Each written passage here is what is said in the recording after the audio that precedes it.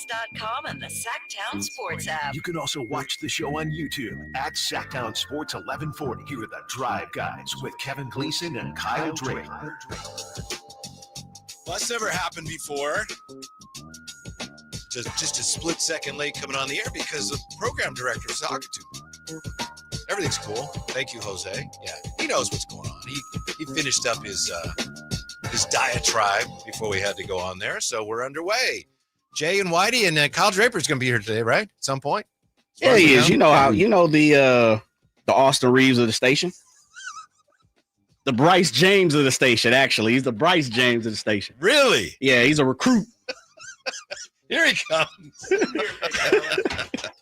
Because I already know what's coming today. The very first thing I woke up today and I seen, I look over to the right. I see my lovely wife. She's like, "Hey, baby, I'm going out." She's going to work. You know, all the hugs and kisses. Then I look at my phone and lo and behold, Kyle Draper. Yep. Derek White. Yep. I'm sure he'll have some things to say about Derek White. See, I said all that before he got on the mic. Yeah, we got some things to say as well about Scott Perry hiring. As we told you yesterday, it's going to happen tomorrow. It'll be announced. Peter Vesey going all in on Scott Perry. So we'll have to talk about that. But Drapes, is that true? Jay says first thing he wakes up today and his phone lights up because you're coming after him about Derek White. No, come on, Jay. Be better than that. Be better, big fella. I'm trying to create show content. We send texts to each other all the time. Yes. Sometimes Jay will send something at 11:30 at night, 12:30. I just happened to be up. First thing I saw on social media was Derek White, one of the most underrated players. And I'm like, how timely is that? And so it was just a show topic, some content for us. I'm not trying. It wasn't that 8:05. That's not. No, 8:05 is good. That's and good. The Roosters ain't up yet. Exactly. Come on, Jay. Come on now. All right, can you admit you were wrong, though, at least? That'd be a negative, sir. As I spun back in the text thread, he's so underrated that he's overrated. Damn, Jay. Dude, you're confusing me now, man. Hey, the people have spoken. The players have spoken. 130 of them? Yes, that's the third of the league. They all say Derek White, second most underrated player in the league. They must have pulled the main Celtics. Then the whole Boston Celtics club. Brad Stevens probably got in on a burner account. Oh man, nah, it's all good, man. I'll let the people speak. Sometimes you can't convince people. Like even when they're wrong, you can't convince them. I know a guy like that. Right, exactly. So you just work with a guy like that. So do I. Jay's the same. I know. It's all about. And so I was happy to be proven right today when I woke up at 8 o'clock. This is kind of interesting. You guys were saying, 130 players responding, and I thought there weren't that many in the survey, but in that there was 136 players that voted. In some of the other categories, they had fewer. Like, what's the league's worst organization? Only 113. So, 136 votes on who's the most underrated player. Derek White was second. Cade Cunningham, number one. Cade Cunningham. Pretty highly rated. Yeah, I wonder, when did they say that was taken? Because I feel like Cade is venturing on one of the faces of the league right now. Yeah. You could argue he's maybe a little overrated, the way people are talking about him as the next big thing. But, no, it's I think coming into this season, maybe even midway through the season, but now I think he's he was an all-star. Cade Cunningham was an all-star. What more can you ask for? Yeah. Do you think he should be eligible for most improved player because of his pedigree? That's tough, man. Because the award has no stipulation. Well, if you're a number one overall pick, you can't win this award. You know what I mean? And so some people certainly interpret it that way. Right. But he did make a tremendous leap. You can't argue he has improved and elevated his game. How much of that is availability too? How much of that is a new coach, new teammate? Like the situation is better for him. I have no problem with Cade being, mentioned in that category. Yeah, I know Alan has talked about that a lot. Alan Stiles show here every day, 10 to 2. Alan has said, that's kind of not in the spirit of the rule. I'm with you. It says most improved player. Ja won it a couple of years ago, remember? And Ja, to his credit, he said Desmond Bain should have won it, but Ja won it. Ja was a number 2 pick. Yeah, so, yeah. So if you're the most improved, you're the most improved, no matter where you were drafted. So I don't have an issue with that. Are we really starting off the show talking about sports, though, Whitey? Yes, we did. I mean, we can't go back in time. We can swing to something else now. It sounds like you have something on your mind. Because man, my life, man. I tell you, reset? Yeah, hit the reset button for me. I'm just saying, because I hopped out of my car and I had something on my mind, fellas. Went out and played 9 holes of golf today. Where? Hagen Oaks, our boy Tom Morton's spot. Shout out to Tom Morton. Did you play one of the 9s, or did you just play 9 on the? I played Arcade Creek, the 9. Okay. The back 9, super tough, really tough. Is that the one where 9 goes over the chasm? Yeah, that par 5, and that's. But it wasn't as much about my golf game as about how I'm feeling. Tee shots over a chasm too. Huh? Yeah. There's a lot going on over there. But I'm sore right now. Sore. Like I went into my round feeling really good, feeling great. Physically sore? Physically, or yeah, otherwise? I'm physically sore right now. And I'm thinking, I need somebody to recommend a good recovery play. Like, should I go out and buy a cold tub from Costco? Get the Kirkland brand, a cold tub? Do I need a massage chair or something? Because this is really an issue in my life. The joints, the bones. I'm sore right now, man. Not the good sore. Not that I've been working. Assume Jay is recording this for sales. No, really, I'm just wanting some people. Cream. Because here's the cryotherapy. But I was thinking maybe I should run back to Lifetime in Folsom, hit the sauna, hop in the pool, do a cold plunge or something like that. But that's 35, 40 minutes back that way. Is there a think place? About buying a hot tub. I'm not. Or Whitey, I'm not in your tax bracket, big fella. This guy act like I got acres of land in the back or something, Jay. They're really, sometimes the Sacramento gets almost a little too hot to be in your hot tub, but they're nice. So you got the hot tub too? Do have a hot tub. And you got a pool. Is your pool heated? Yes or no? No, just naturally. So it gets a lot of sun. Could it be a good cold plunge kind of pool? Probably could. Okay. Yeah. Okay. I swear though, when you said I'm sore and you know what I need? I thought you were going to say, I need someone to caddy for me. No, come on. I thought that's what you were going to say. I'm not that bad, big fella. I'm not that bad. And although the guy I was playing with, we talked about that. We were like, man, the pros, they walk 18 and their caddy has to carry that heavy bag. But no, seriously. Like, and I understand. Got to lose some weight. Got to get back into my playing shape and everything like that. But recovery is so important for an athlete like myself and others that I don't know how to do it, is what I'm saying. Mm-hmm. Like, I don't stretch beforehand. I don't stretch afterwards. Well, that's like, just, come on, Drake. That's what I'm saying, Jay. I got to revert back to some other ways, sir. I need some tips. I need some instructions. And so we could talk about Cade Cunningham all we want, but your boy is sitting here in pain right now, Whitey. I got priorities right now. Yeah. Did you know that they had cake and ice cream, or they will have it? No, yeah. Bottom of the hour? And they're celebrating your birthday too, or no? Mine and Jay's and yours. April and May, right? Yes. We got to go down, right? Cake and ice cream. Right. And we talking about recovery. Right. That'll make you feel better.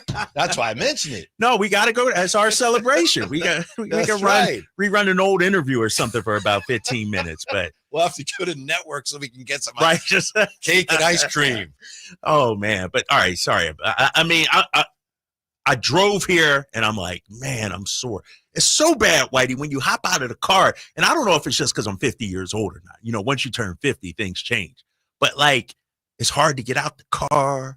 You got to stretch out a little bit. You know, I'm just a little sore right now. Yeah, hot tub will do it for you. Really? Yeah.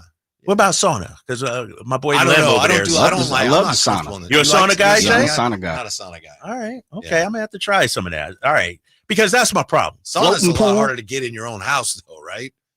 You know, they make them now. Though. Do they? Yeah, they make tiny ones. Yeah, like single person ones. Oh, yeah. Now, you know, so that might, I think Costco got that too. I think they do. I think, right. And I'm not a joke, right, Jay? No, seriously. I want that Kirkland sauna. Right, that Kirkland. Give me the Kirkland one-person sauna. Oh, man. So, so we got 4 hours here. And so occasionally, Whitey, I may get up and stretch, just so you know. Yeah, that's a good idea. The bones loose. You should be doing that anyway. I should be. I should be. What's your main complaint physically right now? My knees. I got bad knees, man. Bad knees. Real bad. You might need to get on. You call yourself the LeBron James of the station. Yeah. You might have to really invest into the body rebuild up, man, which is a little bit of everything. LeBron does a few different things. I know. Yeah. But that stuff's expensive, Jay. That's the but problem. But you the LeBron James of the station, brother. That's what come with it. I do need a full body like recovery. Yeah. And then people got those Normatec boots. You ever wear those? The leg. I've seen them. Yeah. Yeah. Those are expensive, but seriously, the recovery, and that's why LeBron is so good, right? He has the best recovery money can buy. Right. And he's able to bounce back. And not me though. I don't have that. And so if I play basketball, it takes me a week to recover naturally. That's the thing. You get older, and it's not that you can't play. It's just when you do play, it takes you a lot longer to be ready to play again. Yes. I can't do back-to-backs. I can't do it. So, all right, I just wanted to get that off my chest. Yeah. Well, we're just getting started with that. Yeah. All right. 4 hours. I'm hoping people can recommend something. That's all I'm saying. I had a great hot tub store that took care of me. I just want to make sure I get the name of it right before I tell you about it. So, okay. Yeah. Absolutely. Hot tub, huh? All right. Hot tub time machine. They got the portable ones now, too. Like, the inflatables and all that. Inflatables, but even the bigger ones you can plug them in. It's not like it used to be with the fiberglass. Those things were unwieldy. That would be nice. Yes. I'm going to write that down for sales right now. Right now. Yes. So, okay. Speaking of hot water, Peter Vesey going after Scott Perry today for some reason. So we'll look at that, and we'll look at Scott Perry's drafting record with the Knicks. See if we learned anything from that. Next with the Drive Guys on Sacktown Sports. Just getting started. Everyone has a past, but what happens if you've made mistakes and made good on that past, but it keeps following you?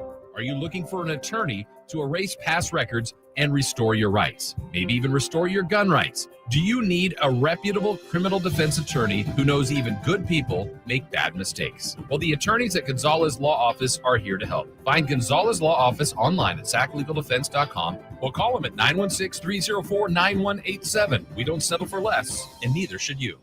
Power Business Technology is proud to be a 100% independent, locally owned and managed Toshiba copier dealer. Local ownership cuts out the red tape, allowing ourselves to never be too busy to personally answer the call when our clients need us. Recognized for excellence in service execution, training, and customer service, we're proud to be named a Toshiba ProMasters Elite Dealer since 2021. Contact us today for all your business printing needs at 844-POWER-BZ. That's 844-769-3729, or visit us at powercopiers.com. And now a brief history of the garage door. Garage doors could date back to 450 BC when chariots were stored in gatehouses. Here in the States, they became a thing around the start of the 20th century. You could find a float-over door in a catalog way back in 1906. National Garage Door has been around since 1974. They're family-owned and operated, so you can trust them to solve any garage door issues you may have. Squeaky door, malfunctioning door, or a need for a new door, which is what prompted us to give them a call, 916-638-4554. At National Garage Door Services, their number one priority. I've witnessed that commitment in my own home, certainly in our garage. National Garage Door sells quality Rainer branded garage doors. They are the nation's BSE broken spring experts. So if you have a garage door that looks and sounds like it dates back to 450 BC, National Garage Door can help, whether it's a garage door tune-up, repair, or replacement you need. They'll take care of you at National Garage Door, 916-638-4554.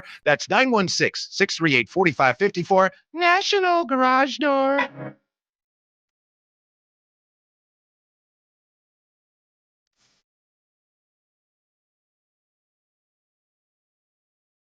Live and local, it's the Drive Guys. Watch the show on youtube.com/Sacktown Sports 1140. Or listen on the Sacktown Sports app. Today I was watching the Jason Ross and Christopher Laud show. Carmichael Dave may appear. And I'm watching it. Carmichael Dave has this ball right here, which, by the way, is his ball. And it's a lot of the people that helped him when he was on his efforts to save the Kings, so they signed it. It's really nice. A lot of people signed it. So this is his ball. But he's sitting there on the camera, and he's going like this, and he's doing this with the ball. It's underinflated. And he's grabbing it like he's Connie Hawkins or something. I'm like, I'm waving screaming it at around Mike, and everything. The ball's underinflated. You're not really palming it. But good for him. What's the shelf life on a ball sitting at your desk? That's about 12 years old. So 2013, I think I saw it. Well, yeah, it's kind of a memento. So, okay. You need to put it in a case or something like that. Case, it should go in that case. Yeah, it should put Marcus Cousins shoe. Yeah. So some coaches, I think you win a championship or something, you get a ball and keep it forever. So, like, how long you keeping DeMarcus Cousins' shoes sitting there? Like, that's 10 years from now, he's going to be a footnote in Kings history. Like, I'm assuming he signed the other one. That's the one to have. That's the one. Shoe. Oh, that's not the sign? I don't think so. Come on, you can't just have a framed shoe. Yeah, not signed, huh? I don't think so. So maybe it's a shoe. Dave, I tell you, man. I don't know. I tell you. Yeah, there's a piece in the Ringer today, which maybe we'll talk about on Sacramento and the A's, and whether Sacramento sold its soul to get a baseball team here. Carmichael Dave is mentioned in. Oh, I saw that quite prominently. Yeah, I read that. I read most of that article. Yeah, that thing was long, wasn't it? It was. Don't get me started on that, Jay.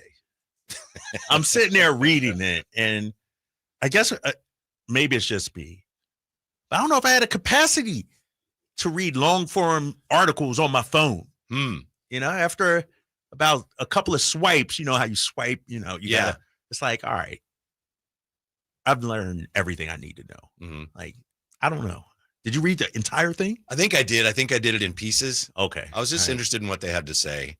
Right. And we'll talk about it. You know what's going on if you've been out there. Right. People go out there, they have a great time, and the rest of it is there's a lot of noise, And that's what the article was talking about too. It's like the writers talked about how when you're actually Dan Moore on the ground, Dan Moore is his name. When you're on the ground, where you're there, people are excited to have baseball there. Like, you got your A's gear on, you're pre-gaming at the local bar, and so despite all that's going on, the noise, when you're actually, you've been there. Yep. Did you feel like it was a good atmosphere? Like you enjoyed yourself for baseball? It's odd, it's still new and it's kind of odd, but it was fun. It was definitely like, oh, we're at the baseball game. Right.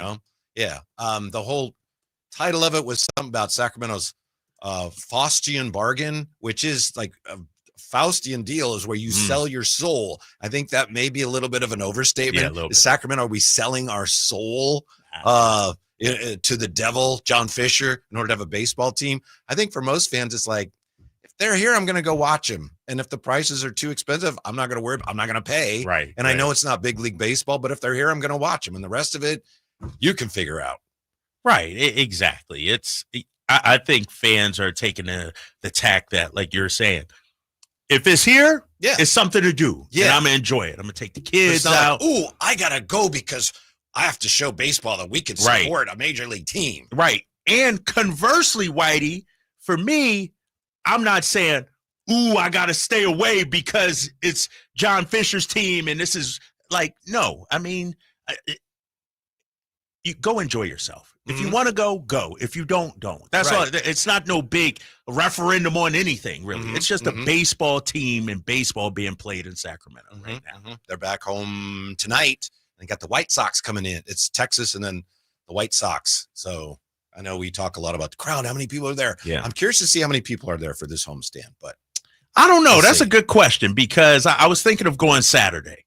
Got the kids off this weekend, no activities or anything, but it's the White Sox. Yeah. It's like, but it's baseball. It is. And so it's basketball jersey giveaway day on Saturday. You saw that? And so I'm thinking about it. I'm actually thinking about it. I'm actually on the site right now looking up tickets. Would it matter to you if there's not a ton of people there? I mean, I would guess there won't be, but who knows? You don't think it will be? Saturday afternoon, 1 o'clock game? I mean, probably about what they've been doing, like 8 or 9. I don't know. But does that matter? Because, I've been to games in Oakland, and this is not a commentary on Oakland, because the previous owner, Charlie Finley, I mean, he almost drove fans away too. I've been to games in Oakland where there weren't many people there, and it's kind of cool. Really? Yeah. Okay, Jay shook his head. He nodded with me. Yeah. Yeah, but I would think, honestly, if it's empty there this Saturday when I go, to me, 9,000 is good. Like, if it's capacity, 14,000? I'll take that. But if it's like 5,000 or something like that, and the ball drops and you got kids that can run down from different, the rows that go get it. Cool, it's almost sad, too. A Saturday day game, no matter what it should be. I don't care who the opponent is because it's a good activity to get out of the house for a family. It is. I think the biggest question right now is whether they'll stay here for 3 years. And I don't think anybody knows. Some people have already suggested they may not. There's a lot of people that can rightly point out the agreement is for 3 years. And no one is talking about breaking the agreement yet, but that's the big question. And I think there's still a number of things they got to sort out there before we can even answer that. There's been some rough sledding. Yeah. Some really rough sledding. So we'll see. Let me ask you guys this, because I'm on the site right now. Want to take the family, Mm-hmm. me and the 2 kids. Cheapest ticket outside of the lawn. The lawn is $60 at 45 cents. Ooh. That's all 3 together. No, that's one ticket. No way. Jay. Seriously? Yes. That surprises me. The corner box at $82.20 Per ticket. per ticket. I'm looking it up right now. Hey, what you on a rich and famous ticket? I'm on site? MLB.tickets.com, big fella. That's what I'm saying. Is this Huh. Yeah, that's way you thought above. it would be cheaper, huh? Yeah, that's way Buy above 3 the seats. Mendoza Oh, line. I'm going to continue as guest. Hold on here. Because I'm on the official, it's $246.60 for 3 tickets, the cheapest. I guess those basketball jerseys are pretty popular. You guys are shocked by that, huh? I I'm am. a little surprised. I'm not shocked, but I'm definitely surprised. For the White Sox game. Yes. Yeah, that's tough. You got to be on the rich and famous site. Dude, Dude, yeah, where should I go, Jay? you Tell me might- where I should go. I went to A's.com tickets. The Huh. official The single game tickets are supposed to be on sale now. I just saw Right. before we got yeah, Right. single game tickets. And the cheapest one, I'm going to go price low to high. How about that? Low to high. And where do you want to sit? Where are those seats? Corner Box 124, 82.20. That is the cheapest seat in the building. There will be a lot of people there. The cheapest seat right now. The lawn is $60.45 plus $10.45 in fees. So you're talking $70 for lawn seats. Yeah, we might have to another ticket avenue. All right. We might have to utilize 'Cause another service. And this is my first time really like looking, because I really was going to go Saturday. But I'm like, damn, that's kind of expensive. $250. I don't know about that, fellas. I don't know if I could pull that off. I don't know that you should. And it's supposed to, and the other part about it is the weather's supposed to be like 50, 60 or something, right? This weekend. Is it really? So not a 'cause good day for baseball. I got a tournament on Saturday, and I looked yesterday, and they were talking about it might even rain. It's supposed to be in Pleasanton. Would it be more fun if you take your kids aren't big baseball fans? Are Nah, they? not really. It's just So outing. Does it matter? Would they have more fun if you went and saw somebody that they would? Oh, 100%. 100%. Like the Phillies came to town. My boy Bryce Harper and them came to town.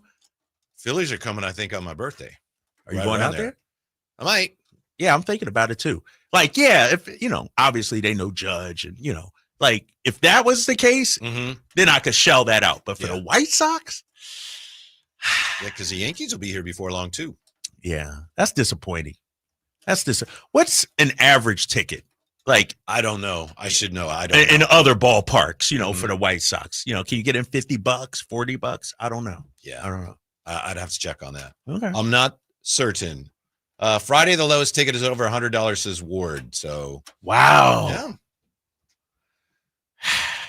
You'll have a good time though. Somebody says Game Time has them for the cheap Draper. They say. So. Yeah, that's what Kyle said. But that must have been Kyle who texted you. Yeah. I'm gonna look up Game Time right now. He found 3 for $120 total. Yes. That's crazy. Well, I said, man, you must be on the I'm on lifestyle the official of rich one. and famous. I'm on the official one. So The A's have some kind of device on your computer. So Right. Yeah, that's true. Yeah. No, you're right. I'm looking at it. Yeah, come on, man. White Sox at A's, cheapest ticket. I see one for $33. Bingo. The jersey giveaway is $36 plus. Times 3. All right, that's where I. Yeah, come Thank on, you. man. Thank You're you. set. I'm good. Thank Kyle Ledbetter. Well, we were going to tell you that during the break, but you just went in through the app out there and getting free promotion. Because somebody said it on the text line. I got you. Somebody on the text line said it. So 339-1140, 1-800-920-1140. Maybe this is advice for you, Drapes. Let's talk to Lori on Sacktown Sports. Hey, Lori, thanks for hanging. What's up? Hi. Talking about, you guys were talking about I'm sorry, Lori. You're cutting out on us. You're cutting out on us. We can't quite make out what you're saying. Can you hear me? Yeah. Try it now, Lori. Go ahead. Give you one more shot. Okay. I was thinking about what Drake said about how short he was. And I was, I don't know if you ever heard of him. Yeah. Lori, you're cutting out. Try again when you're somewhere else, or email us, or text us, or something. Access, yeah. Courier pigeon or something like that. Pony right? Express. Pony Express.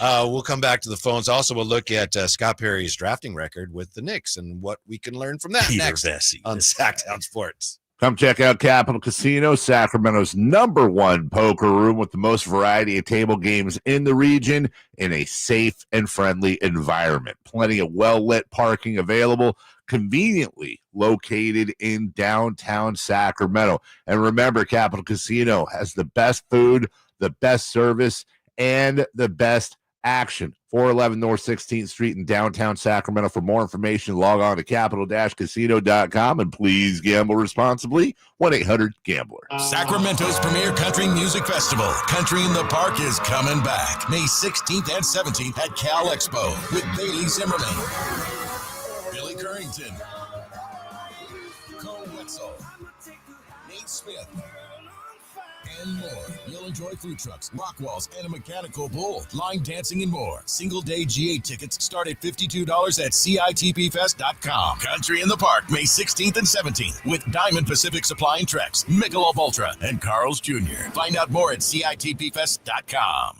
Switch to Comcast Business Mobile and save hundreds a year on your wireless bill. Comcast Business, powering possibilities. Restrictions apply. Comcast Business Internet required. Compares 2 unlimited intro lines and lowest price 5G plans of top 3 carriers. Taxes and fees extra. Reduced speeds after 30 gigabytes of usage. Data thresholds may vary. Hey, what's up, everyone? It's Kyle Draper. Have you ever been driving along, listening to some tunes, or even better yet, your favorite sports talk radio show, when all of a sudden, bam! You hit a pothole or something on the freeway and your car starts making a funny noise, or it just doesn't run as smoothly anymore? Well, one of the first things you probably think about is how much it's going to cost to service your vehicle. Well, I know the perfect people to help you out. The service team at Mercedes-Benz of Stockton is top-notch. Their convenient and quality care will help your Mercedes-Benz stay running like new. They have genuine parts, expert technicians, service savings, and personalized care. And they're open on Saturdays, too. But maybe you're ready for something new. Well, Mercedes-Benz of Stockton has you covered. They have a full selection of brand new and certified pre-owned vehicles, which will fit your budget. Plus, their rates are unbelievably low, and they have special consumer cash deals right now. But hurry up, because these deals won't last long. Head on down to Mercedes-Benz of Stockton and tell them Drape sent you, or go online anytime at mbfstockton.com.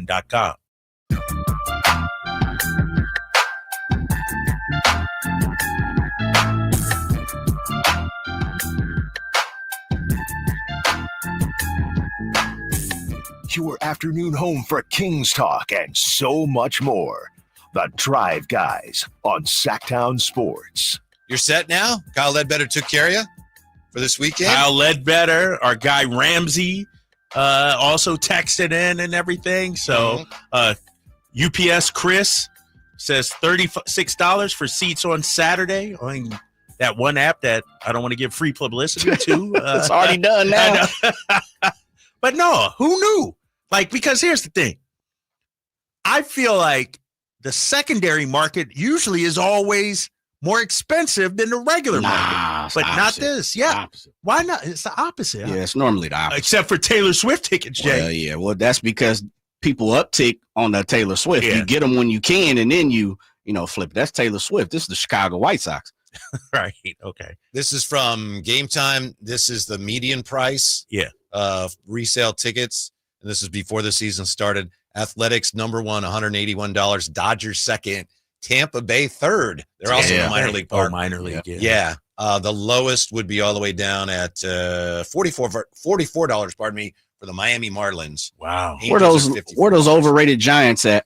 Giants are in here at that overrated ballpark, which is I don't know what 3, 4, 5, 6, 7, 8, 9, 10, 11, like 16th, something like that. See what I'm saying? Average, fellas, average. See what I'm saying? That ballpark average.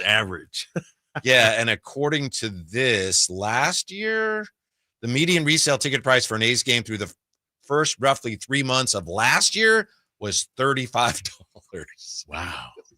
And so it's what? More than tripled, huh? Yeah. Unbelievable. $181. Yeah. So We're trying to figure out how that can be. Maybe some of the people that buy tickets on the resale market, they're really upcharging for the big name teams, and the lesser teams like this, they just got to get back what they can, maybe. Yeah. Right, Well, Jay? I mean, is that the math? I don't know, but there's some folks that's losing. I tell you that. And I ain't count nobody's pockets. If you jumped on it early, you're looking at it like, what the heck? I saw somebody say this on social network, and I know it was a joke, was if you chose to go to a game per month for the A's, and it was 2 tickets, just a pair, not 4. You know, a lot of times they try to do 4. Yeah. You could literally go for $500 and under for the whole season. For which team? For the A's. When, last year? This year. Really? Yeah. Saying they believe you can go to one game every single month and spend less than $500 on a pair of tickets. On 2 tickets? Yes. Oh, that's so that'd be April through September. May, June, July, August, 6 months. I have to confess, I've really gotten spoiled. Because I go with my daughter sometimes. She gets tickets and she always gets them behind home plate, and you get spoiled. Lifestyle, really, rich and famous. Yeah. Okay. All right. Yeah. What's when I go to buy tickets? I'm glad you brought that up, Whitey. Do I want to be behind home plate? Do I want to be down left field line? Like, what's the best? Do you care if you're behind the A's on the A's side? Nah, or I not? don't care about that. Behind home plate's the best. Or it's hard to find a bad seat in that place because it's not that big. First base line, third base line, right, Jay? Yeah, I was going to say it's Cracker Jack box drapes. Anywhere you sit is going to be fantastic. But where you get the pop-ups, the foul balls? Down first the base line? For me, I always say down the line. And a lot of people talk about right behind home plate, but I'm a down the line guy. Yeah, but again, because it's so small, they have the netting now, so you don't get as many behind home plate because there aren't as many seats there. Yeah. Damn. Okay. I always go down the line. Right about equal parallel to the base. Yeah. Yeah. Okay. Yeah. Right. We set there up the first base line, like row 25 or something for one of the games. They were really good seats. Really good seats. Really no bad seats there, right? I wouldn't think so. I was thinking about it. I would sit in the outfield. That's a good deal, but I'd rather not. In the grass? It's hard to see out there. But if if it's like, hey, let's go, we got tickets cheaply. I was like, yeah, all right. But wouldn't be my first choice. What about the sun in the afternoon sun? Oh, yeah. Which side is shaded versus? I haven't been to a day game in a while. I can't remember. I see. I need to know all this. Well, That's what I'm saying. It sets over third base, so you're going to have more shade on the third base side, I believe. I think so. Yeah. Because the stadium, this is third base, and the sun goes over here. Yeah. So the stadium shields you on third base, and if you're down the right field line, I believe you're going to get more sun. Right. Okay. Yeah, I think you might be right. I was trying to remember the last date. I think the last thing was JaVale McGee's thing in the summer, and I felt like you're right, Whitey. Like third base side was more shaded than the first base side. Okay. Yeah. I think you're right. Every other time I've been night games. Mm-hmm. All right. Mm-hmm. All right. Let's see what Mike has to say on Sacktown Sports. Hey, Mike, you're on the Drive, guys. How are you? Yeah. Hey, good afternoon, guys. What's up, Mike? This is a service announcement for my favorite cheap skates trying to buy tickets. I'm one of those as well.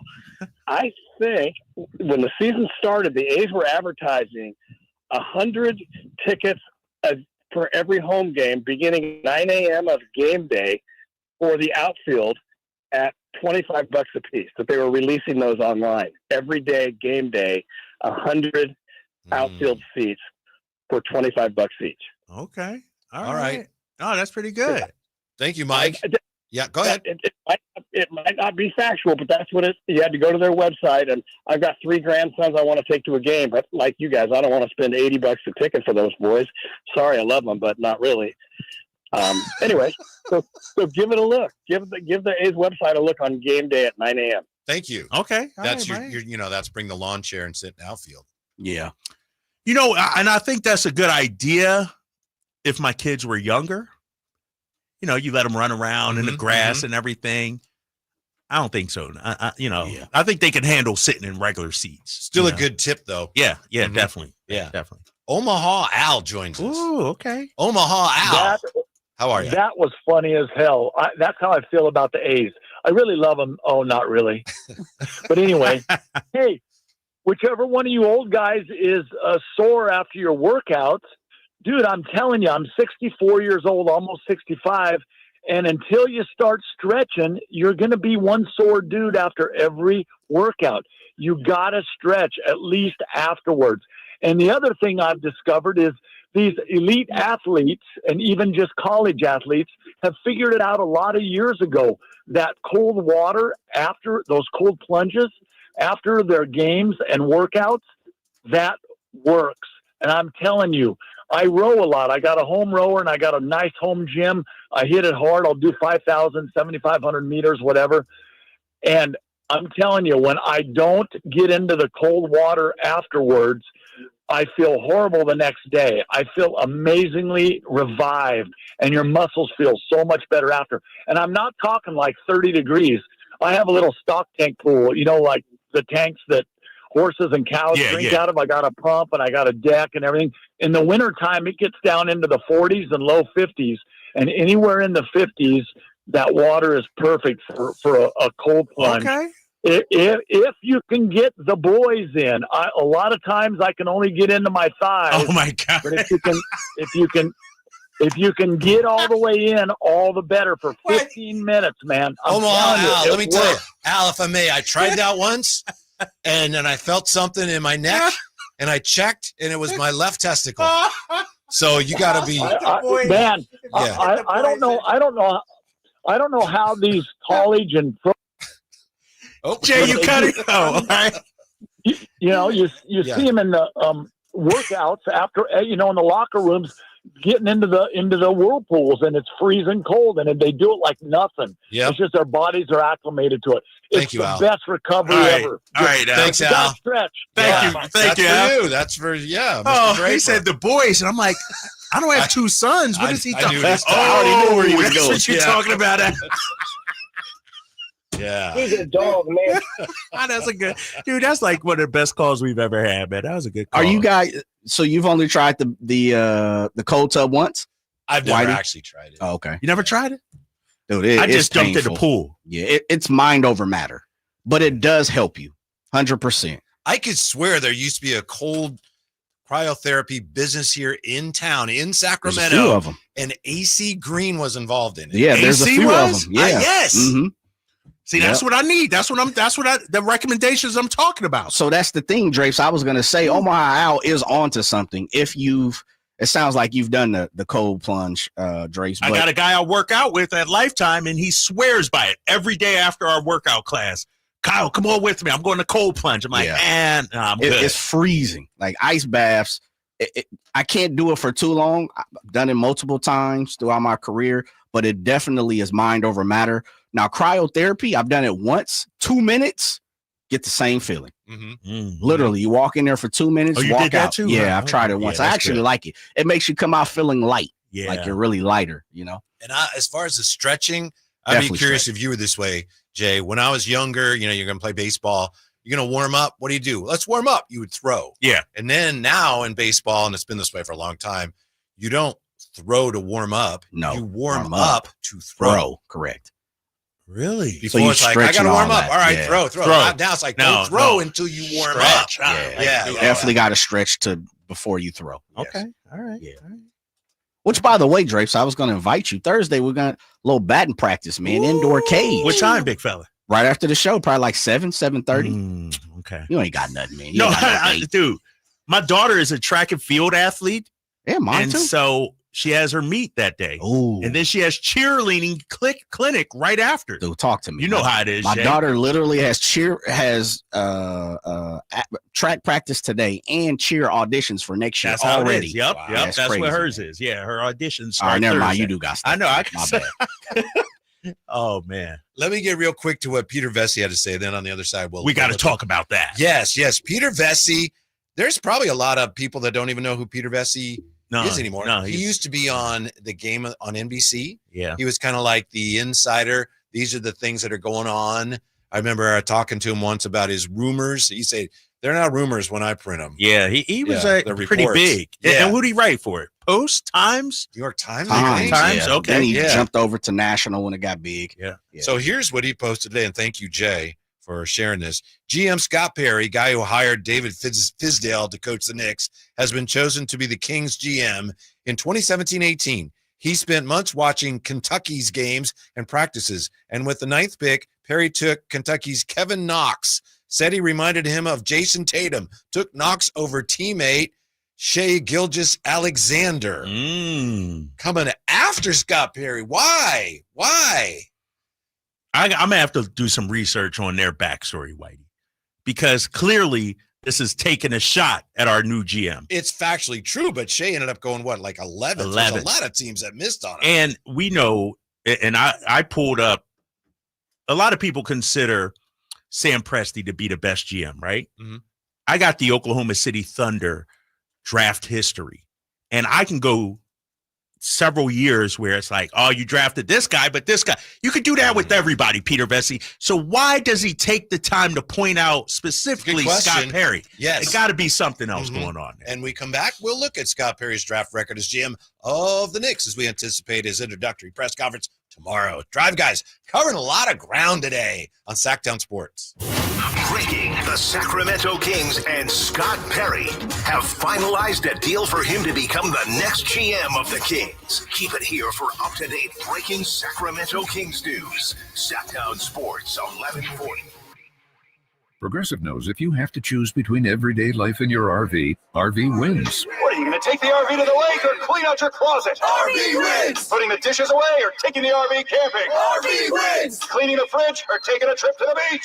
RV wins! You might want to clean the fridge real quick because, mold. We clean out the fridge, then take the RV out. With Progressive, you can bundle your RV with your home or auto and save with a discount and spend more time enjoying those savings in your RV. Progressive Casualty Insurance Company, affiliates, and other insurers. Not available in all states and situations. Hey, Green Gobbler here. So you've got a clogged drain in your bathroom. Water in the sinks overstaying its welcome. You're spitting today's toothpaste on top of yesterday's toothpaste. You hope that it go away. Yeah, clogs don't just go away. I make them go away. I'm Green Gobbler, the only clog dissolver you need. I'm bleach-free, safe for your pipes, and I work. Guaranteed or your money back. Because I never met a clog that was going to unclog itself. Green Gobbler. Let the gobbler get it. With 25 award-winning years in Northern California, Ashton & Price is your local injury law firm. Pro attorney tip: if a firm presents as local, but they're in LA, red flag. If your first consultation is not with a lawyer, big red flag. At Ashton & Price, your first consult is with a local attorney, and if serious injury prevents travel, a lawyer will come to you. Still not enough? George Washington's my uncle. At Ashton & Price, no red flags, just red, white, and blue. Remember, for the best advice, don't think twice. Call Ashton and Price. It's the final days of the spring sales event. Drive home your new Honda before the deals and the new Hondas disappear. Folsom Lake Honda, your one-stop Honda shop. Looking to own or lease? During the spring sales event, drive a brand new Accord or Civic. Visit us today at folsomlakehonda.com, your one-stop Honda shop. As a family-owned and operated dealership since 2009, customer service is our number one priority. Our customers love doing business with us, and you will too. Folsom Lake Honda, yeah, your one-stop Honda shop.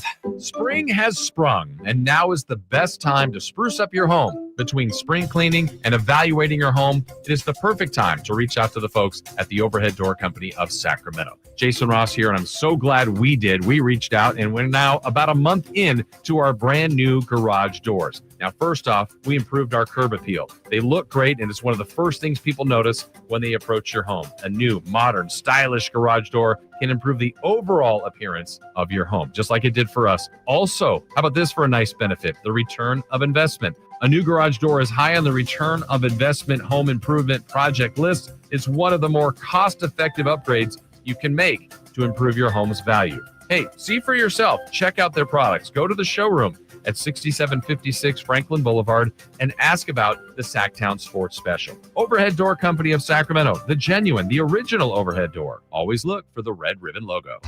Twin Peaks is the best in the game. Here, it's bigger game days and bolder fight nights. I mean, where else can you find a scratch kitchen that always comes in clutch every day from lunch to late night? Only at Twin Peaks, the #1 sports bar.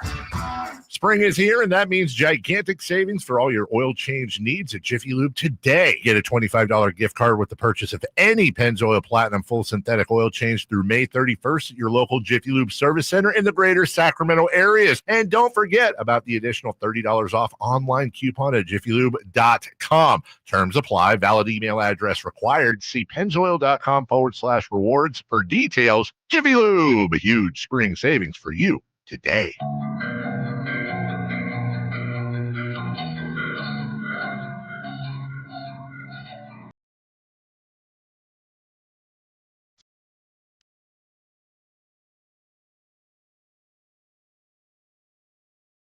Get your afternoon home for Kings talk and so much more.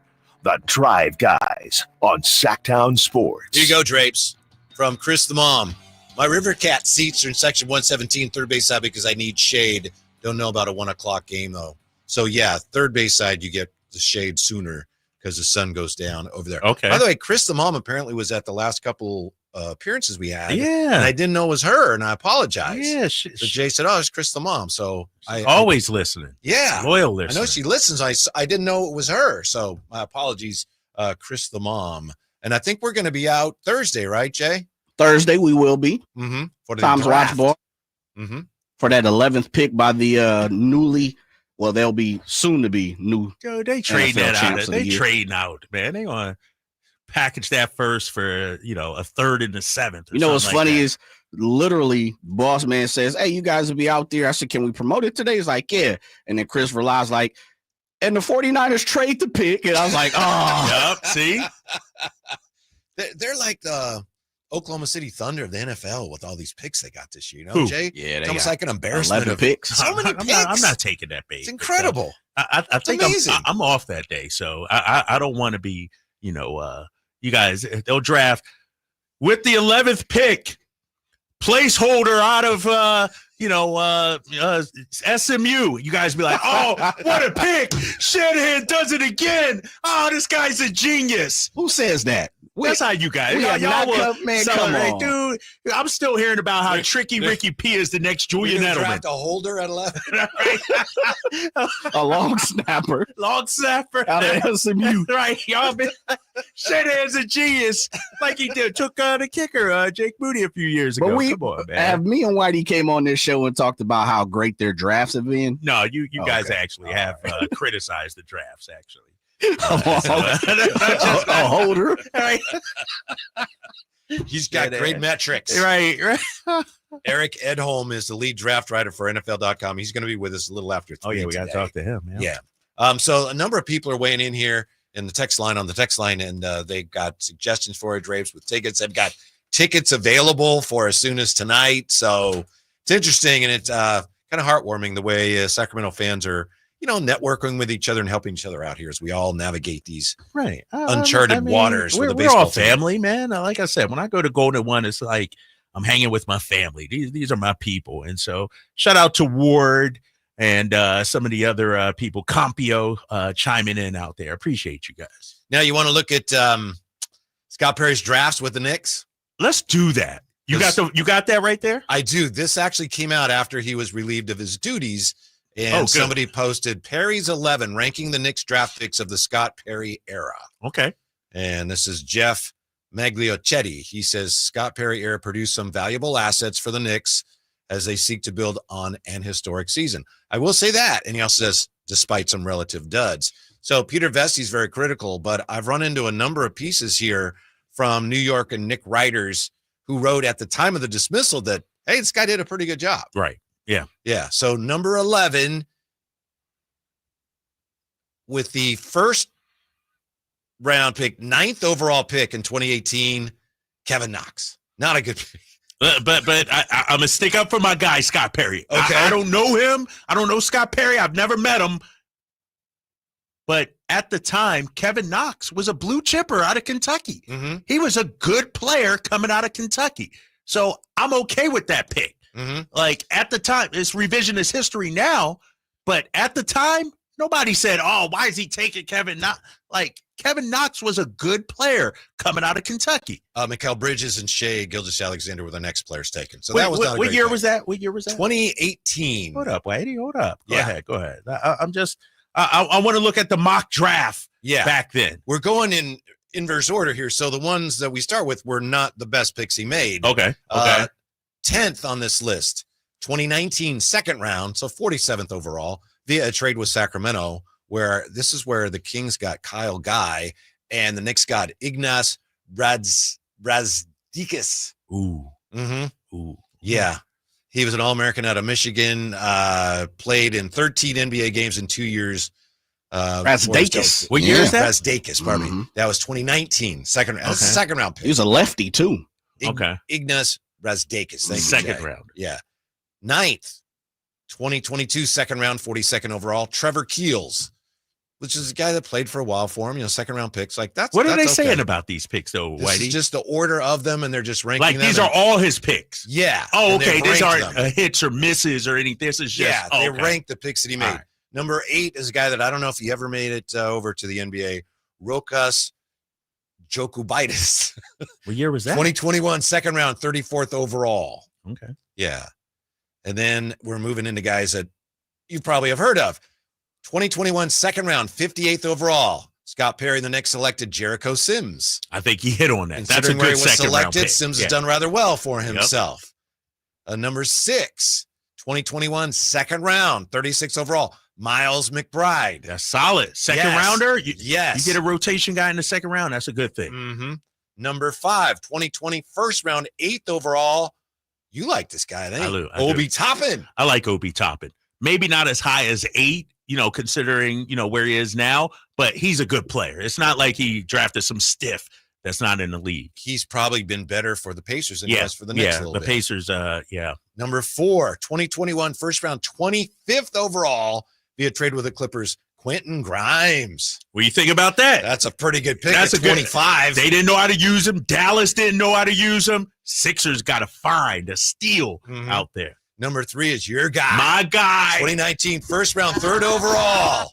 They were disappointed. They didn't get Zion. They didn't get Ja. They didn't get R.J. Barrett. I'm a huge. He's first team all Draper.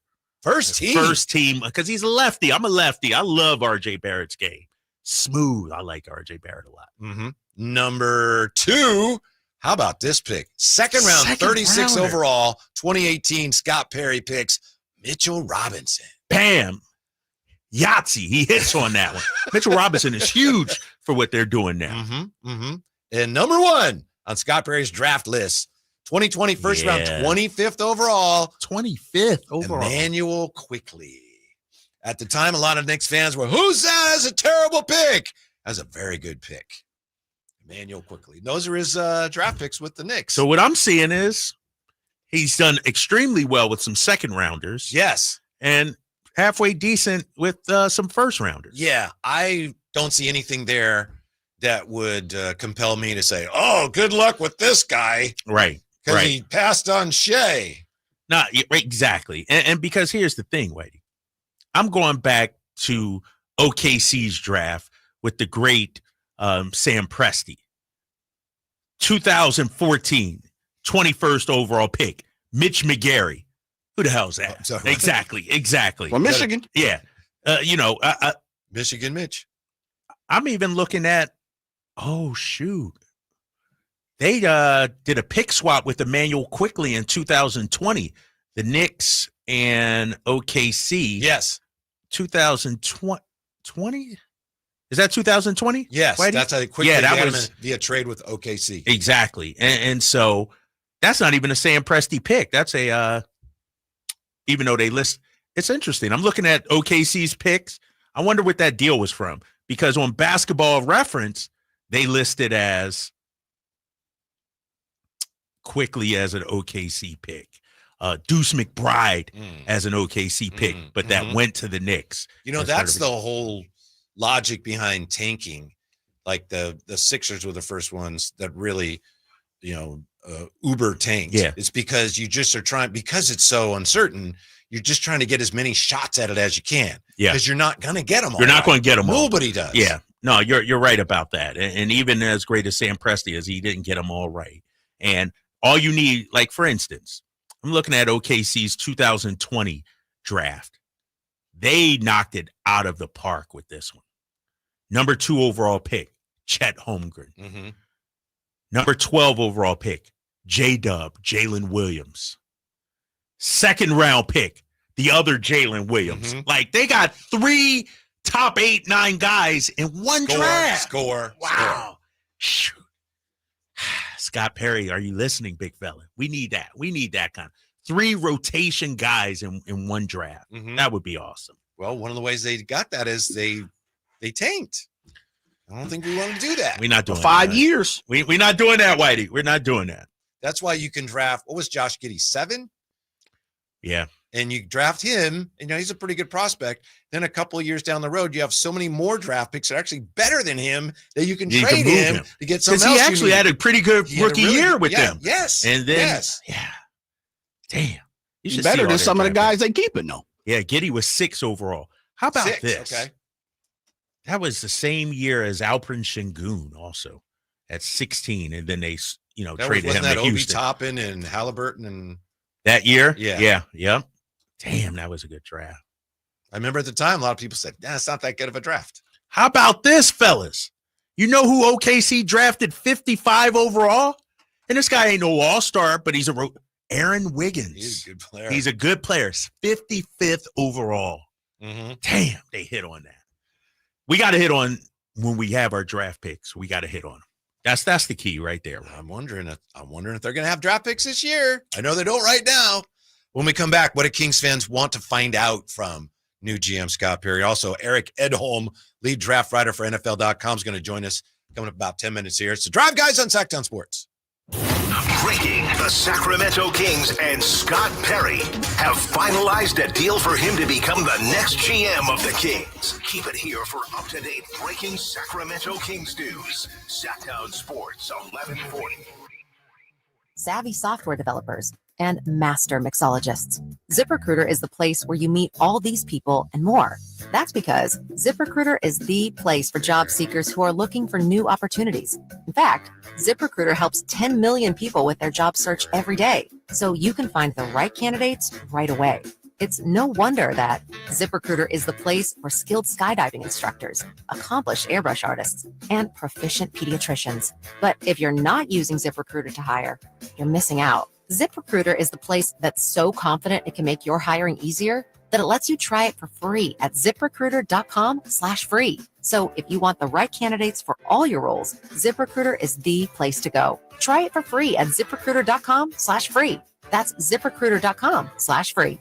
Never miss out on great candidates with ZipRecruiter. We're super excited to announce that the new Truck Center is now open at Sacramento Chrysler Dodge Jeep Ram. And it's easy to find from anywhere. They're centrally located right across from Hagen Oaks Golf Course. At Sacramento Chrysler Dodge Jeep Ram, you never have to sacrifice great service to get a good deal. They make sure you're treated the way you deserve to be treated. Showing time and time again that Sacramento Chrysler Dodge Jeep Ram, it's the place where a handshake still means something. I mean, that's the reason why people are coming from all over town. Elk Grove, Folsom, Woodland, Roseville. Stop on in and experience the difference for yourself. Power Business Technology is proud to be a 100% independent, locally owned and managed Toshiba copier dealer. Local ownership cuts out the red tape, allowing ourselves to never be too busy to personally answer the call when our clients need us. Recognized for excellence in service execution, training, and customer service, we're proud to be named a Toshiba ProMasters Elite Dealer since 2021. Contact us today for all your business printing needs at 844-POWER-BZ. That's 844-769-3729, or visit us at powercopiers.com. What up, fellow Gen Xers? Elizabeth Banks here. As the original Latchkey kids, we took things into our own hands, like house keys and video game controllers. And now it's time for us to do it again, because the recommended age to get vaccinated against pneumococcal pneumonia has been lowered to 50 and older, even if you're healthy. We're at over 6 times greater risk compared to adults under 50. So go to vaxassist.com and schedule. Gen X, this is our shot. Sponsored by Pfizer. Welcome to Staples. Hi, I hear Staples prints it all. Oh, you bet. Posters, banners. Can you print it all for Mother's Day? Oh, of course. Photo gifts like canvas prints, photo puzzles. Can you print it all for graduation? Sure can. Custom cards and invites. Can you print a huge banner with the grad's picture? Oh, definitely. Even an embarrassing baby picture? Oh, those are the best kind. I know, right? Print it all for moms and grads at Staples. And right now, get 40% off custom cards, invites, and photo gifts. N75 exclusions apply. Visit staples.com/print for details. Your old HVAC system could be costing you a fortune in energy bills and repair bills. Right now, Sierra Pacific is offering deep discounts, saving homeowners thousands of dollars. Savings that won't be available later this year, but you must act fast. We have to fill openings in our schedule next week. This limited time offer is only available if you book your installation for next week. Don't wait until it's too late. Call Sierra Pacific and lock in your savings today. Sierra Pacific Solar Heating and Air. The guys in the big red trucks. KHTK HD1 Sacramento, KYMX HD3 Sacramento. From the Power Business Technology Toshiba Studios. This is Sacktown Sports 1140.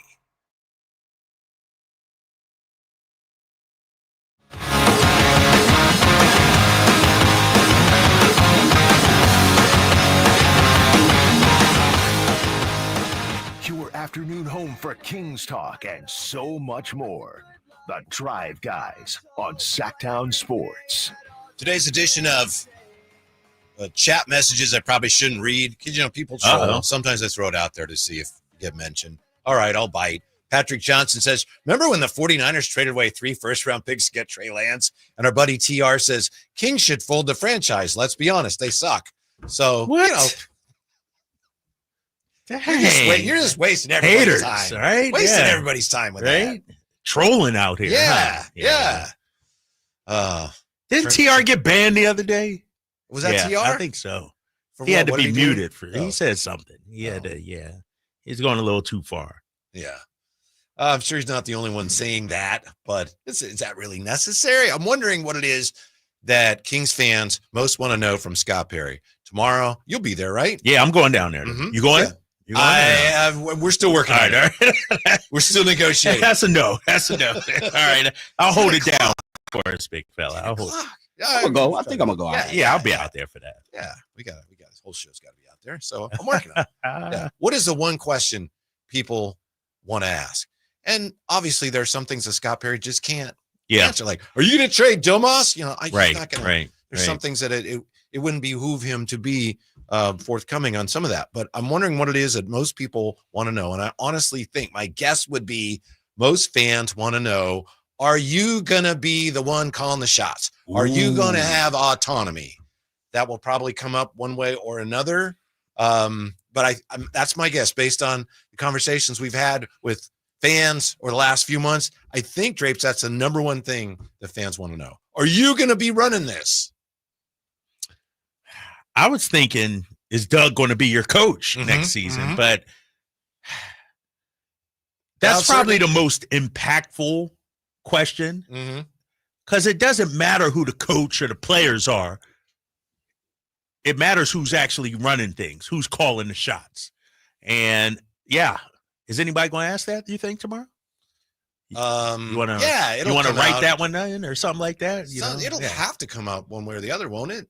I think so. And there's a specific way to phrase that question. Right. And all the media members, our boy Tony Harvey, he'll be out there, I'm sure. Yeah, where's Anjali? She's the one doing it. That's probably not the way to. No, you can't do that. You can't do that, But to your point, I need to know, have you, Scott Perry, received any assurances from ownership that you'll have the autonomy to do the job? Something tells me you won't be the one asking. No, I can't. I'm tomorrow, I'll keep it real, listeners.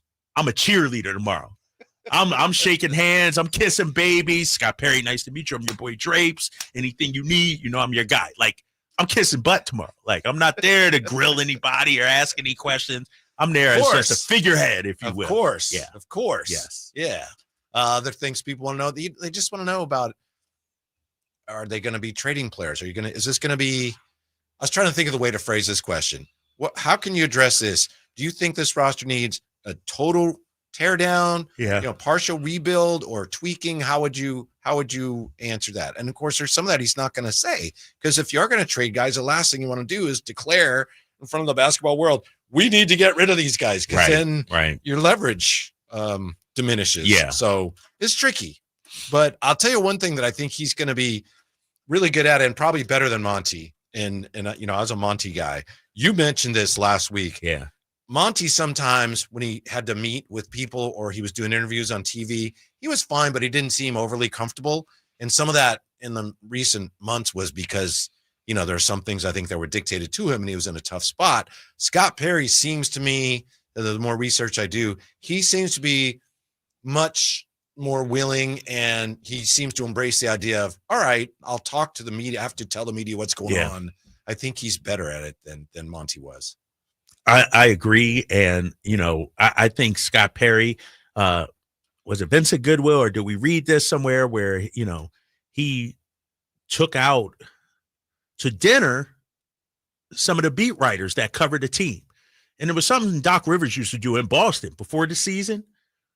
Off the record conversations, just sit there, chop it up. Scott Perry's that kind of guy. And I think and we've talked about it on this show before. If you're in a position of authority, you're an owner, you're a GM, you're a head coach, even if you're a player, and I'm giving, a little backstory, I'm giving away the game right now. I'm giving Scott Perry the game. I'm giving everybody in the front office the game. Use the media the media is very easy to manipulate. Let's call it what it is, Whitey. If you're nice to the media, they will take it easy on you. If you're transparent with the media, they'll give you the benefit of the doubt. I think that's even more true, if I'm being just totally frank, in a market where you don't have, it's not as big of a market, so you have fewer really experienced media members. Yes, exactly. Speak on it, fellas. Yeah, because here's the thing. Dude, all you got to do is take somebody out for dinner, and then they'll be your guy. Matt George, James Ham, me, like whoever it may be.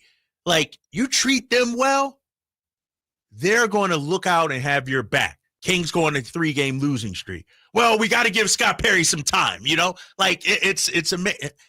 I've told the story before, and I'll tell it again. Devin Booker did 2 interviews with me. The first one, the camera guy messed up the mic, and Devin Booker came back and said, I'll do it again. Jamal Crawford, same thing. I was in a bind. He gave me a post-game interview when he didn't have to. Those are my guys. When we have a discussion about is Devin Booker a top 15 talent, best believe I'm going to argue on his behalf. If we're going to talk about Jamal Crawford as the greatest 6-man ever, best believe, it's a way. It's like, if you take care of me, it shouldn't be like that, Whitey. It shouldn't be like you're supposed to be objective and down the middle. But, journalists are humans also. Yes. Like, most of them are, in my experience. Let me ask you this. Many of them. And Jay, we've brought this up before. I wasn't in this market. I wasn't around. But the narrative I heard from outside was Jeff Kent was just as bad as Barry Bonds. But Jeff Kent, because Barry Bonds was so mean to the media, he became sort of a whipping boy. Do you recall that at all? Was there a different... And Jay, you could chime in. That was the narrative I heard from outside. I know that Jeff Kent was, I remember doing interviews with him. So he's kind of surly, but yeah, I think he was much more approachable when it came to the media. Right, exactly. Much more. Right. And Barry Bonds, he wasn't approachable. And so, when he had his downfall, people piled on. And so I think, if you're Scott Perry, and Perry's been around a long time, he knows the game. He's going to be transparent and have a relationship with the media maybe that Monty didn't have. Mm-hmm.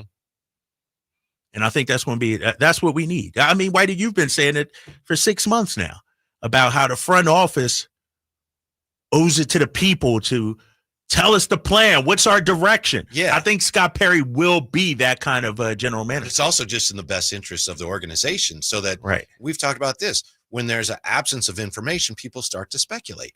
I admit I did it myself here. We were waiting to find out when they were going to introduce Scott Perry. Well, how come they haven't announced it? What's going on? And now it's like, oh, it's going to be tomorrow. Okay, never mind. Right. So it's just helpful that, hey, here's what's going on. Right, exactly. Everybody benefits. Everybody benefits, to your point. And, here's the question, too. Because Scott Perry, right now, the Kings don't have a first-round draft pick. Will we in Sacramento give him some time to turn this thing around? Not having your draft pick, not having cap flexibility, it's going to take a couple years, Whitey. If he's here for a long time, at some point, he's going to have a lot of detractors. Jeff Petrie, even before things fell apart, there are people that, he doesn't know what he's doing. It's like, are you paying attention? It's just the nature of it. But I think it'll be interesting to see what his first few moves are here, Scott Perry, and how fans read that and whether they're, willing to jump on board with them like, oh, yeah, I like that. That's not the most important thing. As Jeff Petrie used to say, if you lead the orchestra, you got to turn your back to the audience. But it is something that this team needs right now. They need people who are able to build that bridge to a fan base that's just very agitated. Well, what's interesting about that too, Whitey, is I thought Mike Brown did an excellent job of that. Mike Brown knew how to play the media to fan game. He still has a lot of people in the media that are still sticking up for him. Right, exactly. And he's out at football games. Mm-hmm. He's out at basketball. Like, he was out there in the community. I want to see Scott Perry Doug, the coach, or whoever it is, do the same thing. Can I tell you my Barry Bonds story real quick? Ooh, here we go. Real fast, hold the story. Please. I want to say this, and I want to use yourself, Drapes. So please excuse me. You can cut me off if you don't like it. Okay. I use Drapes as an example. Drapes, you are an outsider. That's the best way I explain it. You weren't born here in Sacramento. You're not from California. You're from clear across the country at Philadelphia. You've worked on the West Coast before. You've worked in the Midwest, and you've worked on the East Coast. The one thing that I give you credit for, among other things, is you came here and you adapted to who Sacramento is, right? Second part of it is the one thing, and you have your detractors, obviously, and I know you don't give a damn. The one thing you do is you're going to explain it, tell it, and you're not going to allow no one else to put the message out beside you. You don't want no misunderstanding. Right. And that's part of what's going on with the Kings. For everything you guys are talking about, the two things Scott Perry comes and wins tomorrow says this. It's just what you said, Drapes, to say, check this out. I don't have no first-round draft pick. I'm going to try to work wonders. If it don't happen, that's not on me, everybody in this room in Sacramento. Right. I'm going to try. That's not putting down your predecessor. That's just being real. And the Kings organization have to understand that. Because, see, this is where the Kings tuck tail and hide their hand. They don't want people to say those things because then they look at themselves in the mirror and say, man, he's talking bad about us. Well, you know what? Y'all deserve to be talked bad about. No matter if it's from the local media, if it's from the national media, if it's from the outsiders looking in or the insiders looking out. The fact of the matter is y'all ain't won nothing. Y'all ain't won nothing. And you guys have struggled for 40 years for the most part. 40 years. You have to change your narrative sooner or later. Scott Perry comes in tomorrow, fellas, and say, hey, listen, I'm trying the best that I possibly can. And just what you said, Drapes, listen, this is a family. This is Sacramento. This is what I've heard. Before coming here, I was here for 3 months. These are the things that I believe, and this is what the people like Kyle Draper and Whitey Gleason have told me. I'm going to do my best. But believe me, they hired me to be me. Nobody comes to Sacramento and says these things. They tuck tail and they run.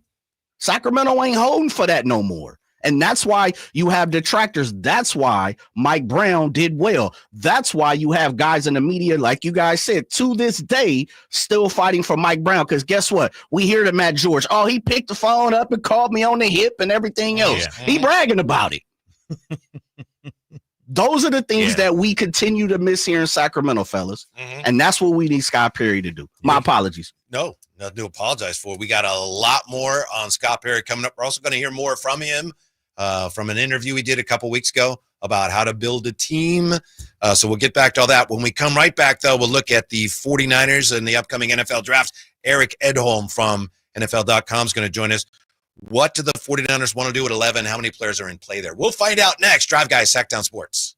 The Sacramento Kings play here. He's got the triple. Sacramento takes the lead. Get your Kings fix all season long right here on your home of the Sacramento Kings. Sacktown Sports and SacktownSports.com. And now a brief history of the garage door. Garage doors could date back to 450 BC when chariots were stored in gatehouses. Here in the States, they became a thing around the start of the 20th century. You could find a float-over door in a catalog way back in 1906. National Garage Doors have been around since 1974. They're family-owned and operated, so you can trust them to solve any garage door issues you may have. Squeaky door, malfunctioning door, or a need for a new door, which is what prompted us to give them a call, 916-638-4554. At National Garage Door Service is their number one priority. I've witnessed that commitment in my own home, certainly in our garage. National Garage Door sells quality Rainer-branded garage doors. They are the nation's BSE broken spring experts. So if you have a garage door that looks and sounds like it dates back to 450 BC, National Garage Door can help, whether it's a garage door tune-up, repair, or replacement you need. They'll take care of you at National Garage Door. 916-638-4554. That's 916-638-4554. National Garage Door. Hey, everybody. Kyle Draper here from Mercedes-Benz of Stockton. Business owners. Hey, listen up, you business owners. Looking for ways to maximize your earnings while keeping costs low? Then you need to go talk to my friends at Mercedes-Benz of Stockton. They offer a full fleet of service vans for all your business needs. Plus, right now, they offer super low rates and great deals on their Sprinter vans and e-Sprinter vans. Mercedes-Benz of Stockton understands the needs of your business in today's market, and they're ready to help you right now. Who wouldn't want to save money? But their vans aren't just for businesses. Because they are fully customizable, you can use them for your everyday needs. They're great for the morning carpool or a night out on the town, and summer is right around the corner. Road trip, anyone? They offer the space and comfort you need to make your summer trip epic. So make the short drive down I-5 and go see my friends at Mercedes-Benz of Stockton and tell them Drape sent you. Or go online anytime at mbfstockton.com.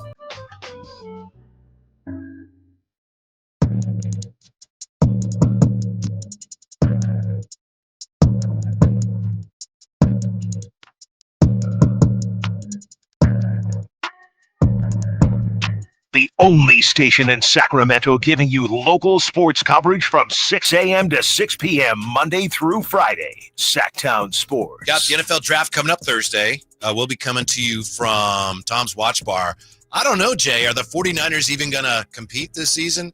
I mean, they got voluntary minicamp, and George Kittle's not there. And it sounds like from the way some media members are going nuts here, they may just have to just forfeit the season if George Kittle's not there for the first day of voluntary minicamp, Drapes. Oh, no. I have an issue with that, fellas. Do you? Yes. George Kittle partying in Vegas at WrestleMania all weekend. It's voluntary. But can't show up to minicamp. But Jay can't show up to minicamp. He can hang with Roman Reigns and Cody Rhodes and all those guys. I'm going to ask you the same thing. Dog, they showed George Kittle like 20 times this weekend during WrestleMania, and he can't show up to minicamp. He's working on a new deal, and it's voluntary. Okay. It'll be all right. I got a feeling it's going to be all right. As for the draft, what's going to happen? Let's find out. Eric Edholm, nice enough to join us, NFL.com lead draft writer. Thank you, Eric, for your time. I know your most recent draft is 3.0. As I understand it, this is the one that you're really trying to nail. Is that correct? Yeah, right. The first two you could have a little fun with late January. We're just throwing some names out there, try to get it close. And second one, I like to get a little cute and maybe project some trades, have some fun. And then the third one, I'm like, all right, it's business time. It's draft week. Let's try to get down to business. But sad news is I've already heard from people after I put it out that, that's not happening, or I don't think so. Oh, man. So, man, it's already, the dream is already kind of dead in some ways. Oh, that's too Will you have a revised mock draft? Like any last second, post-draft mock or anything? It's like my kids' classes, right? They turn it in and like you get, redo it and then get more points. I don't roll like that. I'm sorry. So. Where do you think is the Toto, we're not in Kansas anymore moment with this draft? At what point do we, expected that. All right, expected that. And then, oh my goodness, what's going on? What's your best guess? Yeah, good question. I think that the top three feel like chalk. I know there's been some talk about some trades and, maybe someone's interested moving up for Abdul Carter or something. At the end of the day, I suspect it probably won't happen, but you never know. I think when we get to the Jaguars pick at 5, it's going to be an offensive player. I put Ashton Jinty there. That's pretty high. Yeah, it is. And I don't know if that's the pick now. That's one of those regret things I've heard since then. So, I've heard Tet McMillan. I've heard Tyler Warren. So, look, I don't know what they're going to do there, but that's going to kind of change the calculus on the top 10 a little bit, I think, or at least how the players go off and in what order. So, obviously has an effect on the Niners and, the Bears and teams who are just sort of at the back end of the top 10 trying to figure it all out. Hey, Eric, looking at your mock draft right now, I see you only have 2 QBs going in the top 20. You got Cam Ward and Shedeur Sanders. Any kind of movement from some of the other guys, Jackson Dart or anybody like that? Or do you feel like because this is sort of a weak draft class when it comes to QBs, we won't see a huge run of them early? So regret number 2 is hearing that I don't, think Shedeur Sanders is going number 9, which is where I had him in the mock. So yeah. So listen, I had 4 in there and I realized that is the max. Like that would be, basically the second domino falls and then these other teams start getting a little itchy, whether it's the Steelers, the Giants, the Browns, and start moving up. But if that second domino, whoever it is, Shedeur or Jackson Dart or whoever, doesn't fall till, let's say, Pittsburgh, or if the Steelers somehow pass on a quarterback, we may only get 1 or 2 on Thursday night. So there's definitely a scenario where things could shift even further away from it. Man, that's the hardest thing to predict right now, I would say, is how these quarterbacks go off the board. I can kind of give you the ballpark, and I don't think Jalen Milroe gets out of the top 40 picks. I had him going late 1, but I could see him slip into the second. So a lot of intrigue there. Yeah, it's a really fun and informative mock draft, but I have to confess, when I saw that you had 4 QBs in the first round, I did have to do a double take. It's like, wait, did I read that right? So, I mean, yeah, we'll see. I want to ask you about the 49ers. What's your best guess? What do they do at 11, and how many players are realistically in play for them there, would you say?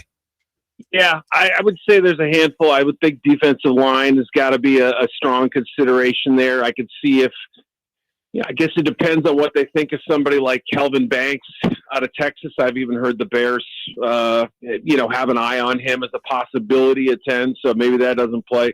If that's the case, then it is probably one of these defensive linemen. Now you'll notice I had Walter Nolan at 32 in that draft. I think the ceiling for him is actually 11 at San Francisco.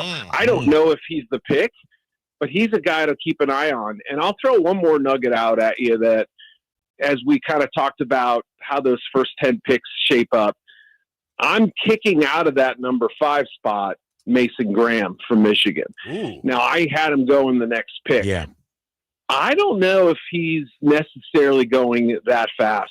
And he's somebody who possibly could be around when the 49ers pick. Ooh. I didn't think that was possible. I'm just saying it depends on what 1 or 2 teams ahead of them, maybe the Jets, what they think of him. I don't know if the Raiders are realistic for him. I mean, again, that was my pick, but the best info comes after you've turned in the final exam. So, yeah, man, I'm just saying, I think there's going to be a pretty good set of options for them to help replenish that defensive line, whether it's Shamar Stewart on the edge, a big man like a Derek Harmon. I've heard the medical's okay on him. It's not as concerning as some people think. Nolan would be in play. Mykel Williams, maybe. And Graham's one to at least file away as a maybe. Eric, when you look at the Niners, obviously they have the number 11 pick, but they got a stockpile after that as well. How deep is this draft? Are there some finds in the 3rd round, let's say, that you're looking at? How many, I guess, their needs can they address in some of these later rounds for the 49ers? Yeah, I mean, if they were able to solve one of their defensive line needs, because I would think taking multiple ones makes a lot of sense, and I wouldn't, put it past them taking 3 guys up front, even if one of them's a 7th rounder or something like that. But yeah, I mean, I guess it allows you, if you have that many picks to fall back on, and over the course of, the Lynch Shanahan era, I'd say they graded out pretty darn well. I know they've had some misses, but they've also found some guys on day 2 and day 3. So, that's part of it. And I think the deepest positions are going to be that D-line class. I would say running back for sure. And I wouldn't imagine, I think that's in play for a possibility. They're always looking for backs. Tight end, right? If Kittle's starting to get worrisome for you guys, right? And then the weaker ones, I would say, are linebacker, safety. Corner drops off after a certain point. O-line only has so much appeal, but there are good players to be found in day 3. Eric Edholm is with us from NFL.com, lead draft writer. I want to get back to Walter Nolan, and I realize you're just saying, what you're hearing, that he could be in play for the Niners, tackle from Ole Miss. There are some of the projections, for what it's worth, say he could go 3rd round. Why is there such variance in where he could go? What's the potential downside, as far as we know, on Walter Nolan? A bit of an underachiever until this season, his first 2 years in college. This is an elite, like number 1 overall type of recruit coming out of high school. Went to A&M, really flashed, but didn't put it all together. So there's a little bit of an unfulfilled prospect there, even if last season at Ole Miss was really good. I mean, for the most part, statistically and otherwise, played well. But there's also some taking off of plays, some lack of focus on some snaps. And teams have dug into the character without getting into specifics. I don't think it's anything terribly bad. I think there's just sometimes he seems aloof to some people in interviews, and that's just sort of the way he comes off. But I don't think he's a bad kid. I think from what I've been able to gather, it's just been a little bit of digging on his personality, Plus, it's just a really deep D-line class. He could be the best 3 technique in this class, better than, Mason Graham. If Graham has a really high floor, Nolan, I think, has maybe a little bit higher ceiling, if that's the way I can describe it. Interesting. Are these guys difference makers in year one, you think? Would be. Yeah. I mean, Nolan for me would be perfect in like a veteran D-line room or somewhere where he feels like, obviously Chris Kasurik has a great reputation as a coach there. And, I believe he's the D-line coach, right? Unless I'm mistaken. Yeah. Okay. I just wanted to make sure, you pull these names out of your ear and think, did I say that right? Yeah. So yeah, I mean, just to have somebody to kind of push him and stay on him and, some veterans to kind of keep him in check, but he absolutely can get after the passer and has, some moments where you see, I mean, he's not Aaron Donald, but I mean, you see that kind of a player who's a hand fighter and a real battler. So, and Graham, I think just is a super polished player. I don't think he has any tremendous weaknesses at all. I think he's a little light, he's not the biggest guy, shorter arms, but if you watch Braden Fisk for the Rams last year, I think he's a little bit more of a, cleaner prospect than that. And he was a good player last year. Eric, I can't imagine how busy you are these days. Thank you so much for your time. Sure. We really appreciate the information. Enjoy the draft. I know you got to be working, but I hope you enjoy it, and we hope to talk to you soon. Thank you. All right. Appreciate having me on. Thanks. All right, you bet. So there you go. It's interesting to me that there are so many mocks out there kind of on the periphery of the mainstream that have the 49ers taking a receiver or a corner, and I guess anything's possible. Really? But it sure Yeah. looks like they're going line tackle. somewhere. Yeah.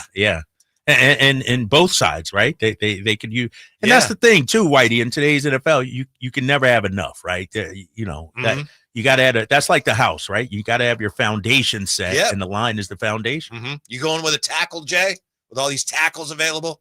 Offensive tackle or DN. That's where I'm living. Yep. Defensive tackle, I think you get, as Eric said, second, third, fourth round. Meanwhile, it turns out, I don't know, Kyle Draper may not want to hear this. The 49ers may not need as much help as we thought. We'll tell you why next with the Drive Guys on Sacked Out Sports. Advanced Infusion Center, where we prioritize your comfort and well-being. Whether you're managing a chronic condition or seeking specialized IV therapy, our state-of-the-art center offers tailored solutions to meet your needs. Advanced Infusion Center's dedicated healthcare professionals are here to ensure your safety and provide personalized care. Conveniently located in Sacramento and Yuba City with flexible scheduling options. Experience a new standard in infusion therapy. Visit Advanced Infusion Center today at advancedinfusion.com. Sacramento's premier country music festival, Country in the Park, is coming back May 16th and 17th at Cal Expo with Bailey Zimmerman, Billy Currington, Cole Wetzel, Nate Smith, and more. You'll enjoy food trucks, rock walls, and a mechanical bull, line dancing, and more. Single-day GA tickets start at $52 at CITPFest.com. Country in the Park, May 16th and 17th with Diamond Pacific Supply and Trex, Michelob Ultra, and Carl's Jr. Find out more at CITPFest.com. It's a myth to think you don't play golf well enough to get fitted for golf clubs. The professionals at the Hagen Oaks Player Performance Studio would argue that playing the game with golf clubs properly fitted to your body and swing characteristics is the best way to improve your game and have more fun on the golf course. With a professional staff of fitters, all the major brands of equipment, and cutting-edge technology featuring TrackMan, the indoor-outdoor Hagen Oaks Player Performance Studio is worth a look. See for yourself, Fulton Avenue at the Cap City Freeway. Schedule your fitting at 916-808-2531, 808-2531. Sacramento Chrysler Dodge Jeep Ram has the best truck on the market, the 2025 Ram 1500. And that's not an exaggeration. It's proven. It's the 7th time Ram has won the Motor Trend Truck of the Year. Connor Driver named it one of its 10 best vehicles of 2025, giving it a 10 out of 10. And at J.D. Power, it's #1 when it comes to brand vehicle quality. And hey, yeah, all that's great. But where Sacramento Chrysler Dodge Jeep Ram really separates themselves from the pack is their car buying experience. Come on in and see for yourself why they say it's where a handshake still means something. Twin Peaks is the best in the game. Here, the ultimate lunch lineup boasts wall-to-wall sports and scenic views. When you're hungry and in a hurry, the Scratch Kitchen delivers lunch in the clutch. I mean, where else can you order a 29-degree draft beer and a quickie combo on your lunch break? Only at Twin Peaks, the #1 sports bar. Twin Peaks Scratch Kitchen scores every time. Dig into hand-smashed burgers, chef-inspired flatbreads, and more at your local lodge. Hi, I'm Alan Stiles. Injured at work? Call Downtown. Downtown LA Law Group, California's leading injury law firm. With over 40 lawyers throughout California, they've won over $500 million in settlements. Downtown LA Law Group will get you compensation for your work injury. You don't pay unless they win. That's right. You pay zero up front. Call Downtown. Text injury help to 40222. That's injury help to 40222. Visit them at calldowntown.com. Come check out Capital Casino, Sacramento's #1 poker room with the most variety of table games in the region in a safe and friendly environment. Plenty of well-lit parking available, conveniently located in downtown Sacramento. And remember, Capital Casino has the best food, the best service, and the best action. 411 North 16th Street in downtown Sacramento. For more information, log on to capital-casino.com, and please gamble responsibly. 1-800-GAMBLER.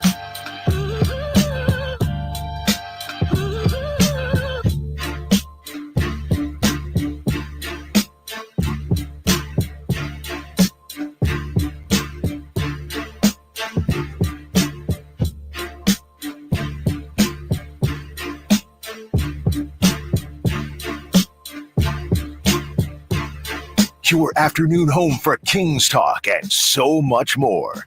The Drive Guys on Sacktown Sports. Yeah, we got a lot more on Scott Perry, who will be introduced to the Sacramento media, reintroduced, I should say, tomorrow. We just talked about the 49ers. As far as George Kittle missing voluntary minicamp, miss me with that. As far as Devontae Adams feeling disrespected by the 49ers, miss me with that, Drapes. Come on, what are we doing here? So basically what I'm hearing is the 49ers could do no wrong in your opinion.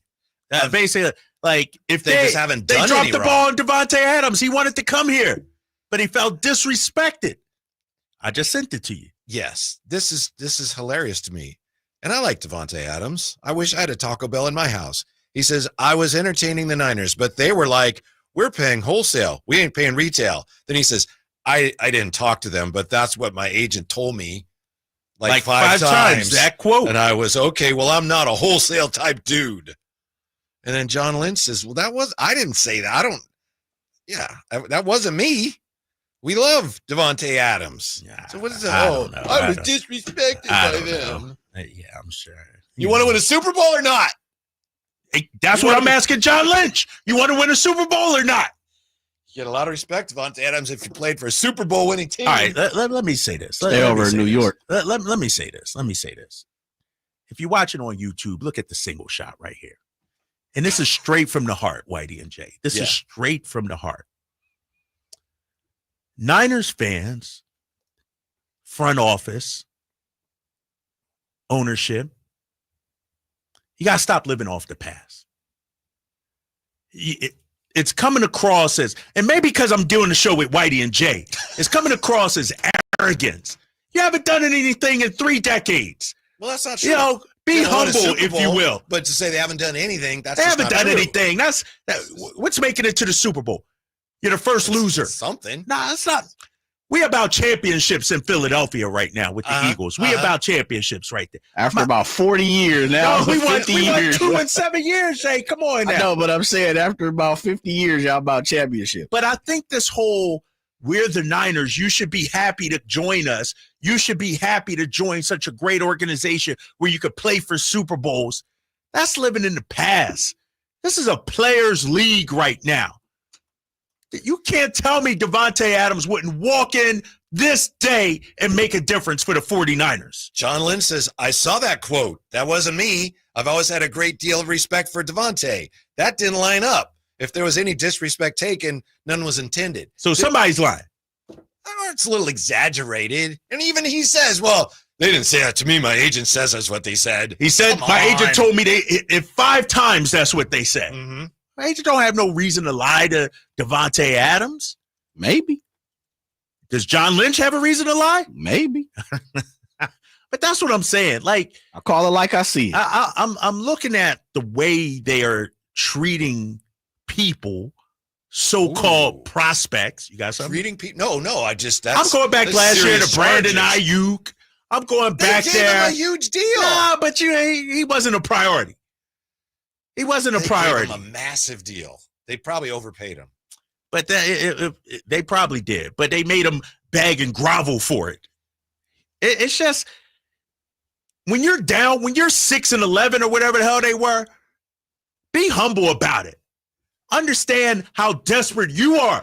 Devontae don't need you. You need Devontae. Devontae Adams would change the 49ers, Whitey. Mm-hmm. Like, that's a guy you go all in for. Really? You roll out the red carpet, whatever you need. I'm flying to New York to come visit you. I'm taking you to the best steakhouses in the world. Devontae, look at me. You are a priority. This version of Devontae Adams?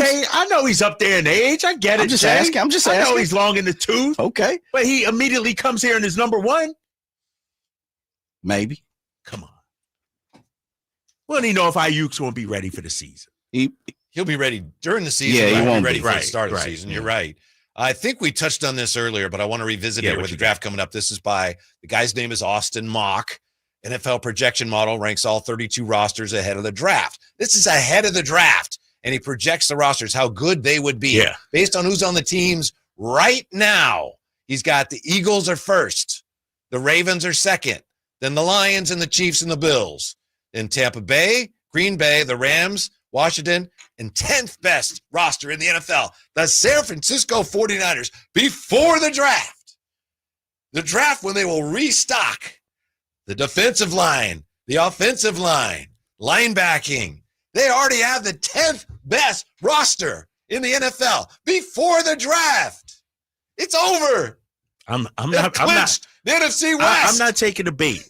49ers fans, I'm gonna apologize to you. It's true. Do you hear Whitey's being a carnival barker over here? He's being a used car salesman. Come look at this 76 Chevy Corolla with our Toyota Corolla LE package. How many oh my gosh, Jay? Not 11. 4, not 5, 11. not 6. 11 draft picks. I'm not playing this game with you guys. Okay, well, real fast. Because Whitey's doing a disservice to the Niners faithful out there. I didn't make this up. That's not good, Whitey. 10th is not good. It's 10th. I thought the Niners were a proud organization. I thought going into last year they had the best roster in the NFL. Yes. Now they're 10th. The 49ers have lost a ton of talent this offseason, but I don't think this guy's necessarily falling. Yeah. And this is before the draft. Keep reading. Go ahead. If this team can avoid the injury bug, the roster is too talented not to rank in the top half of the league. Playoffs. Yeah. Exactly.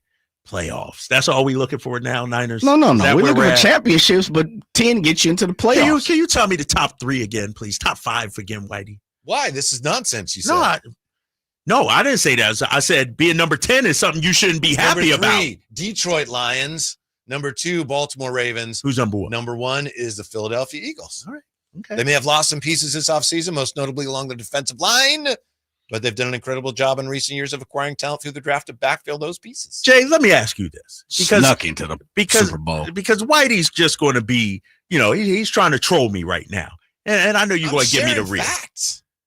Is John Lynch and Kyle Shanahan, like, is this a make or break year for them? Is this a year they need to show like Niners fans can't accept another 6-win season or 9-win season? No like way. you gotta make a deep run, right? Oh yeah. And how much heat is on both of these guys, would you say? Honestly, Jay, that's not a Philly fan trying to troll you or anything. Like More that. heat on Kyle than it is Lynch. I think Lynch has brought in the tools. He's reshuffled the deck 5 or 6 times. He's kept talented guys. Like you don't really see the Fred Warners, the Kittles, guys like that be on teams this long. Normally in the league, somebody's already offering $80, $100 million. They're gone. So I think he's done a great job. You see Juszczyk even turn back around to come here. You see Trent Taylor coming. Not to mention, remember, he's got the Hargrave. He's got the Trent Taylor to come. I'm assuming Trent Williams to come over this way. He's picked up big free agents. He's hit on running backs. All these different things. The IU picks. I think he's done well in the draft, and I think he spent the money pretty well.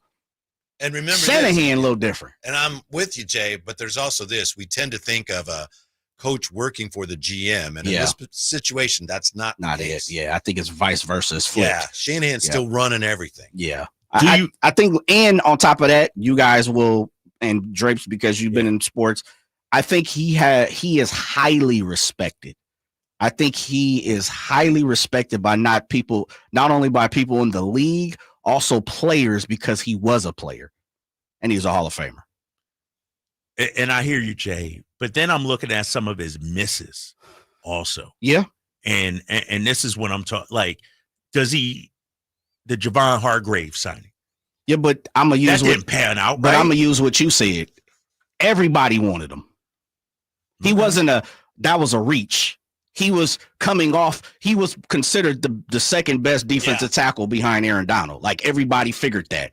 He went above and beyond in Philadelphia. You guys are trying to re-sign him. They just had to throw some money at him. He came in, typical, kind of got heavy, kind of got spoiled. When I say heavy, not weight, but got heavy in the fact that, I'm the guy. And he didn't perform. And he even admitted after the first year, he said, yeah, that was on me. I got paid. I'm looking at these big names, though. Chase Young. That didn't pan out. No, that was a Randy Gregory. But that was small money. Yeah. Small money. That was late in the year. Yeah, those are small money. These are big names that he's bringing in that aren't panning out. But small money, though, Drapes. He's not paying these guys 30, 40, 50 million bucks. He's getting them 1 year veteran deal, get them at the end. Like Drake, like you said, Whitey, get them at halfway through the year. These are veteran guys. Okay. And that's part of what this reset is about is, wait, we're paying all this money for these free agents. We're paying too much money. And so now it's like, all right, we need to bring in young players. And if they miss on these young players, I think then we got to start talking about how long they're going to be here. Yeah. Lynch and Shanahan. See, if they miss on this reset. Yeah, see, I think Lynch, people look at it and was like, man, you've done a fantastic job. You have been in the top half of the league when it comes to players and rosters. I think Shanahan is the one that people are looking like, dude, you've had the plethora of talent. You can't get it done. Like, say, I don't think Lynch is the one that's, on the hook for that. I think more people looking at Shanahan, dude, you have Ayuk and Sid Debo and all these guys. Like, come on, you guys. How many more weapons do you need? Right. Yes. When we come back, more on the Niners, more on the Kings, and the Ringer suggests that you, Sacramento, have sold your soul for the A's. We'll look at that next on Sacktown Sports. Febreze. As a rideshare driver, I love keeping my car smelling fresh and clean. So when I'm driving, I only trust Febreze car vent clips, featuring 3 distinct intensity settings, because it's that little touch that sets me apart. I can turn the intensity down for subtle freshness, or I can turn it up for when I want lots of scent. So whether it's set to low, medium, or high, with Febreze car, I know my car's going to smell amazing. Which keeps my driver rating right where it belongs. Picking up Oscar! Go from daydreamer to industry leader with Amazon Business. From office supplies to IT essentials, Amazon Business provides tools that help you save costs and make insight-based decisions. Learn how to bring your visions to life at AmazonBusiness.com. Whether you're shaping up a small yard or tackling serious acreage, Steel walk-behind zero-turn and stand-on mowers are built to get the job done. Shop online or at your local Steel dealer. Steel, let's go mow. Available at participating dealers. Welcome to Staples. Hi, I hear Staples prints it all. Oh, you bet. Posters, banners. Can you print it all for Mother's Day? Oh, of course. Photo gifts like canvas prints, photo puzzles. Can you print it all for graduation? Sure can. Custom cards and invites. Can you print a huge banner with the grad's picture? Oh, definitely. Even an embarrassing baby picture? Oh, those are the best kind. I know, right? Print it all for moms and grads at Staples. And right now, get 40% off custom cards, invites, and photo gifts. N75 exclusions apply. Visit staples.com/print for details. Progressive knows when you're on your boat, you're already on vacation. And Vacation You forgets all your worries. Vacation You doesn't even keep track of time and knows that time is a meaningless construct designed to control us, man. But Regular You knows you don't want to be too far out in the water after the sun goes down because Vacation You doesn't know how to navigate in the dark yet. Vacation You and Regular You really need to get on the same page. So bundle your boat with your home or auto policy and earn an automatic discount from Progressive. And spend the savings on the both of you.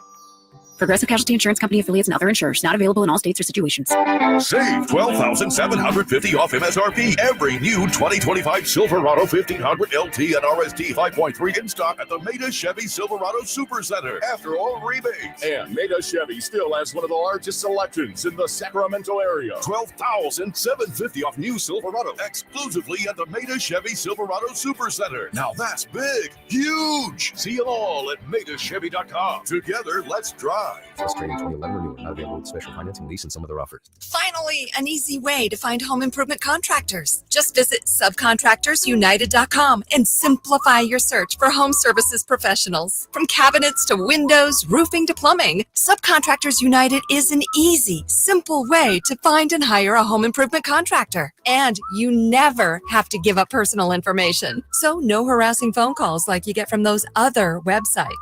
Subcontractorsunited.com is sponsored by D&D Cabinets and Savage Design.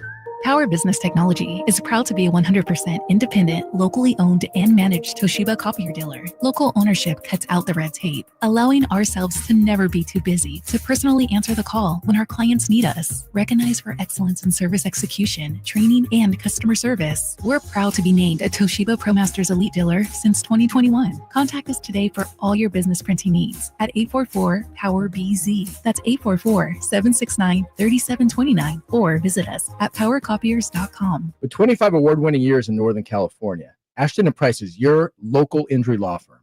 Pro attorney tip: if a firm presents as local but they're in LA, red flag. If your first consultation is not with a lawyer, big red flag. At Ashton & Price, your first consult is with a local attorney, and if serious injury prevents travel, a lawyer will come to you. Still not enough? George Washington's my uncle. At Ashton & Price, no red flags, just red, white, and blue. Remember, for the best advice, don't think twice. Call Ashton and Price.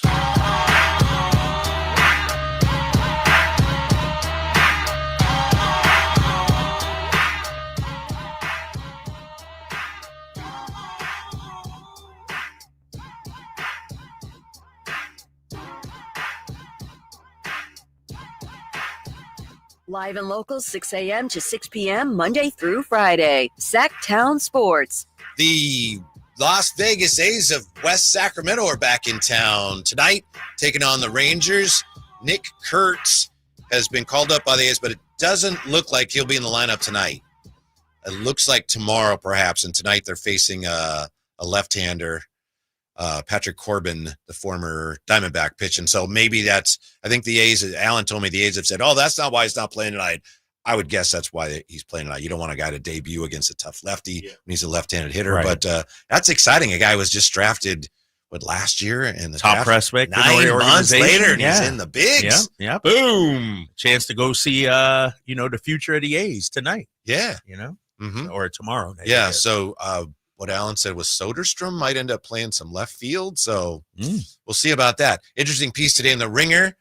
The Faustian bargain of the Sacramento in quotation marks, Faustian bargain of the Sacramento Athletics. Carmichael Dave is quoted a lot on here. Matt George, my old buddy Ari Graswich is in this piece.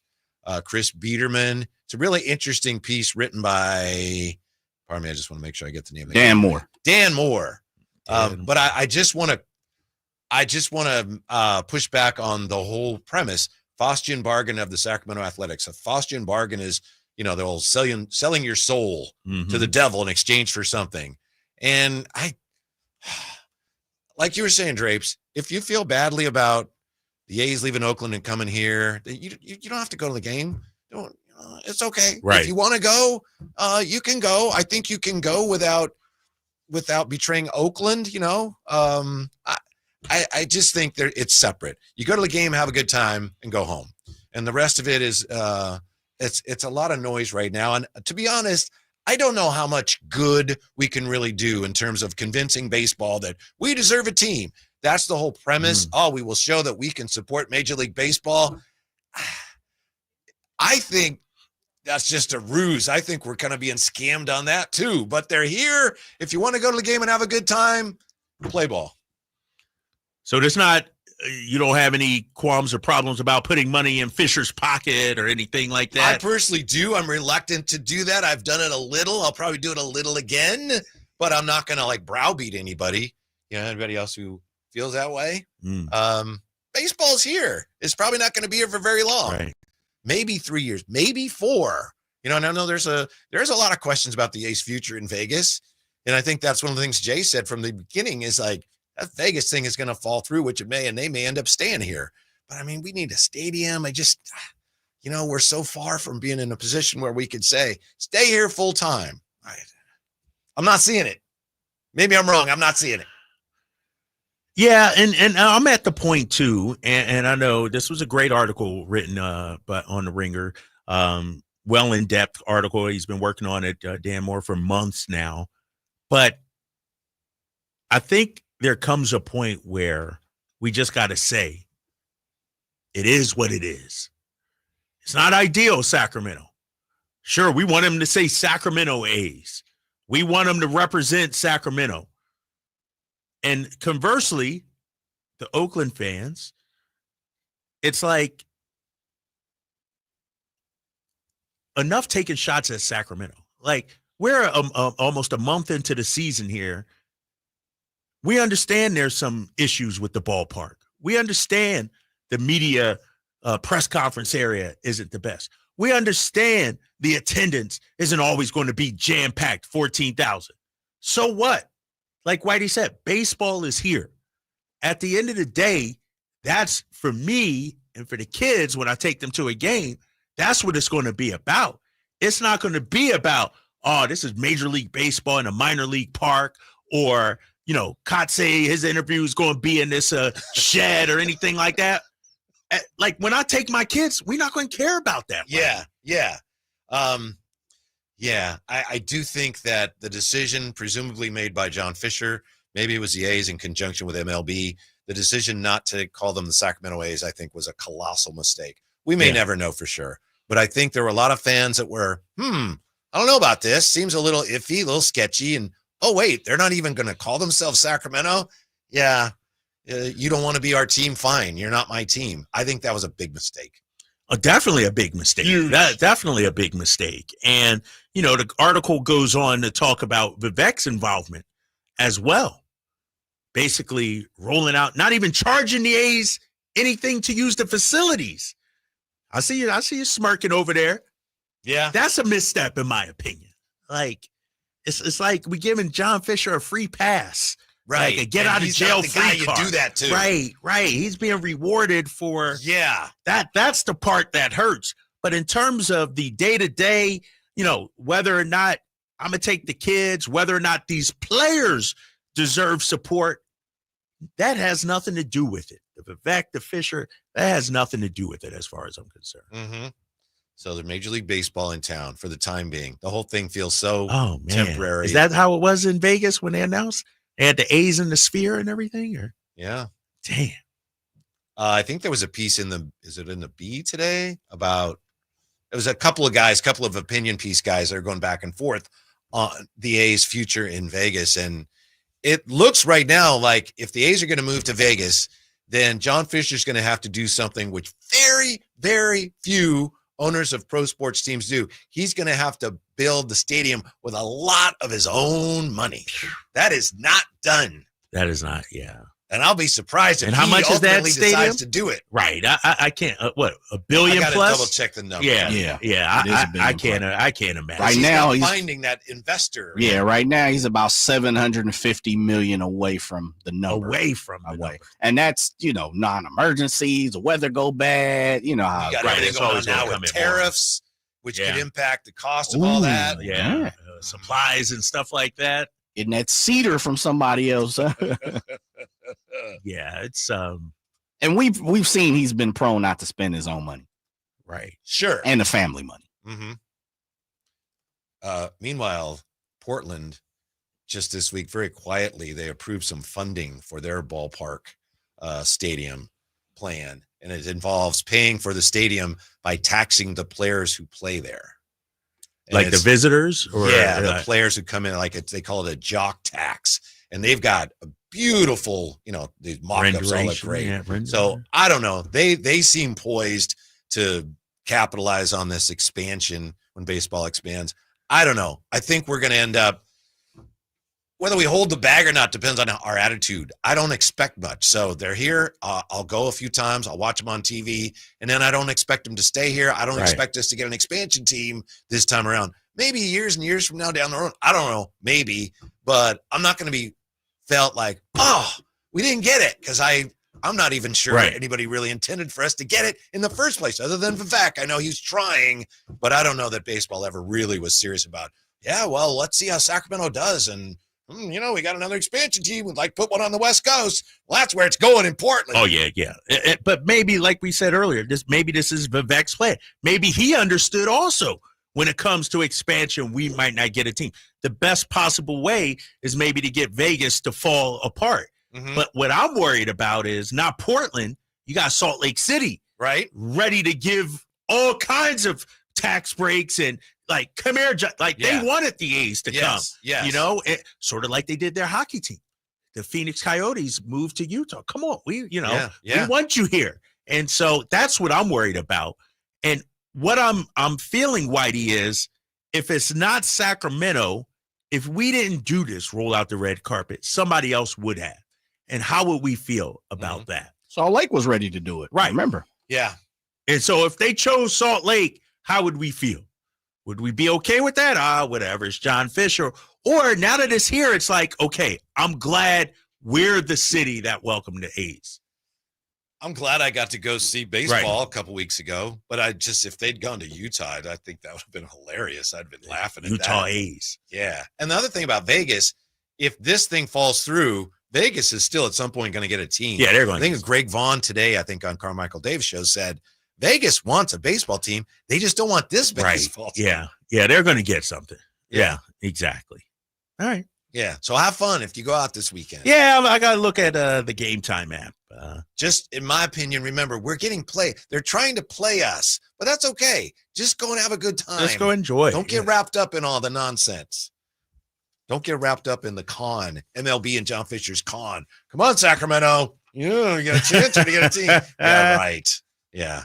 When we come back, Kings pop up a couple of times in the survey of the player survey. Did you hear about the player survey? Yeah. I woke up to that. Underrated. I woke up to that. Yeah, and the Kings pop up a couple times in there. We'll look at all that when we come back to Sackdown Sports. Online, easy way to get life insurance in 10 minutes. Ethos has rates that you can afford, like a $500,000 policy for a 40-year-old male starting at $1 a day or $30 a month with a few health questions and no medical exam. Get your free quote right now at checkethos.com. That's checkethos.com. Not available in all states. Rates do vary. Welcome to the NBA playoffs. The moment we've all been waiting for is here. The fans now on the edge of their seats. It's time to stay locked in to every single moment.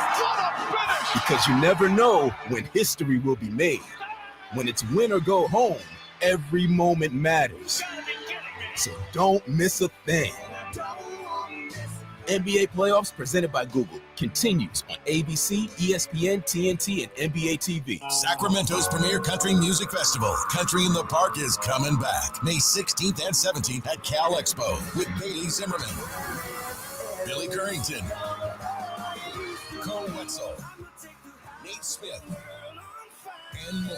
You'll enjoy food trucks, rock walls, and a mechanical bull, line dancing, and more. Single-day GA tickets start at $52 at CITPFest.com. Country in the Park, May 16th and 17th with Diamond Pacific Supply and Trex, Michelob Ultra, and Carl's Jr. Find out more at CITPFest.com. Welcome to Staples. Hi, I hear Staples prints it all. Oh, you bet. Posters, banners. Can you print it all for Mother's Day? Oh, of course. Photo gifts like canvas prints, photo puzzles. Can you print it all for graduation? Sure can. Custom cards and invites. Can you print a huge banner with the grad's picture? Oh, definitely. Even an embarrassing baby picture? Oh, those are the best kind. I know, right? Print it all for moms and grads at Staples. And right now, get 40% off custom cards, invites, and photo gifts. N75 exclusions apply. Visit staples.com/print for details.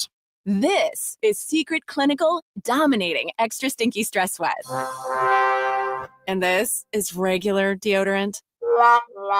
Secret Clinical in a heat wave. Oh, what a beautiful day. This is regular deodorant. Ugh, I can't. Secret Clinical with workout sweat. Let's run another marathon. And regular deodorant. How much more? Secret is the GOAT because nothing fights sweat better. Stay fresher under pressure. Spring is in the air, and there's really nothing better than hitting the open road in a new Honda. Whether you're shopping for new or pre-owned, Stockton Honda has the selection and savings. Plus, get top dollar for your trade. And while life's roads are often filled with bumps, buying from Stockton Honda couldn't be smoother. Wherever the road you travel might lead, Stockton Honda is happy to get you there. Come in today or go to StocktonHonda.com. Anytime, anywhere, it's all here.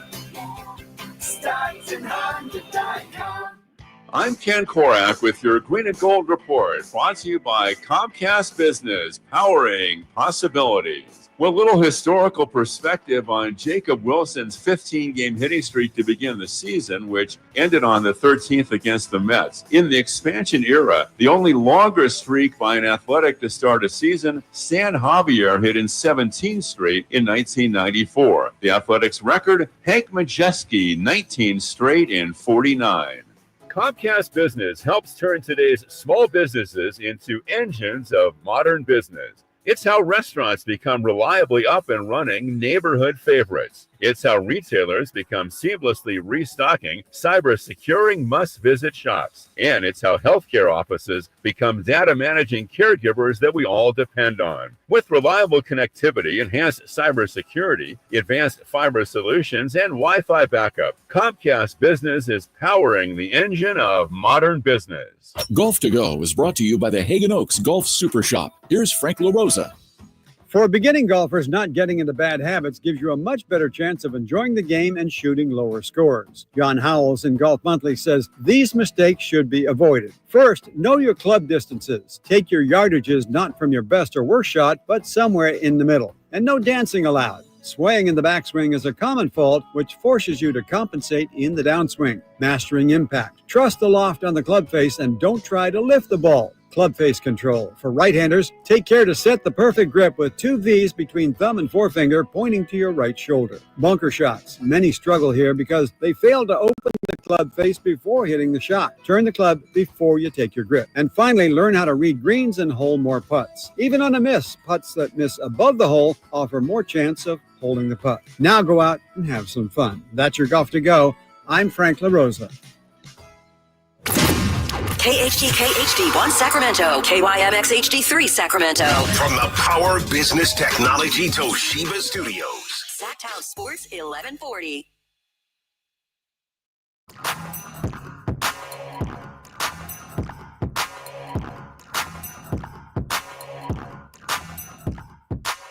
Live and local, it's the Drive Guys.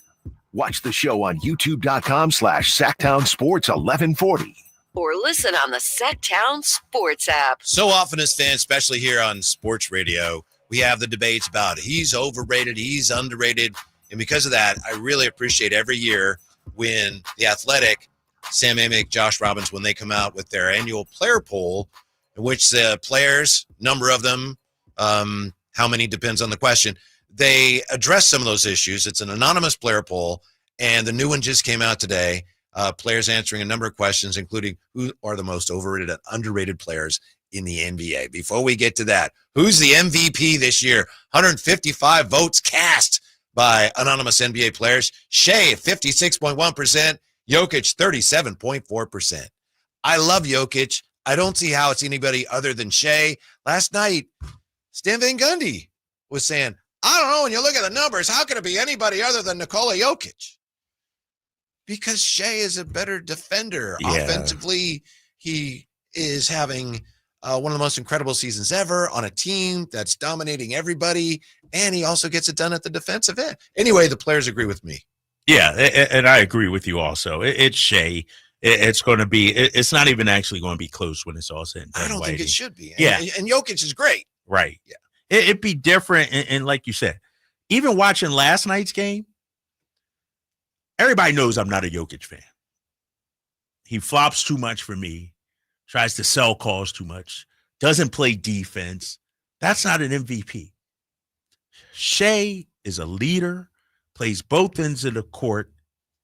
And they were 16 games, I think it was, ahead of Denver in the standings. Mm-hmm. That's a no-brainer to me. Isn't it going to be interesting over the years to see how long they can maintain that chemistry that they have where one guy does an interview after the game and they all do it. They all support each other. Yeah.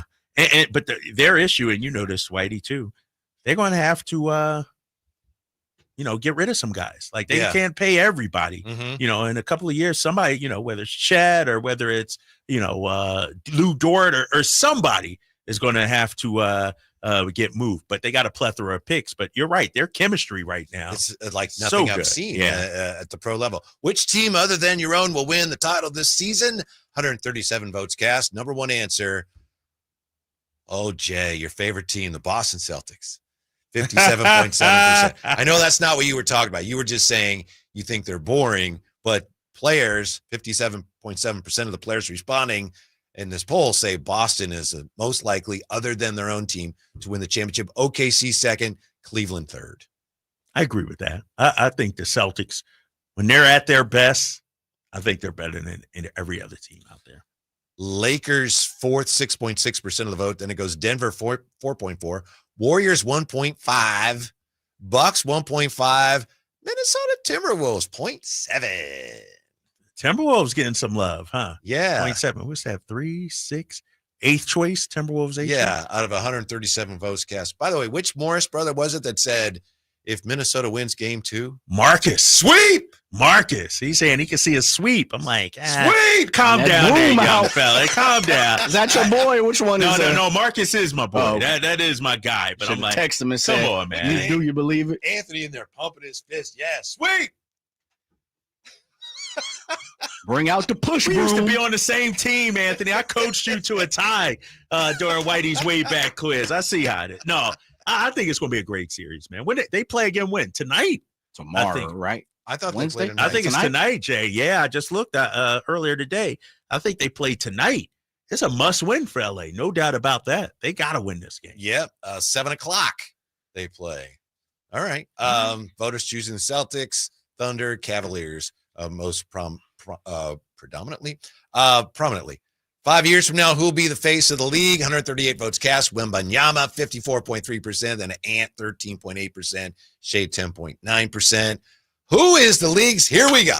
This the most important stuff. Yes. Who is the league's most overrated player, according to the other players? Does it surprise you to know that 14.4% of the vote went to Tyrese Halliburton? Wow. Number one That's answer. That's a lot of hate.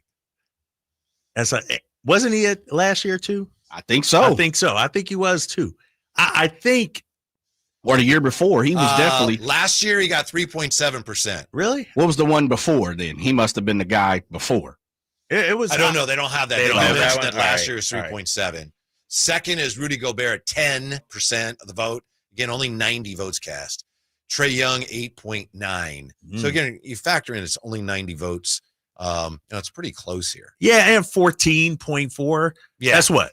10 guys said it, 11 guys. You know what I mean? It's not really a whole lot of people say it, but there is some hate regarding Tyrese Halliburton. I mean, people were hating on him for being all-star, hating on him for being on Team USA, hating on him for being an all-star this season even. Wasn't he the leading vote getter in the East or something like that? He was voted a starter, I believe, or something like that. Last year? Yeah, last year. Last year, Indiana, right? Yeah. So he's number one. Gobert number 2. 90 votes cast. Who's the league's most overrated player? Trae Young, Jimmy Butler, 5.5. At 4.4, it's Beal, Draymond, Ja Morant, Julius Randle. Okay. Joel Embiid at 3.3, which I think means he got 3 votes, right? Those guys got 4. Right. 2.2%, which would be 2 votes, right? Giannis, Dylan Brooks, Paul George, Tyler Hero, Drew Holiday. How the hell is Giannis on the most overrated list? Jaren Jackson Jr., LeBron, Kuzma, Zion, and Domantas Sabonis. What's his percentage? What's that? 2.2%. So what's that, also 3 people? 2.2%. No one who reached the NBA is overrated. So really? That's a lie in itself. I know, right? Oh, so Domas is the tied for the 8th most overrated player in the league. He got 2 votes. 2 votes. Yeah. Guys that got 1 vote: LaMelo, Scotty Barnes, Devin Booker, Jaylen Brown, Anthony Davis, Ant, Josh Giddey, Jock Landale, Zach LaVine, Donovan Mitchell, Evan Mobley, Chris Paul, Jason Tatum, and my guy Franz Wagner. Jock Landale. Somebody that don't mess with Jock. Man, put Jock on there. I know, Jock. He might have voted for himself. I'm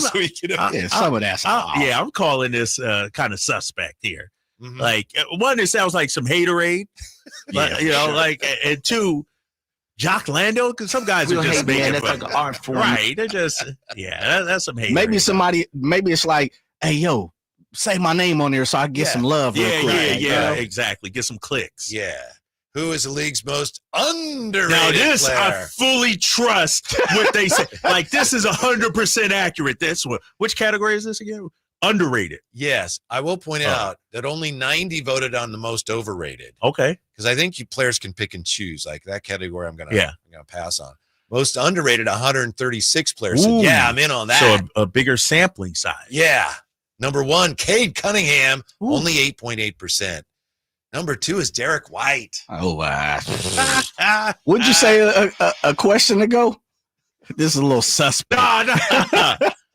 Nah, I mean, Derek White came up yesterday. We had a little back and forth between Jay and Kyle Draper on Derek White. No, I mean, I've rested my case when it comes to Derek White. I'll let the players that actually know the game to do the talking. Same ones that voted for Jock Lindale. You're right. Was anybody on both lists, Whitey? Overrated and underrated? LeBron, maybe? That's a great question. I'd have to double check. At first, I want to point out that Derek White was second in the most underrated, and fourth was Austin Reeves. Austin Reeves is underrated, too?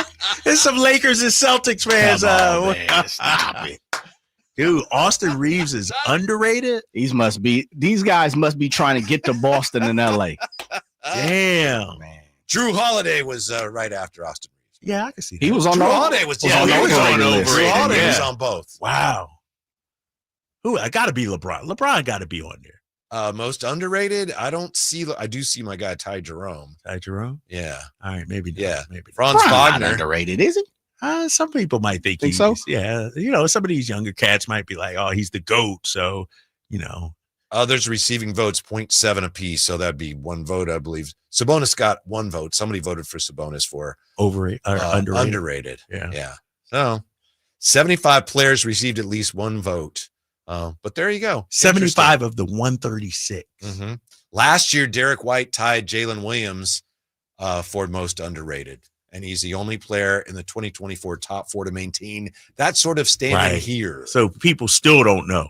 People like Jay still sleeping. Nah, see, I think that's why I continue to keep on saying he's so underrated, he's overrated.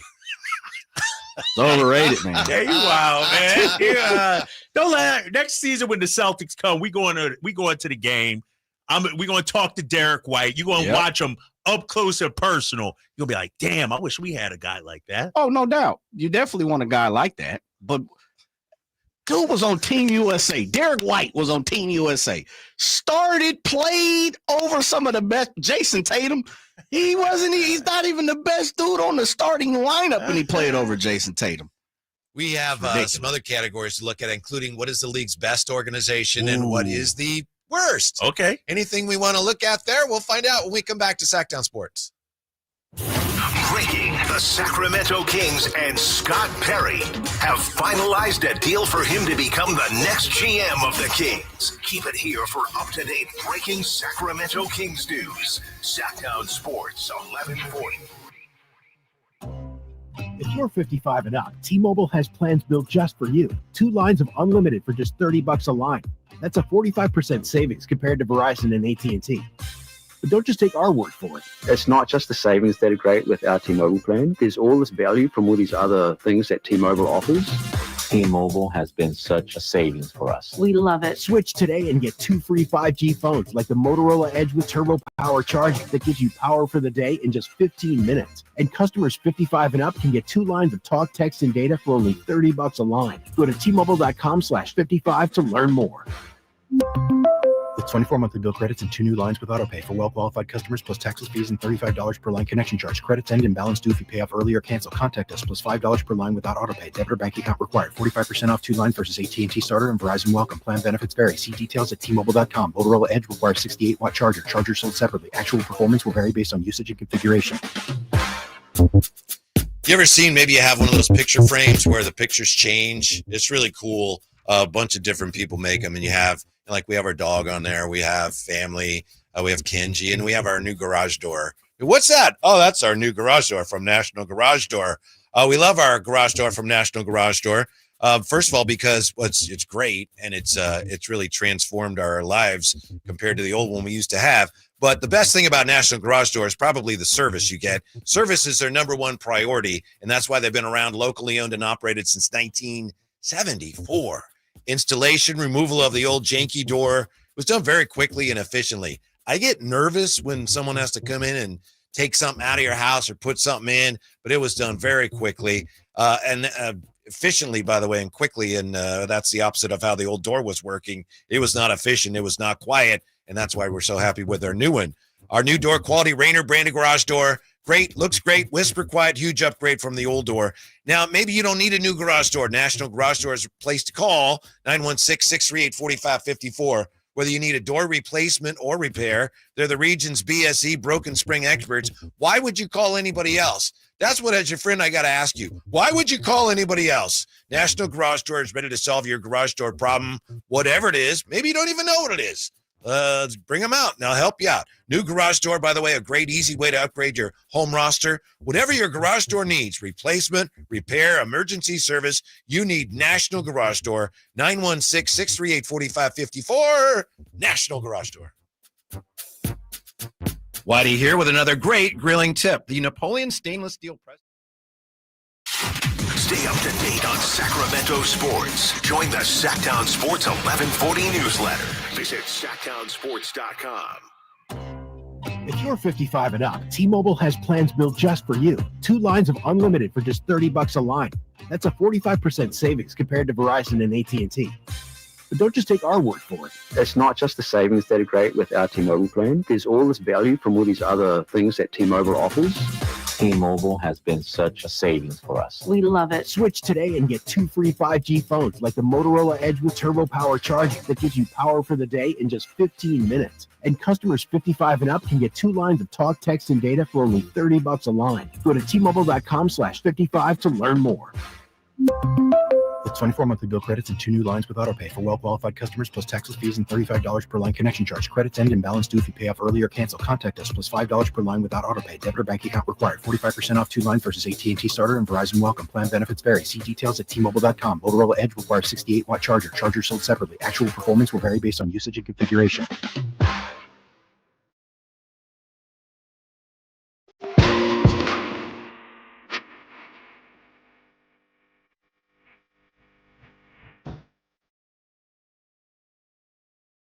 Your afternoon home for Kings talk and so much more. The Triad Guys on Sacktown Sports. We're just looking at this new anonymous player poll in The Athletic. We're going to look at what players say is the organization, the best organization in the NBA, and the worst organization. Before we get to that, last couple of days, Drapes and Jay have had a back and forth about Derek White, and I've tried to stay out of it for the most part. But we have Anthony, who's is Anthony getting ready to do the what is shift? Anthony in here Anthony for? gets it really Why is he early here for so sure. Yeah, he had a meeting, man. Don't slow down Anthony's workforce over here. I wanted to bring him into the, so people understand what's going on here, but I wasn't sure why I was here. Welcome, Anthony. Anthony had a question for you, Drapes. No, I think me and Anthony kind of put it together. Oh, okay. Oh, y'all all right. What was your question? Because guys? he said that he was like, what's your affinity for Derek White hate? And I just told him, explained it to him. And he's like, I think he's right where he's at. He's not overrated. He's underrated. He gets all the love. And then I said, Stu was on Team USA, literally Team USA, which is supposed to be the best of the best. And then I thought about it. So I asked Anthony, I'm going to ask you guys, is Derek White post NBA player being available and removing Christian Laettner, because that doesn't count, is he the worst Team USA player ever? No. Jay, that is terrible. That's so I'm not even disrespectful. going to name somebody. Ooh. But no, Whitey ain't going to name somebody. Derek White is good. And I don't, again, he's it's good. Your beef. Yeah. All right, Jay, here you go. I'm looking at some of the rosters. Obviously, just go to the one that they got smoked in. Oh, which year was that? That 2012. 2004. No. U.S. Olympics. So we won 16, 12, 8. Is it 8? No, 8. That's when Kobe came. Okay. That was 2004. All right, here we go. All right, give me it. Carlos Boozer? I'll take Boozer. Okay, hold on. What? Richard Jefferson? RJ. Emeka Okafor. No. Crap, it's over. God. Hey, here you go, Jay. That many people didn't want to come 04? Goodness. Jay. Man, that was terrible. Damn. Who else was on that squad? Iverson. Okay. Stoudemire. Yep. Carmelo. Yep. Young Wade. Yep. Young LeBron. Lamar Odom. Yep. Sean Marion. Stephon Marbury. And Tim Duncan. Dang, you got me with Okafor. Everybody. I got. How about this one? And there's no disrespect and no shade to these guys. No, of course not. But, Team USA, they're doing their thing. Yep, I'm gonna go to the next one. 2012. Andre Iguodala. Give me Iguodala. Easy. What about? I may have one if I may. 2000. Who you got? Vin Baker. Nah, Vin was a baller back then. Though. Yeah. He was a baller back. He was an all-star. Vin was a baller. Houston. He was a baller. I know they're better than Derek White. I'll take Allen. It's not clear cut. At that time in their career, these guys were legit all-stars. The Jordan vindicates. I'll take Vin Baker. Okay, I give you that. Okay. How about Tyson Chandler? Oh yeah, easy. Okay, all right. Come on, man. Here's Derek one. White wished to be a defensive player of the year. Here's one for you in 2016. I don't know if Harrison Barnes. Oh yeah, you got me. Oh, you got two. Yeah, okay. There you go. So thank you, Anthony, and Jay for contributing that content, but that was short and sweet. Yeah, I give Jay credit. He knew when he was beat. He was beat, right? Yes, he could admit that. How about this one, Jay? Friend of show. You did some work for this guy, JaVale McGee. You got Derek. Jay. Dang. Oh man, I don't even know if Derek White was the worst player on the team, big fella. Oh, he was. You think so? Oh yeah, for sure. This past one. Let me look. Hold up. The only person you're gonna say is Ty Halliburton. I'll take Ty over Derek all day. Hold up, Jay. Hold up. Okay. Let me. Not better than Tatum. Not better than Tatum. We all agree on that. Not better than Steph. Not better than LeBron. Not better than KD. Not better than Bam. But how about better than Drew Holiday? Nah. Drew starter. All right, let me see here. We got Andre Iguodala? I'll take AI over. Come on, man. Iguodala, four-time champ, baby. Nah, come on, bro. Come on. Oh, Iguodala at Philadelphia. Tyson Chandler? Yeah, I take Tyson over Derek White all day. Jay, your hatred of Derek White, man, I got no hatred. Needs to be examined. Tyson Chandler over Derek White? Defensive player of the year. Derek White got one yet? No, but he's a glue. Like, he's the guy you need. He's a glue guy, but you're talking about a guy. He's so good, you need him on Team USA to win. Man, to bring it all together. You don't need a bunch of shot chuckers. That's Grant Hill doing. And I love Grant Hill, but yeah. If we get Grant, and normally I tried like during the summer, and I haven't done it with you guys, but normally Craig, shouts out to Craig Miller over there, Team USA. He normally gets the president. Used to be Leon for a long time. You know, I'll see if we can get Grant on. And Grant if ain't we coming do, on. No, I'm gonna ask He him. ain't ready for my smoke. I'm gonna ask him. He's not ready for my smoke. Oh, you got some smoke with Damn G-Hill? Skippy. Oh man, How you leave Jaylen Brown off? Ooh, okay. Finals MVP. They want Derek White. You got 3 players from the Celtics, and none of them named Jaylen Brown. Wow, they might have won the gold medal if they'd had. Oh, wait. Wait. Look at them last few games where Derek White played. What, in the Olympics? Yeah, look at the minutes. Nah, it's not about that, Jay. Come on. Somebody got to play a role. Keep him out of there. Keep him out of I there. hate to ask this because he's my wife's favorite player, and he was really nice to her one time. Yep. Sharif Abdur-Rahim? Nah, he was good back then. They're Sharif all was good. a beast, yeah. We're talking about, are they better than Derek White?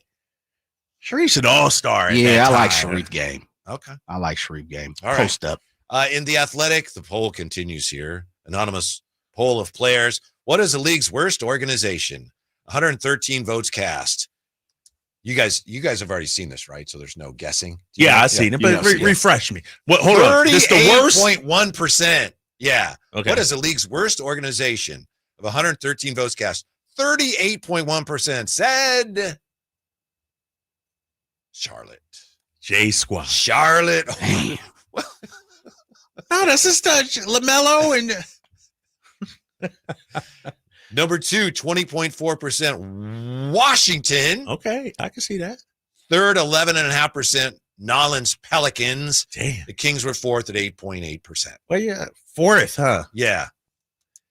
Who else on that list? Philadelphia, the Mavericks. I wonder when they took this. Right. This must have been day after Luka trade. Yeah. Then it goes Bulls and Knicks 2.7, Grizzlies and Utah Jazz 1.8. Others receiving votes 0.9 apiece. So what is that? 1 vote. The Pistons, the Clippers, and the Phoenix Suns. Did they say anything about the Kings at all in the write-up, Whitey? I will check that for you. I think they just said about Monty McNair, departing and Scott Perry taking over. That's about it, I think. Yeah. I don't know, man. That's tough. Tough to see us up there. Yeah. Well, that's what happens when you make controversial hires that for some just reinforce the idea that they don't know what they're doing there.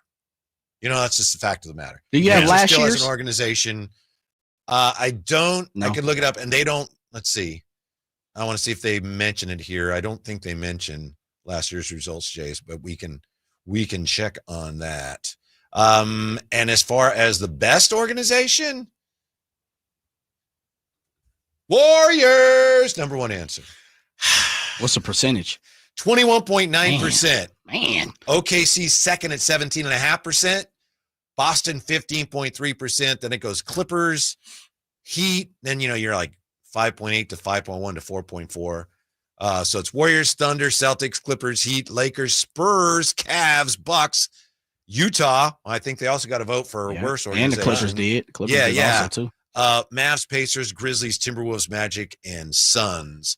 Looks like they got maybe 1 vote apiece. So what's Warriors. Interesting about that, guys, and give Warriors credit. They've done a Joe Lacob and all. They've done. I'm not going to hate on them. Not going to hate on them, Whitey. I'm not doing it. But the Clippers, remember, Clippers used to be the dregs of the association. What Steve Ballmer has done with that franchise has been remarkable. Mm-hmm. They went from the laughing stock of the league, their owner forced to sell the team, to now a top 5 best run team or organization in the league. Just like that, we can be that. I was just thinking of the Clippers last night with that win over Denver, and there's a long ways to go in that series, and it's just 1-1. But you go back to when they signed Kawhi and Paul George pre-pandemic, right? Yeah. And then they went in the bubble, and that team fell apart. And I'm wondering if now, it's a long shot, but now, after all these years and all the turmoil and all Kawhi's injuries, if now they're actually going to fulfill some of that promise, wouldn't that be incredible? He was unbelievable last night. He was unbelievable. And I'm gonna tell you something about Kawhi. He's the one player I think gives LeBron fits.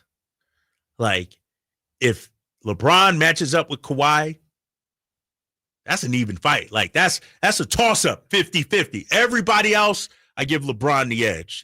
Maybe not at this age because he's older, but even in his prime, Kawhi's the one dude that I think players fear because he's arguably the best two-way player of his generation. Yes. Like, he does it on both ends. And he catches your eye. You can tell now. We've seen him for so many years when he kind of was struggling. Yeah. And now, and we saw the game winner against the Kings. When you see him now when he's healthy and you see it, you're like, oh, man, he's Kawhi again. Yeah, it doesn't look real. He looks like a robot out there, like a machine. Like, you can't, offense, like some of the shots he hit last night. Did you watch that all last night? It was Shot amazing. At the end of the half. Yeah. Right? 2 guys like on him. 2 guys on him from 3. And I'm just like, how is he making it? I think he is a robot.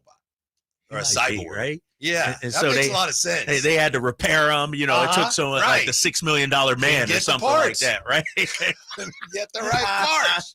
When we come back, aside from your current coach, who is the worst coach in the league? Ooh. We'll look at the answer to that question from NBA players next on Sacktown Sports. When an overwhelmed injury victim calls Ashton or Price, we immediately remove their legal burden and introduce them to the very best medical care in the region.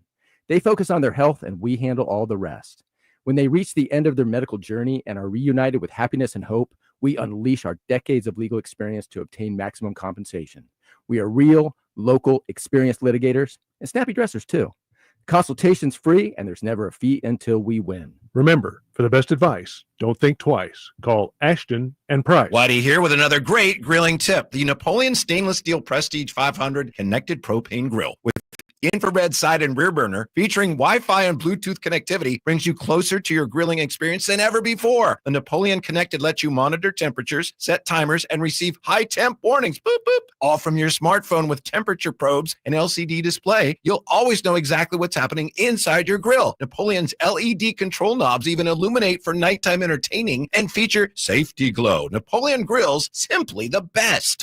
It's Carmichael Dave talking to you about my good friends at American Energy. You're in the Sacramento area. You know how the seasons work. They are a-changing right now. So American Energy wants to help you stay warm for the rest of the cold season, but help you stay cool during the warm season. Best way to do that, make sure your system is operating safely. So right now is the time to take advantage of half off a tune-up, $24.50. They cut that right in half, and if you want a diagnostic, guess what? You can't beat free. If it's free, it's me, and now it can be you. And also, it's the end of the season blowout. $4,000 off a new system plus any rebates. That $4,000, that's a direct drop from the sticker price. It's a great deal. Check them out at theaeway.com or an instant quote, or give them a call at 916-520-9990. That's 916-520-9990. Tell them your good buddy Carmichael Dave sent you. Call 916-520-9990 now. Aggie fans, UC Davis football is hosting their spring game this Saturday, April 26th at 4 o'clock at UC Davis Health Stadium. Free admission for all fans, so arrive early. The doors open at 3. You can enjoy a live DJ, band, and spirit performances and enjoy this community event. All kids under 12 are invited to join the team for a pregame runout and postgame drills event. Fans of all ages are invited to a meet and greet and autograph session following the conclusion of the game. For more info, visit ucdavisaggies.com.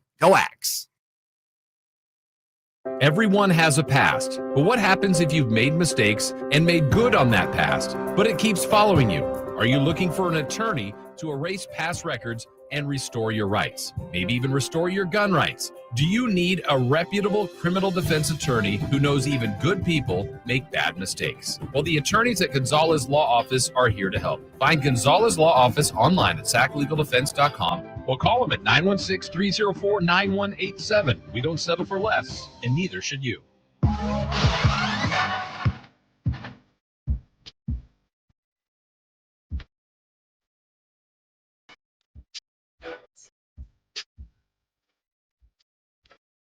Your afternoon home for Kings Talk and so much more. The Drive Guys on Sacktown Sports. Here's some Kings talk for you. This is from Stat Defender. Chris Eddy, former Fox 40 host, he just reposted this. From Stat Defender, field goal percentage of all-star caliber players when guarded by Keegan Murray last season. Pascal Siakam, 0 for 5, 0. Jaylen Brown, 0 for 4, 0. Devin Booker, 20%. Halliburton, 20%. Kevin Durant, 25%. Zach LaVine, 28.6%. Zach LaVine. And yet there are some who say, I don't know if I want to give Keegan all that money this offseason, Drapes.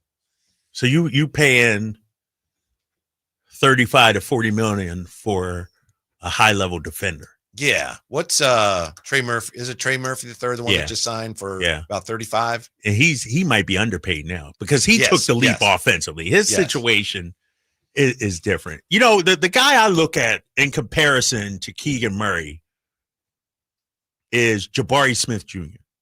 out there in Houston. Mm-hmm. Same draft. His dad used to be here. He's coming off the bench now for the Rockets. And so I don't think Keegan's production is that far off from where he should be. Mm-hmm. And the NBA is out of whack when it comes to salaries right now. Well, absolutely. Like that, you know, I was looking at the New York Knicks salaries right now. And some of the guys that are being paid over there. So we know Cat this season, 49.5. How about OG Anunoby, 36.6? OG Anunoby next season is going to be $40 million paid. And he doesn't score better than Keegan. He's not a better scorer. And so I see Whitey. But let me ask you this. Mm-hmm. Just because one guy's contract is bad, should you double down and make it bad too? If that's the market value, it's not bad. If it's out of whack with market value and the player production is out of whack with other people making that, it's a bad contract. So how about if people are my making boy that Zach much, LaVine, a 24-point-per-game scorer, relative to other 24, 40-something, 45 million. as a wise man once said, more all-star games and playoff games. Does he help you win? That's a great question. But I will say his contract right now in this environment doesn't seem as bad, as onerous as it did like a year ago. Yeah. Now, I mean, guys It's about to still get pretty $70 million. Somebody's about to get $70 million. Yeah. Let me ask you this, though, Whitey, because when you look at the Kings payroll, and this is where, so Keegan's extension wouldn't kick in this season. Yeah. It would be the following Right. It's season. like Brock Purdy's deal. Yeah. In that season, Zach LaVine, player option, which he'll probably pick up, 48.9. I can't imagine he wouldn't. Right. Domas, 46.7. DeMar DeRozan, partially guaranteed, 25.7. Malik, 20. Throw in Keegan at 32, let's say. Mm-hmm. That's a lot of money. I know what Scott Perry's going to be doing. He's trying to figure his way out of some of that. Yeah. Out from under all that. Yeah, because, man, Domas has 180 million guaranteed. So that season, right now, the Kings cap that season, if Zach picks up his option, they'd be at 156. And that's before Keegan gets paid. Mm-hmm. Yeah. I think Scott Perry, we're talking so much about draft picks, roster, maybe cap maneuvering might be his biggest challenge. He got some good reviews for his work with the Knicks in that regard. In the cap regard? Yeah, when he first got there. Yeah. Which is the kind of stuff doesn't get, talked about a lot. But yeah, they may be in a position where they need that. Hold up, Whitey, Yes. real quick, because I know you were about to get back to the survey. Yes. We're watching Pacers Bucks right now. Pacers on top by 12. It is bothering me during these NBA playoffs when I see the local broadcasters also broadcasting. So Lisa Byington, courtside calling the game. And why does that bother you? Because we're not there. That should be me and Katie right now, Whitey. Like, seriously. I'm watching Chris Marlowe and them last night in Denver. I'm like, they're still working.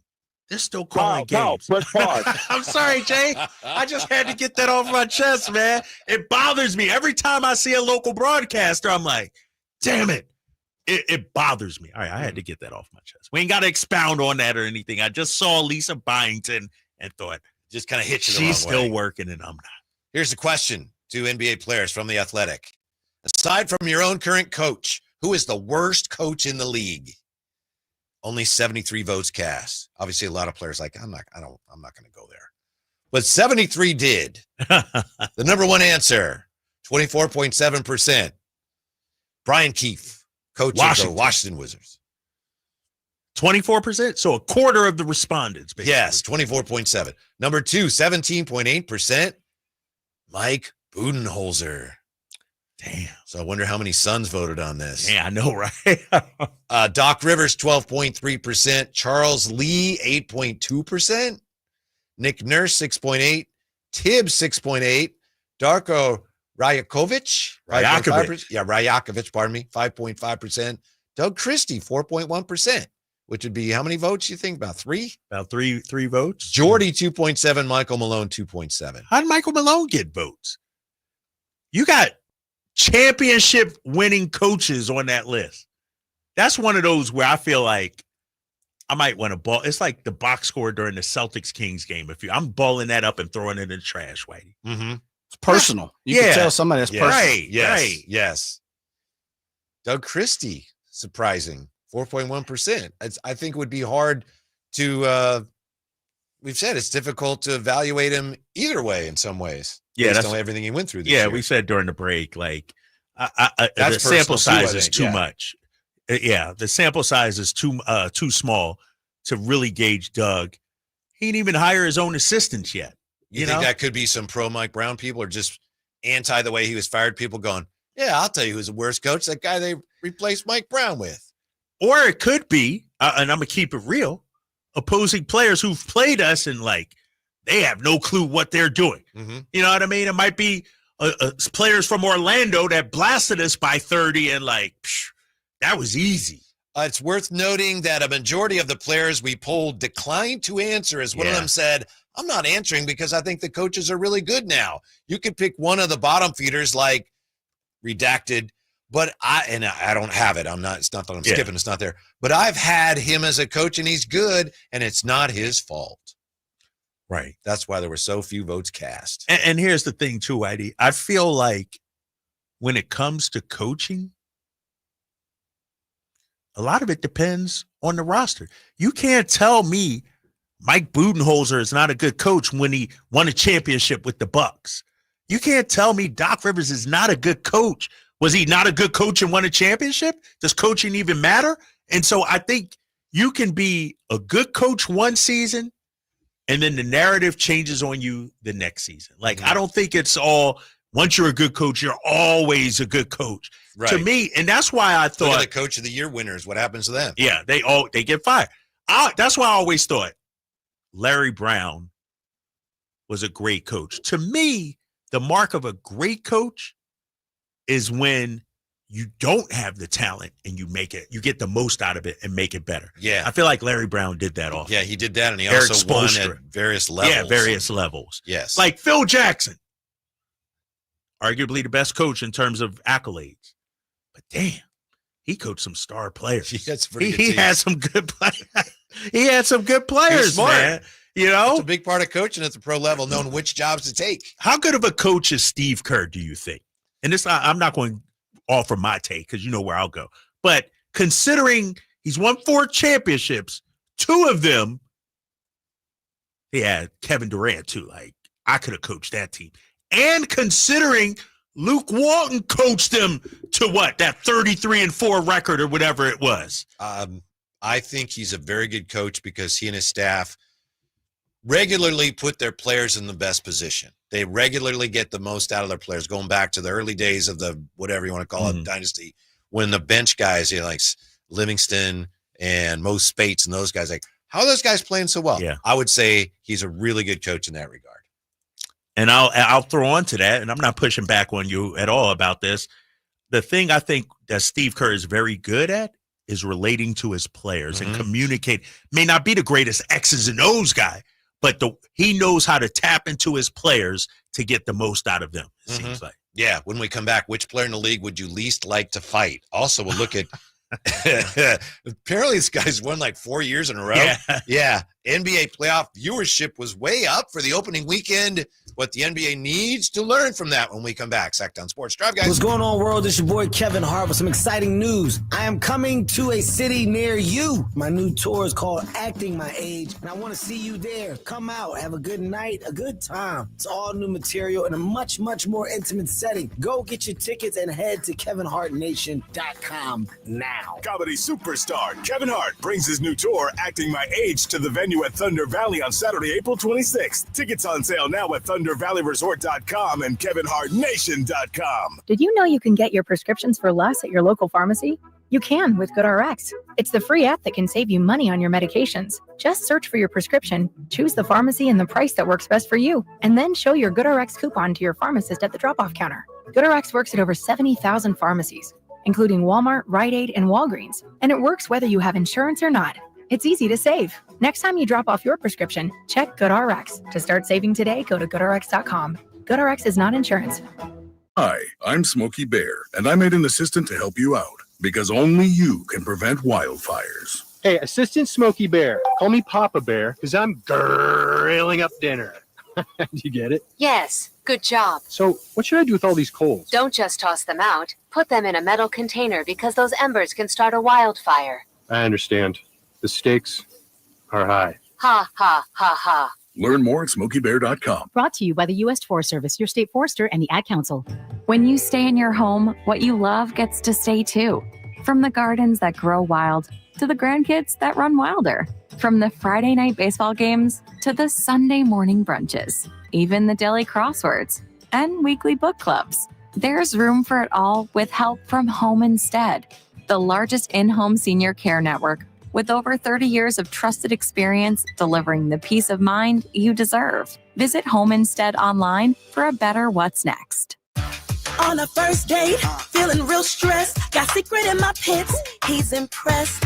Leaning close for that first kiss. He smells like stress, I smell like bliss. Secret clinical, stay fresher under pressure. Secret antiperspirant, come on. Secret every day, keeps that sweat away. Secret every day, keeps that smell away. Secret every day, keeps that sweat away. Secret every day, keeps that smell away. Secret clinical, stay fresher under pressure. You've heard the saying, penny wise, pound foolish, right? It means you do something that will save you a little bit right now, just pennies, but that ends up costing you pounds in the end. People put off tuning up their furnace because they don't want to take the time or spend the money to get it done. But it only takes 90 minutes and costs just $87, which is just pennies compared to the huge problems and expenses that can rack up if you don't get your furnace tuned up. You'll also save money on your energy bills, and your system will last longer. So don't be penny wise and pound foolish. Call Bell Brothers for a precision tune-up and professional cleaning today. Our number is 916-444-1234, or find us online at thenosurpriseguys.com. The No Surprise Guys, Bell Brothers.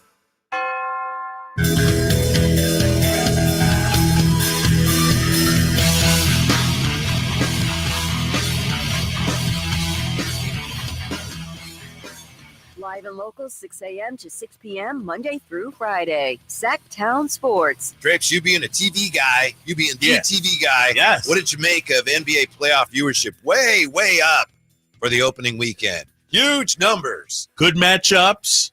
I was surprised that Celtics Magic game did as well as it did. Wasn't that the number one game over the weekend, Whitey? Did you see? I'll have to check. Yeah, it was. Yeah, Wow. I'm shocked because even that's though not, Jay told everybody to tune out. right. Yeah, It's like a 6 boring million team. average, Like, yeah. so much for a boring squad, Jay. Like, Oh, man, that's how many people in Boston?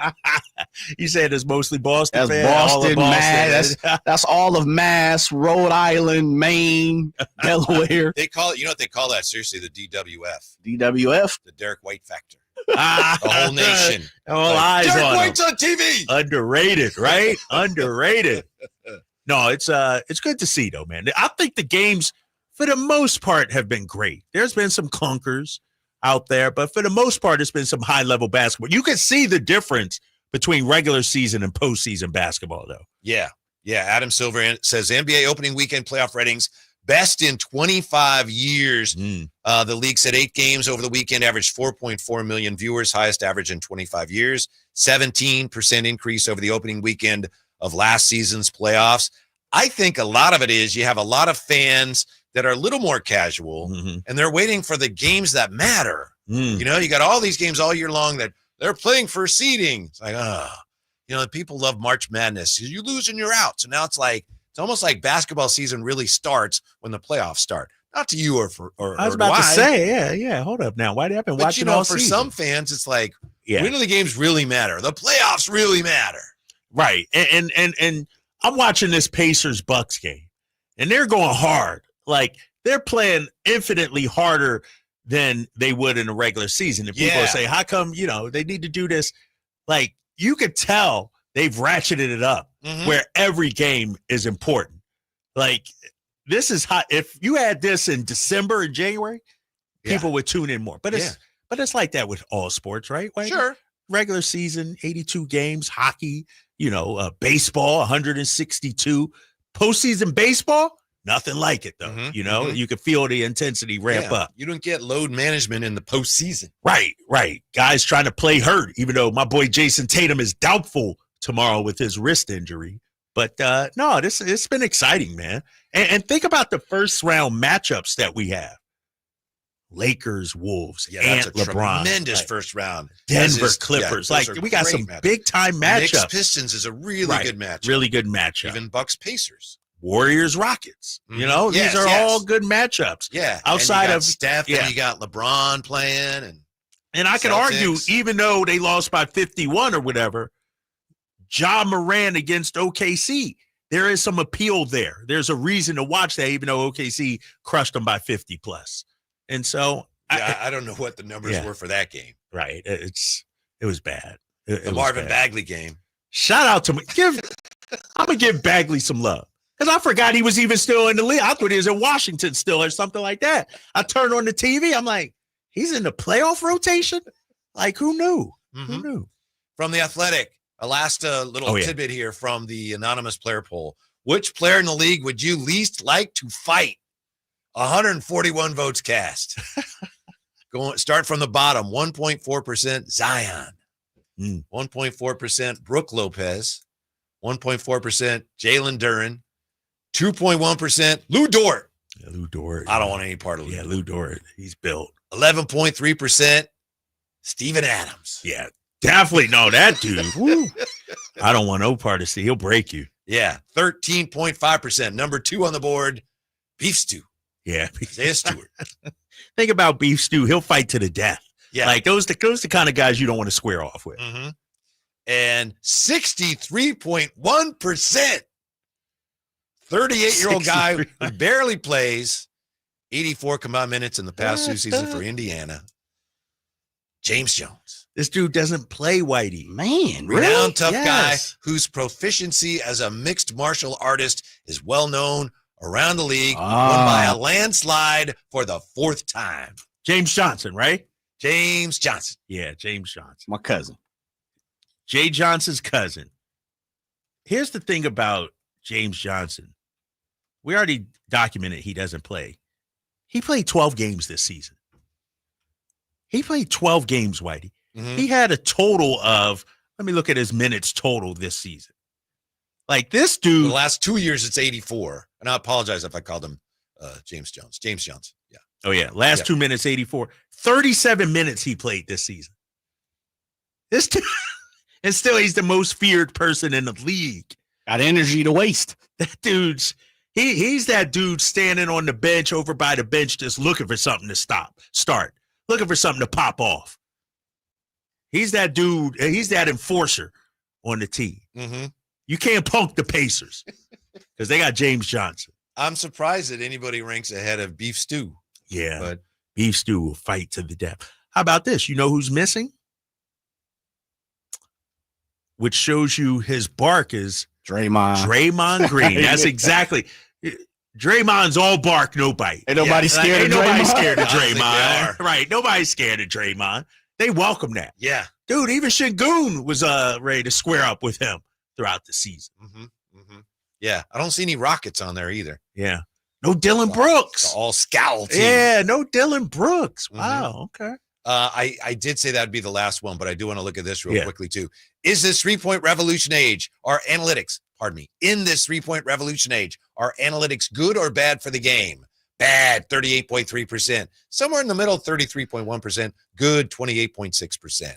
Because as one player says, the game is art. It's like telling a painter you have to include the numbers with your imagination. It hurts your creativity. This is art. It's painting on a canvas. You might tell somebody the 3-point shot and the layup is the best shot in the game, but sometimes the best shot in the game is the in-between shot. In my opinion, it's not black or white. I think creativity is about gray areas. That's what creativity is. Ooh.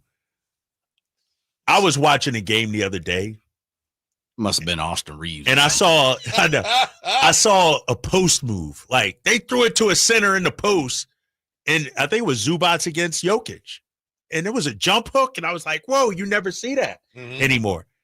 And I want to know from Jay, is that why the Celtics are so boring? Because they jack up threes? Is that like, what makes the Celtics boring? Is it, a lot of people say their brand of basketball, just, as many threes as possible is boring. Yeah, no, not for me. I don't mind the 3-pointers. Yeah. I guess saying it's they two ain't got questions. no swag. Yeah, to me, it's really about the personnel. Like my boy Tatum ain't doing it. I got love for Tatum. I like Jaylen Brown. Beyond that, I'm kind of looking for the next guy when it comes to the Celtics. I just don't think they had that sauce when it comes to the flair. But they're great at what they do. I think they have an attitude. Again, it's a lot of it's just hate. I just can't stand the Celtics. I keep it 1,000. But I also think they are boring in the form of they play probably like in the worst conference there is in the league. Division, I should say division. Division, excuse me. The worst division in the league. Yeah, they got pretty bad. They got terrible division. And then the other part about it is even their stars, I think Tatum is highly, what's the word I'm looking for? He's highly misunderstood. Misunderstood. Yeah, I think Tatum is misunderstood as a ball player. I think he gets a lot of flack for what he's not. But the rest of the team, I don't see it. JB? I like JB's attitude. Right. But he doesn't pop off a lot. You know, he's introverted more or less when it comes to in the media and things like that. I know he's got a podcast. I know he kind of shows his artistic ways through a shoe company. But when you kind of talk to him, like, did you hear the clip a couple days ago? And he was talking about, how did he say it? I'm gonna find it, but he was basically talking about the Magic, you know, Poof Houdini or whatever, but we got Magic Harry for Potter, you. Yeah, right? Harry Potter or something like that. Like, that's what I'm looking for from the Celtics. You don't see that. Mazzulla is he's a tyrant of some way sometimes. He's a nut. Yeah, he is. He's perfect for that team. Yeah, he is. Absolutely. But the rest of them are just boring. They're good ball players. They're just boring. The thing that's interesting about them to me during the postseason is, they got that great history. And then last year they were trying to show they could actually win one, and they finally did. But they're still so prone to those moments where the ball doesn't go in, and they can look like one of the worst teams in the league. Yeah. And when the ball's going in, they're trying to win. They're a Boston Celtic team trying to win 2 championships in a row. That would be huge. Right. But they're also have shown that there's times when they crater under that pressure. They're great drama there. Yeah, they're so dependent on the 3-point shot that's what I'm, if I'm them, that's your Achilles heel. That's your kryptonite. What happens when the shots aren't falling? Yeah. It's like you're just leaving it to chance, we'll hit our shots this day. When we come back, we're going to hear some more from Scott Perry. We meet him tomorrow when he's reintroduced to Sacramento. Found some more on Scott Perry just 12 days ago, explaining his philosophy when it comes to building a staff. If you're a Kings fan, you can't miss it. And it's next with the Drive Guys on Sacktown Sports. Getting in and out of the bathtub? Are you afraid you'll slip and fall entering or exiting a tub? Safe Step walk-in tubs can transform your bathtub from an area of concern to a calming refuge. Call them today at 1-800-414-4420 and save $1,600. Safe Step walk-in tubs and showers are proudly made in Tennessee and offer an ultra-low step-in, avoiding that difficult climb over a traditional bathtub wall. They also offer a variety of therapeutic benefits that may help soothe your aching muscles and joints, increasing your mobility, boosting your energy, and improving your sleep. Safe Step walk-in tubs are designed to easily fit your existing tub space and are often installed in as little as one day. Just dial 1-800-414-4420 today to save $1,600 and receive a free shower package. That's 1-800-414-4420 for a free no-obligation consultation and to save $1,600. Safe Step walk-in tubs. Safety never felt so good. Power Business Technology is proud to be a 100% independent, locally owned and managed Toshiba copier dealer. Local ownership cuts out the red tape, allowing ourselves to never be too busy to personally answer the call when our clients need us. Recognized for excellence in service execution, training, and customer service, we're proud to be named a Toshiba ProMasters Elite Dealer since 2021. Contact us today for all your business printing needs at 844-POWER-BZ. That's 844-769-3729 or visit us at powercopiers.com. Come check out Capital Casino, Sacramento's #1 poker room with the most variety of table games in the region in a safe and friendly environment. Plenty of well-lit parking available, conveniently located in downtown Sacramento. And remember, Capital Casino has the best food, the best service, and the best action. 411 North 16th Street in downtown Sacramento. For more information, log on to capital-casino.com and please gamble responsibly. 1-800-GAMBLER. Listen up, Gen Xers. Elizabeth Banks here. The recommended age for pneumococcal pneumonia vaccination has been lowered to 50 and older, even if you're healthy. It's up to us to lead the way. We've done this before. Music videos, fanny packs, even the World Wide Web. So let's do it again and get vaccinated. We're at over 6 times greater risk for pneumococcal pneumonia compared to adults under 50. Gen X, this is our shot. Visit vaxassist.com to schedule. Sponsored by Pfizer.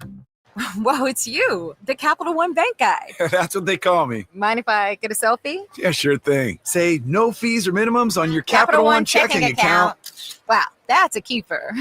So, where are you heading? I'm off to spread the good news that Capital One helps people keep more money in their wallet with no overdraft fees. Oh, you're the best Capital One bank guy. Hey, mind if I get a selfie? Sure. Say, Capital One, what's in your wallet? Terms apply. See CapitalOne.com/bank for details. Capital One NA, member FDIC. Finally, an easy way to find home improvement contractors. Just visit subcontractorsunited.com and simplify your search for home services professionals. From cabinets to windows, roofing to plumbing, Subcontractors United is an easy, simple way to find and hire a home improvement contractor. And you never have to give up personal information. So no harassing phone calls like you get from those other websites. SubcontractorsUnited.com is sponsored by D&D Cabinets and Savage Design. It's the final days of the spring sales event. Drive home your new Honda before the deals and the new Hondas disappear. Folsom Lake Honda, your one-stop Honda shop. Looking to own or lease? During the spring sales event, drive a brand new Accord or Civic. Visit us today at FolsomLakeHonda.com, your one-stop Honda shop. As a family-owned and operated dealership since 2009, customer service is our #1 priority. Our customers love doing business with us, and you will too. Folsom Lake Honda, yeah, your one-stop Honda shop. Spring has sprung, and now is the best time to spruce up your home. Between spring cleaning and evaluating your home, it is the perfect time to reach out to the folks at the Overhead Door Company of Sacramento. Jason Ross here, and I'm so glad we did. We reached out, and we're now about a month in to our brand new garage doors. Now, first off, we improved our curb appeal. They look great, and it's one of the first things people notice when they approach your home. A new, modern, stylish garage door can improve the overall appearance of your home, just like it did for us. Also, how about this for a nice benefit? The return of investment. A new garage door is high on the return of investment home improvement project list. It's one of the more cost-effective upgrades you can make to improve your home's value. Hey, see for yourself. Check out their products. Go to the showroom at 6756 Franklin Boulevard and ask about the Sacktown Sports Special. Overhead Door Company of Sacramento, the genuine, the original overhead door. Always look for the red ribbon logo. Power Business Technology is proud to be a 100% independent, locally owned and managed Toshiba copier dealer. Local ownership cuts out the red tape, allowing ourselves to never be too busy to personally answer the call when our clients need us. Recognized for excellence in service execution, training, and customer service, we're proud to be named a Toshiba ProMasters Elite Dealer since 2021. Contact us today for all your business printing needs at 844-POWER-BZ. That's 844-769-3729, or visit us at powercopiers.com. KHD 1 Sacramento, KYMX HD3 Sacramento. From the Power Business Technology Toshiba Studios. This is Sacktown Sports 1140.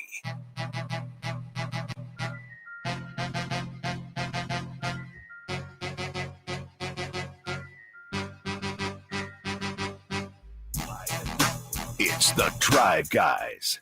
Watch the show on youtube.com/Sacktown Sports 1140. Or listen on the Sacktown Sports app. We've got some sound from Scott Perry. And again, thanks to the Kings Herald. They're the first that I know of that found this. And I found it on their site. Some audio from Scott Perry 12 days ago talking about how to build a team and things like that, and a coaching staff and culture. Mm-hmm. So we'll play a little bit more of that for you in just a moment here with the Drive Guys. I just got to acknowledge some of the comments in the chateau here. This is great. Great stuff from Amadrock. Wouldn't it be sweet if David Adelman won the NBA Finals and dedicated it to his dad and the 2002 Kings? Yeah. Nah. That'd be sweet. Nah. If he dedicated it to his dad, as far as the 2002 Kings, but his dad, that'd be very sweet. That'd be awesome. That'd be sweet. That'd be what Drapes always say about 49er fans, Kings fans. We gotta live in the present. Right. Yeah. Right. Yeah. I mean, I'm talking more about the family thing than the 2000. Yeah. Okay. All right. Shouts out, all right, Coach. All right. If it makes you warm and fuzzy, good. Go for it. Dat Ninja. Kings going to trade Sabonis, DeRozan, and Malik this offseason. Can get lots of assets for those guys. We'll find out from Scott Perry. Oh, no. Mm-hmm. Ask Scott Perry that question tomorrow. That obviously would clearly constitute a massive retooling. Bottoming out. Because you're getting mostly draft assets, I would think. Darren Stewart says the last time a Sacramento team owner got overextended was the Maloofs and the team went up for sale. I don't know that just because he's involved with the A's. I wouldn't say Vivek is overextended. I have no reason to think that. I don't think so. But a Right. lot of people have wondered about that. Yeah, Like, wait, they're spending all this money on the A's. Is it affecting the Kings? I've seen no evidence of that. Yeah. I don't know what his pockets, are like. I will say they did not use that mid-level exception, I don't think, this year. Did they? I don't think they did. Right? Not that Yeah. I No, not the big one. Not the big They one. used yeah. part of it on JV, the second one, the 12.4 or whatever. Okay. Yeah. All right. So, but I don't know what Vivek's pockets are like, And Maloof said, if I'm correct, they were involved in so much. Right? Yeah, Like, they got, wasn't it they added at the Palms? Palms. that second tower. Yeah. Yeah. And it just from there things went downhill from there. I was thinking about staying at the Palms when I go to Vegas next week, going there next week. You can get Used a to be good the hot deal. spot, Yeah, though. you can get a great deal at the Palms. Really? Like big boy type. Then they used to have the room where there's a basketball court inside. Yeah. Bowling alley or something like that. Draper style at the Palms, baby. I'm gonna look it up, Jay. No, Because it's honestly. off the strip, though. It's not on the strip. Yeah, it is. Yeah, but true. that used to be the spot. Well, there back used to in be the a day. show, I don't know if you remember CSI, when it was like the number one show on television. And Still around, it was in Whitey. Las Vegas. Yeah, different iterations of it. Like 50 of them. But the first one, and it was hugely popular, and they would show Las Vegas in the opening credits, they would show the Palms. It's like, ooh, Yeah, Palms is in the there. Palms used to be. Yes. Yes. It was that big. All right. Jay said I can find a good deal. I'm looking it up right now. I'm going to tell you off here where you can get the good deal for the Palms. What? Yeah, I got you. This is exactly what I need to We hear. can't share this type of This information. is exactly what I need to hear. Because I already booked something, and it's costing me a pretty penny. So I'm looking to See, you at the resorts, shave off a couple big hundred. dollar at the resorts, I the got a nice little Cosmo and all. spot, but The Waldorf, huh? Okay. Yeah, it's up there, but hopefully you got something for me. I can't wait. Can we go to break now? Not No, right not yet. yet. I'm ready to hear this. I would love to hear, Drapes, what you think of this before we Yeah, get what to you that. got? Before you get to that. Yeah. Scott Perry, again, in this Learning Basketball pod, just 12 days ago, talking about putting a staff together and putting a foundation together. Here is Scott Perry. We'll see how much this applies to what he's going to do here with Sacramento. One of the things that I used to say to our staff at various places I've been to, and one of the mantras was always, we want diversity of thought, but with unity of purpose. So when you're building out your staff, you're getting people from all walks of life, different experiences, and you want that. You want to evaluate that. You want to have them share that information, because the more different viewpoints that you get, I've always believed, the more well-rounded decision you're going to make, And so there's a process, and you want your people that work in the building to feel that they're connected in part of the decision. Now, ultimately, when you sit in the GM or president seat, it's going to be incumbent upon you to make that final decision. But you want to hear from your scouts, your pro scouts, your college scouts. You want to hear from your, assistant general managers, and you obviously want to hear from your coach a lot. What's important to him, because the coach is extremely important, because they are carrying out the daily vision of what we talked about being the identity. So what kind of players will fit with him and help him maximize what he does as a coach and give us the greatest productivity on the floor.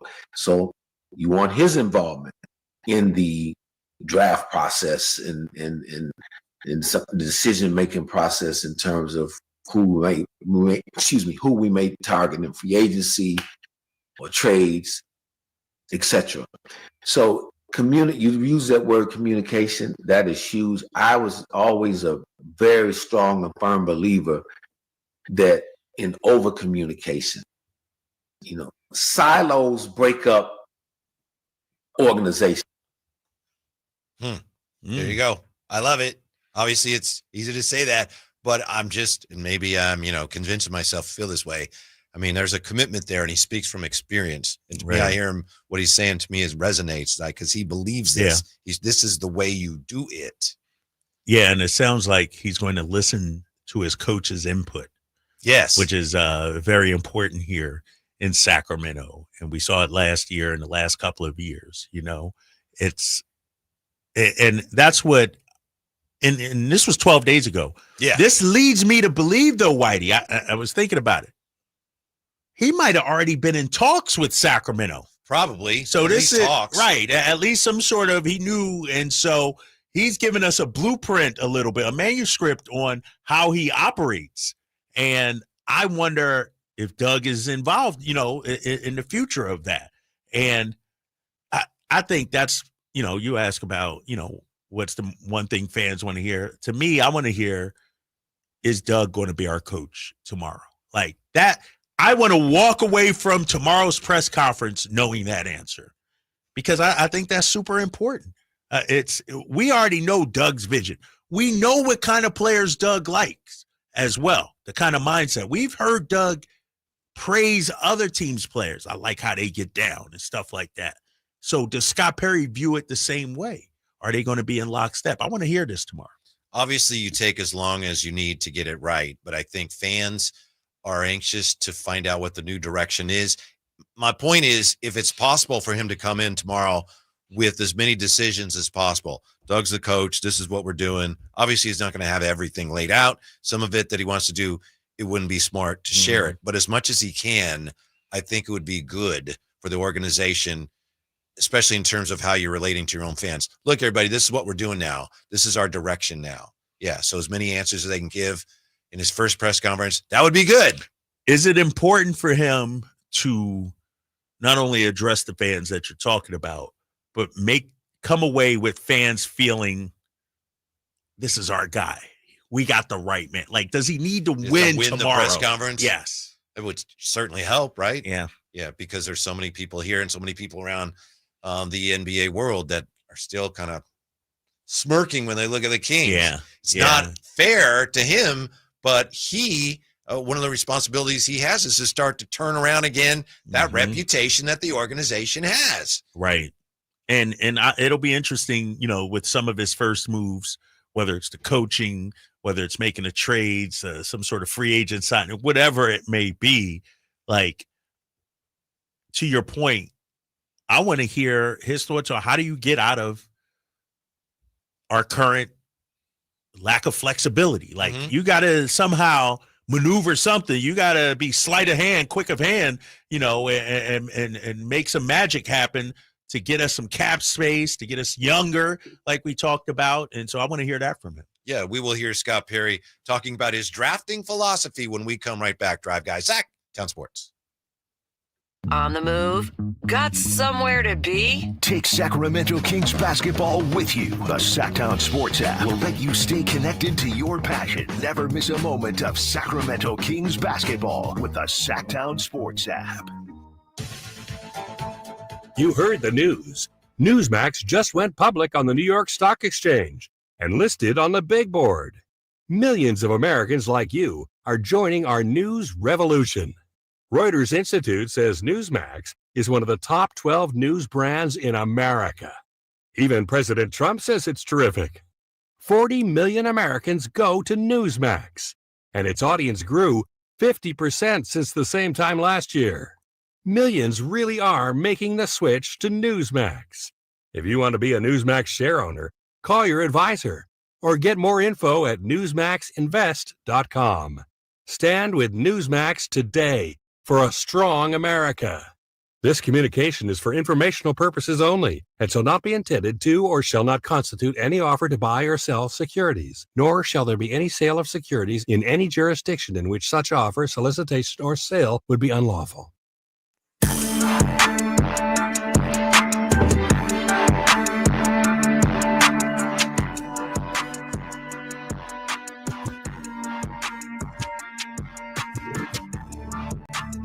Only station in Sacramento giving you local sports coverage from 6 a.m. to 6 p.m. Monday through Friday. Sacktown Sports. We got the Pacers and Bucks on in here. Pacers leading the Bucks 68-60 with 20 seconds left in the second quarter.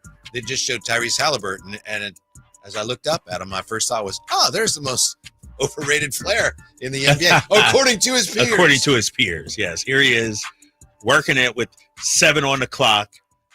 Neesmith down the hole. Oh!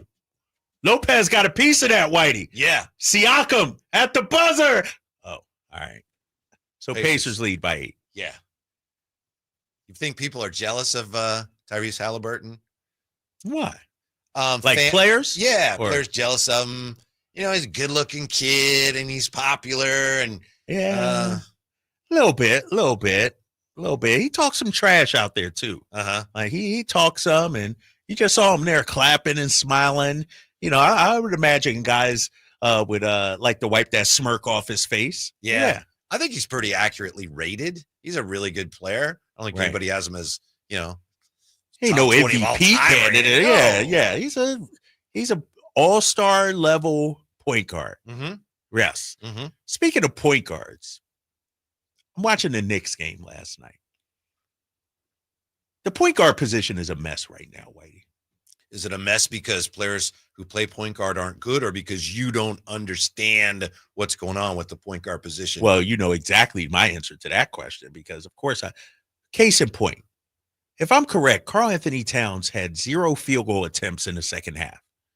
That's Karl Anthony Towns. Mm-hmm.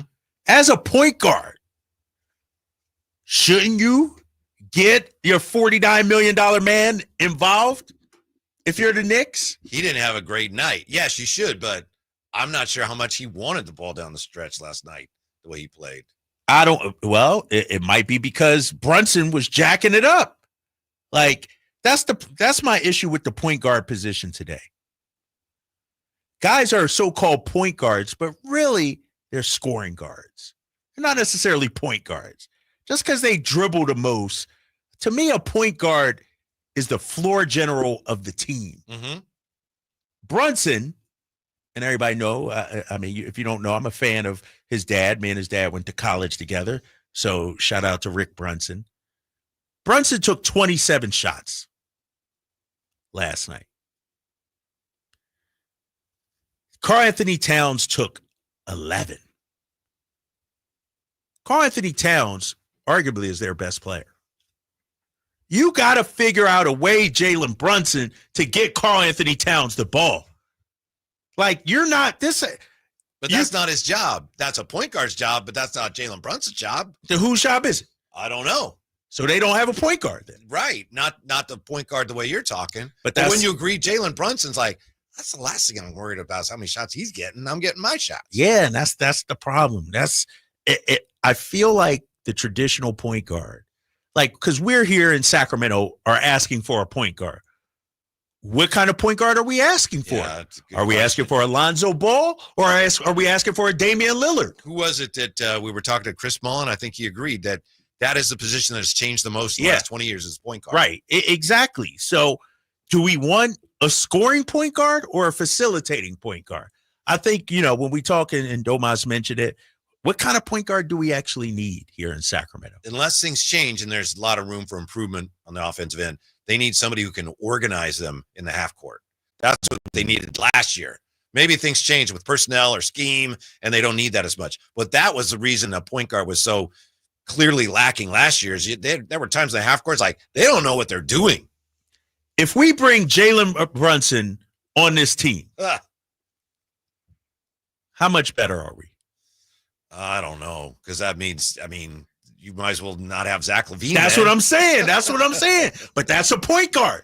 But that wouldn't fit. Like, if you bring a guy like him in, you got to make some moves with DeMar and Zach, because that, to me, just don't work. Right. And so, as Scott Perry takes over tomorrow, one of his charges ideally will be to find a point guard, but it's a certain type of point guard the Kings are in for. As Bobby Hill points out in the chat, Steph Curry is a shooting guard. Draymond initiates the offense, right, or the offense creates the offense. Right. And, of course, that was Mike Brown kind of followed that model and made Domas the facilitator. Then after Mike Brown was gone, there was kind of that sense of we're not sure where the offense goes, and it ended up almost by default going through DeMar. So do we think the days of Domas being the initiator are over?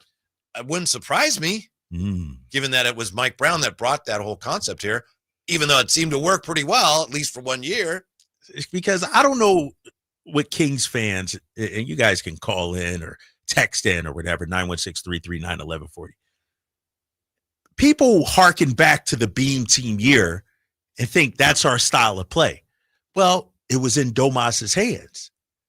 If we get a point guard, we're not running that style of play anymore. So what is it, Sacramento Kings fans? What do we want? Do we want to go back to the 48-win season, or do we want a point guard to initiate the offense? Depends who it is, of course, and what you got to give up to get him. Scott Perry, yes, will be reintroduced to the media tomorrow. We have more here from his chat from 12 days ago on the Learning Basketball Pod, and you can obviously look that up if you want to find out more what he had to say. Some interesting thoughts here from Scott Perry, and this is the last clip we have of him until he actually comes to town and starts talking to us himself. His philosophies here on scouting and drafting, Scott Perry. It's a years-long process. When we come to training camp, we always have a big meeting early in the year. You got everybody in, all your staff that's going out scouting, like I said, pro, college guys, whatever, talking about your team in the upcoming year. What do we anticipate we're going to need moving forward? Really diving into, divvying up who's covering what areas in terms of college, in terms of the draft, who's going to be spending more time overseas, who's going to be spending time more West Coast, East Coast, how we're going to cross-check so everybody gets a chance to see what's going on. And then you do the same thing with your pro scouts. You're trying to, you making sure that you're seeing all of the different teams. So now you're targeting and tracking, gaining intel on what's happening around the league, who may be a player who's not playing that much that we like, that we may target in the trade, or a guy may be playing a lot but is unhappy, or the team's unhappy with him, he may be available in the trade. So you're trying to figure that out. Or who's a pending free agent? Let's study him. How does he fit our group and organization? And so the more that your scouts are involved and in tune with what you're trying to get accomplished, it helps them go out and do their job to identify the players who, again, are going to fit our identity and our culture, so that we can give ourselves the greatest chance at success. The thing that stands out to me there is when he started the comment, and he said it takes years. It's a years-long process. So it's going to take a while before they are able to bring in players who fit the identity that they decide to adopt. Yeah. And then, in addition to that too, Whitey, I like the fact that they are looking in his eyes, and hopefully he'll say the same thing tomorrow. He'll talk with his coaches, his assistants, whatever, figure out who they want to be, and then go find that player. Yeah. Not find the best player and then drop him in and then try to make it our fit. Identity around the player we bring in. Right. We have an identity, and I'll tell you what. I look at a team like Houston, that's what they did. Fred VanVleet, Dylan Brooks, that's who they want to be. I look at a team like Boston, same thing. Like, I like that, hearing that from Scott Perry. It's not, let's just go grab the best player and try to make it work. It's like, no, this is what we are, who we want to be, and he has all those characteristics and qualities. Let's bring him. That was one of the issues second half of last year. They looked like Team Hodgepodge. Yeah, right. Just threw it. And then this season, it looked like it even more with, you start off with DeMar, okay. But then you make the trade and bring in Zach, and it's like, and all these other guys, and it's just like almost 2K. We're shopping for names instead of fit, if you will. Yeah. So a lot of the first offseason anyway is going to be about identifying who we are, what we want to be. Yes. And I wonder how much of that's going to be fit around the roster. All right, this is what we have, so we'll build around that. How much of it is going to be, no, we want to be this, and this roster is not that. So we're going to have to make some changes. It's going to be a bumpy ride. And here's the thing too, Whitey. What if Scott Perry doesn't envision having a big to run the offense? What does that mean for Domas? Yes. What does that mean for these guys? And so when you got a new boss that comes in, I would say nobody's safe right now, because he's talking about a philosophy, not working with the talent you have and try to make, no, this is what we're going to do. And so I'm interested to see tomorrow. How about this? Do you think, because we've seen this before, especially with coaches, when a new coach or GM, some players usually show up. Yeah. Will we be able to tell anything, read into anything if any players show up or not, or who shows up or not? Are you interested in any of that? Or I hadn't thought of that. Yeah.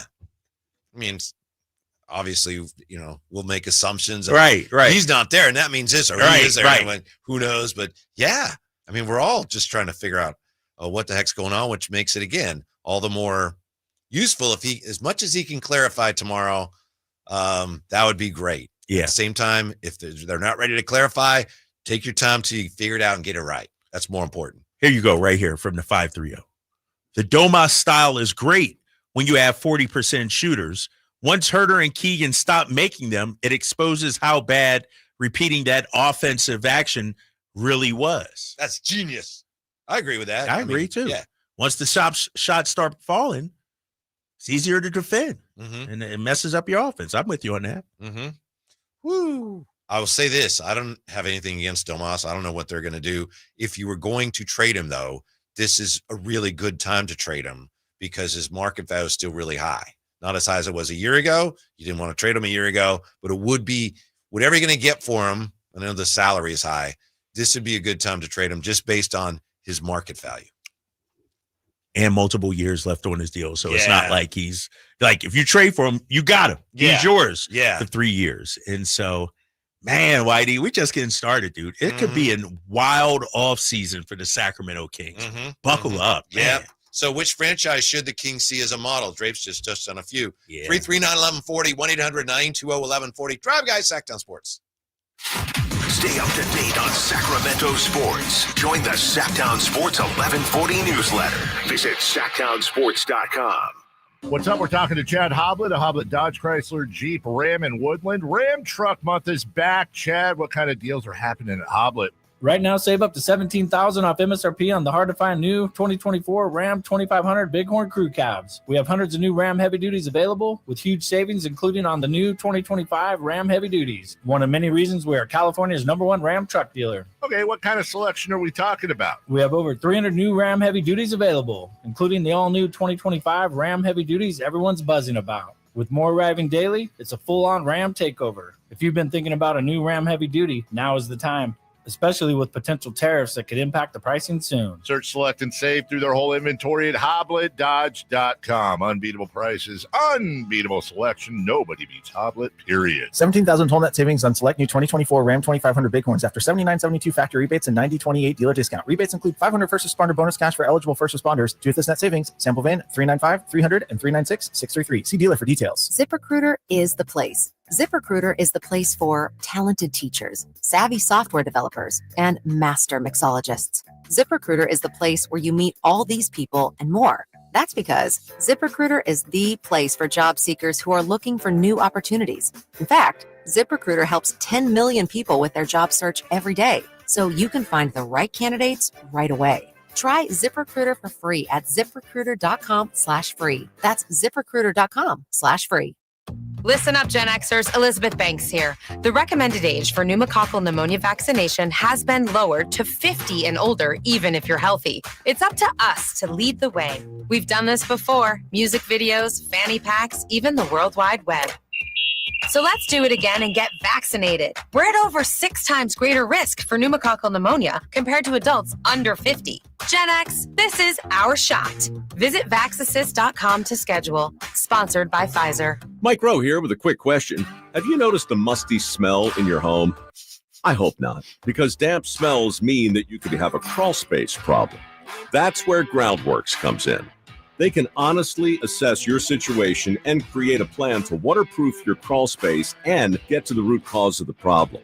Schedule your free inspection at groundworks.com/row. And while you're there, check out my latest dirty job. It's a good one. Licensed in all states where work is performed. See website for details. Sacramento's premier country music festival, Country in the Park, is coming back May 16th and 17th at Cal Expo with Bailey Zimmerman, Billy Currington, Cole Wetzel, Nate Smith, and more. You'll enjoy food trucks, rock walls, and a mechanical bull, line dancing, and more. Single-day GA tickets start at $52 at CITPFest.com. Country in the Park, May 16th and 17th with Diamond Pacific Supply and Trex, Michelob Ultra, and Carl's Jr. Find out more at CITPFest.com.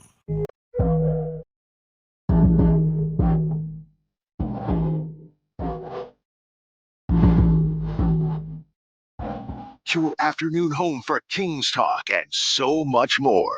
The Drive Guys on Sacktown Sports. Well, the NBA has fined Ant for his comments to a fan. Fined him a hefty amount here. I'm trying to look that up, see exactly how much they fined him. 50K? What was it, 500K? Yeah. I'm crazy. Yeah. For saying, what he said Yeah. to a fan. No comment, Whitey. I'm not chiming in on that one. So game 2 of that series tonight. What do we have? Do you have the scores up there, Drapes? Yeah, Well, what here you we got? Yeah. OKC's leading Memphis 55-40. And we're just getting back underway third quarter. Pacers over the Bucks.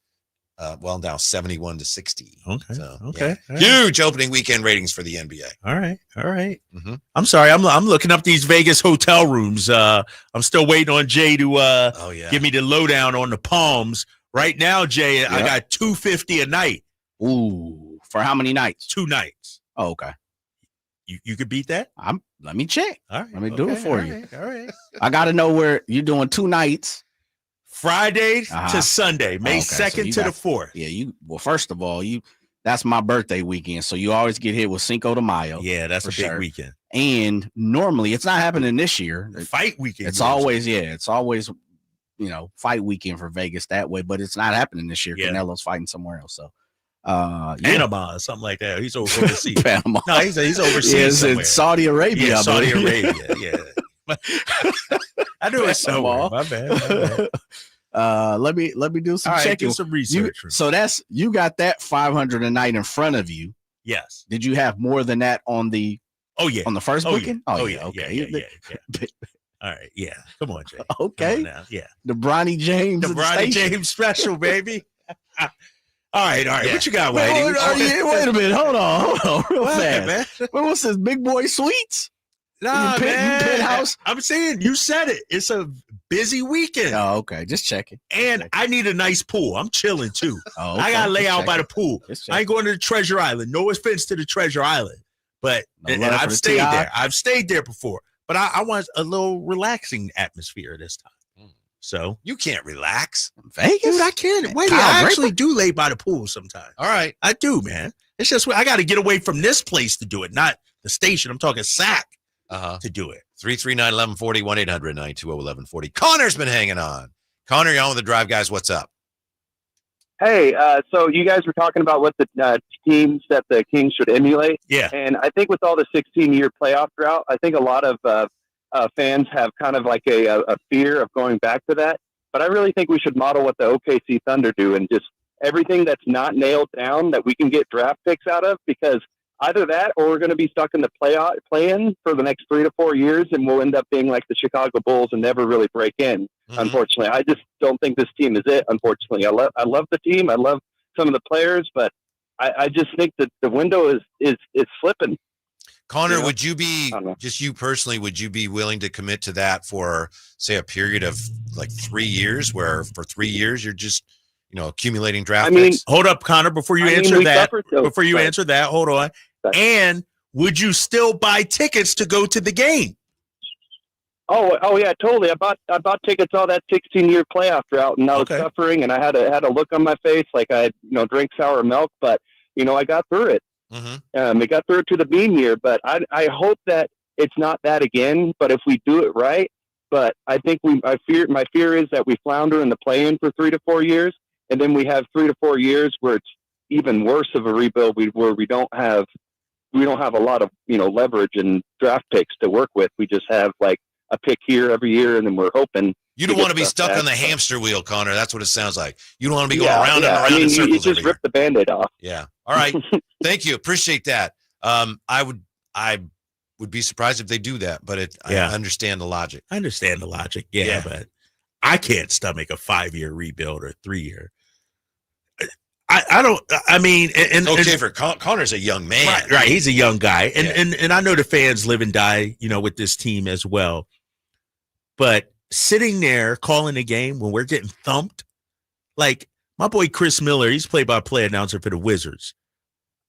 I look at him and I say, dude, I'm sorry, because most nights they have no chance at winning. He still does it with a smile and everything, but that's a hard job. When you have to sell to your audience, your viewers, hope that they can actually win this game.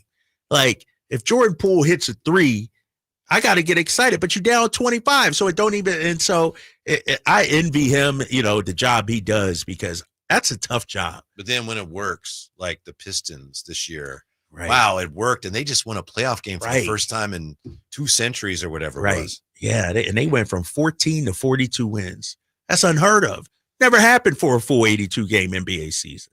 So but how do you get that lightning? Can we not do both? Rebuild and still kind of compete?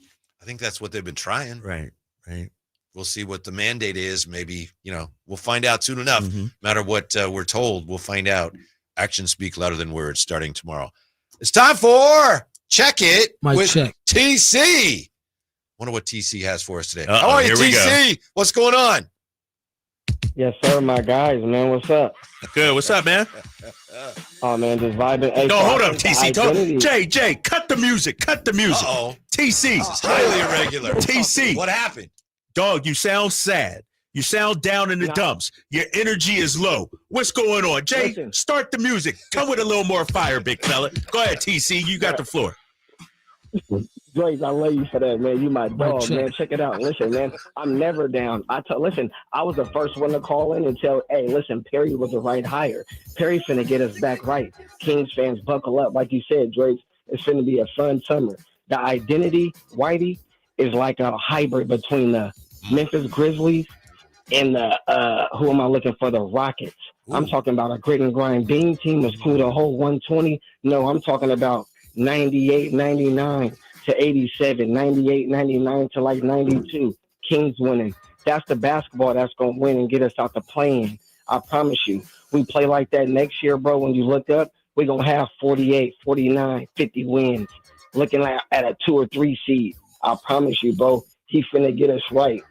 Harry, get ready. I can't wait.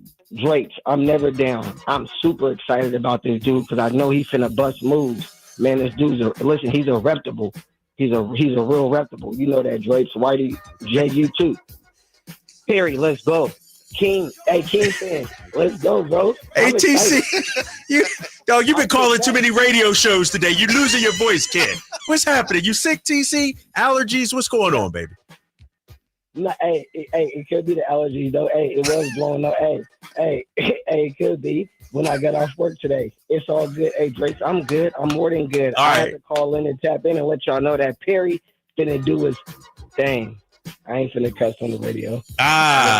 Thank you, TC. All right, I appreciate TC, man. That's our guy. Either fighting off infection, or I also got the sense that maybe he's somewhere, where like at a restaurant, or he's at somebody's house. Gotta keep it low, huh? Hey, right. Tell you guys what's going on. That's right. He didn't have his usual gusto, right? Like the words were good, but it did sound a little froggy. Yeah, got something in his throat. But I appreciate TC calling.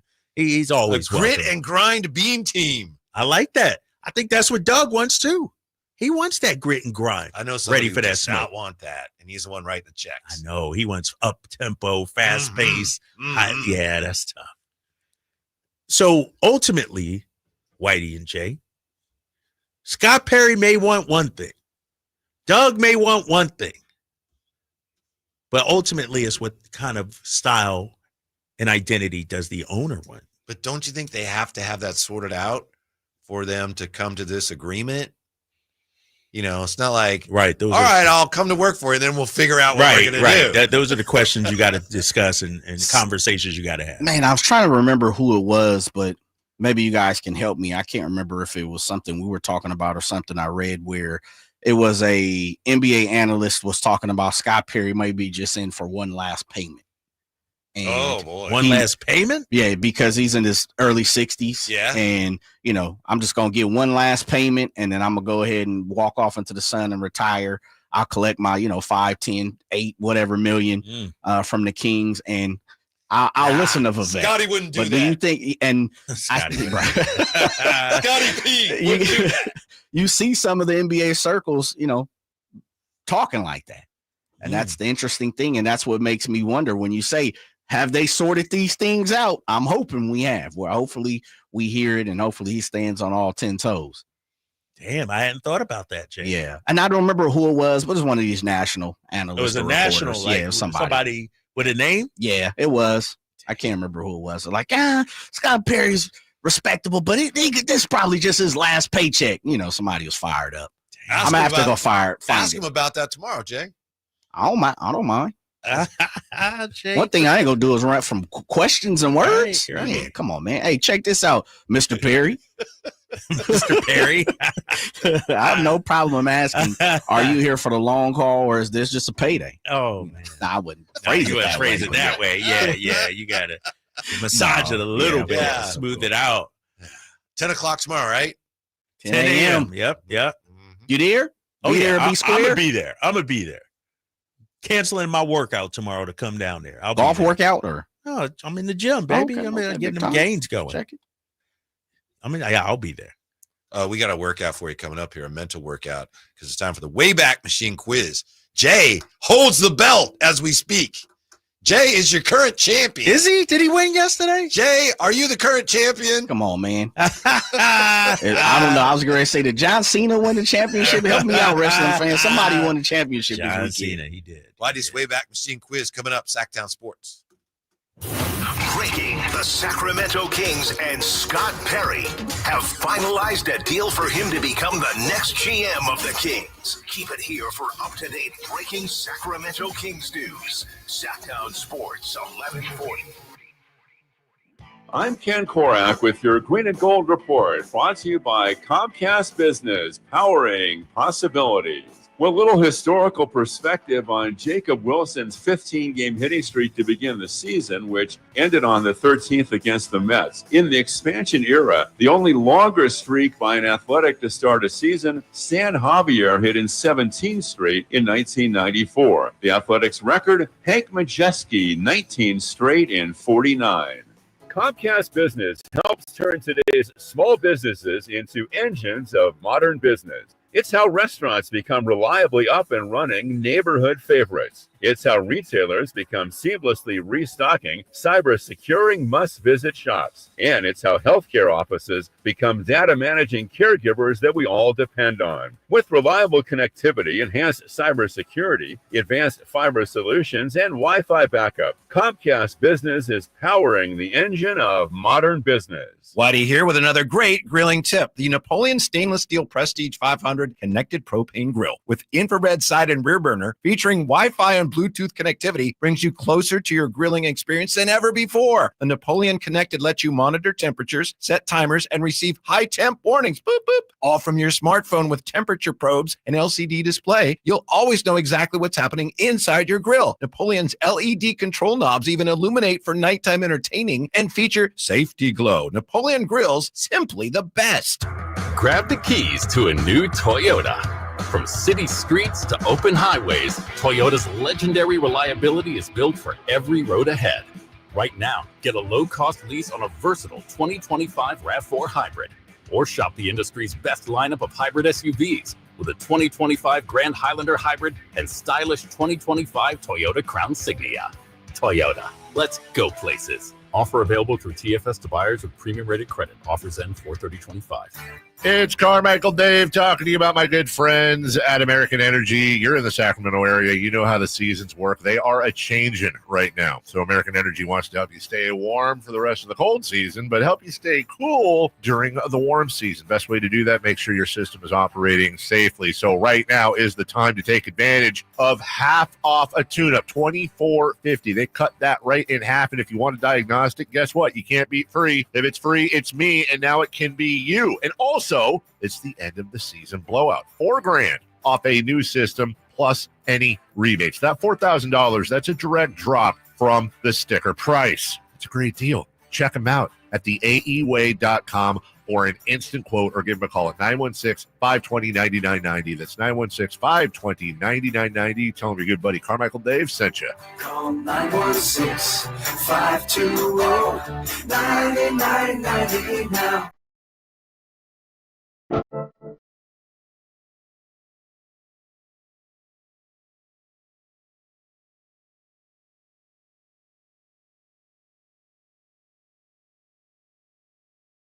Only station in Sacramento giving you local sports coverage from 6 a.m. to 6 p.m. Monday through Friday. Sacktown Sports. Thank you, Campy.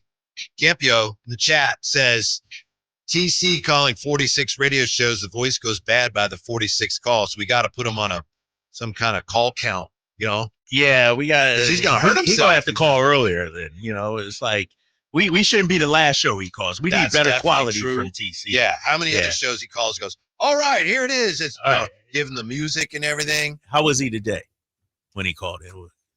Hey, guys, it's TC. Like, you know, it's just, it wasn't the same gusto, you know? He was like a pitcher in the 9th inning trying to get through, you know, fastball, not there. And usually the Skip will take him out. All right, he got it today. Pull him out. Right. But we let him rock, though. We let him rock. You looking forward to tomorrow? You trepidatious about it? Scott Perry? Getting your questions ready? I ain't got You it can't either. ask questions other than, no. how are you? No, I'm not even going to be. I'm going to be standing off to the side, Whitey. I ain't going to be sitting down. And when it's done or Wear a even suit before, tomorrow? nah. I'll probably wear King's polo or something like that. Some team-issued gear, you know, just so he knows we're on the same squad. Mm-hmm. And then I'll go introduce myself, exchange numbers or something like that, and call it a day. Mm-hmm. And go to the range and hit some balls, maybe. That's one of those things, Whitey. You know, when you walk in, you act like you don't even know drapes. Yeah, I might not know y'all tomorrow. Yeah, just quick head nod. Sit down, man. I'm media, man. Right. It's time for Whitey's Wayback Machine Quiz for April the 22nd. It's brought to you by Lee's Air Plumbing and Heating. And Jay Johnson is wearing the belt, emblematic of the championship, having won a controversial match yesterday. Where it's a little shady. Time ran out, but when the clock expired, he had the most points. Winner. Yeah, he won on a technicality, if I'm correct. So, yeah, a little cheating. Well, I mean, he just had the most points when the clock ran out. I think we got plenty of time today. Plenty of time. Yeah. So, Jay, you're up first today. Here's our categories. This day, what year in the NBA?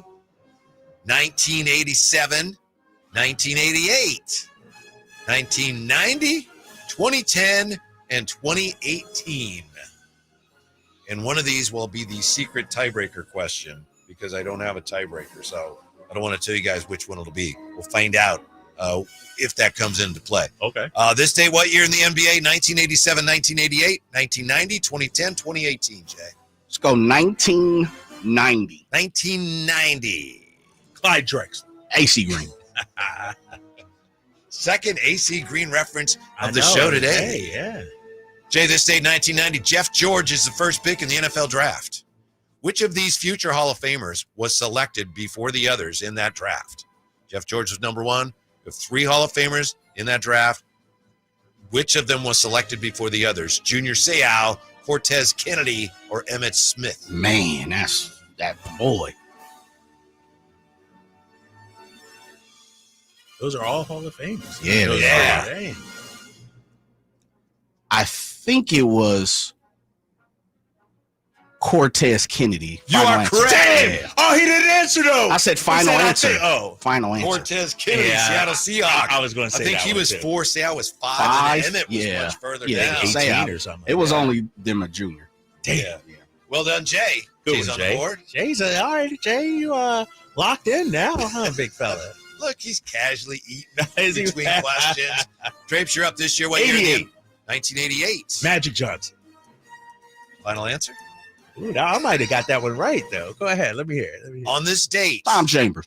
He grabbed 35 rebounds. It's not Magic. The most in a game in the 80s. This date, 1988.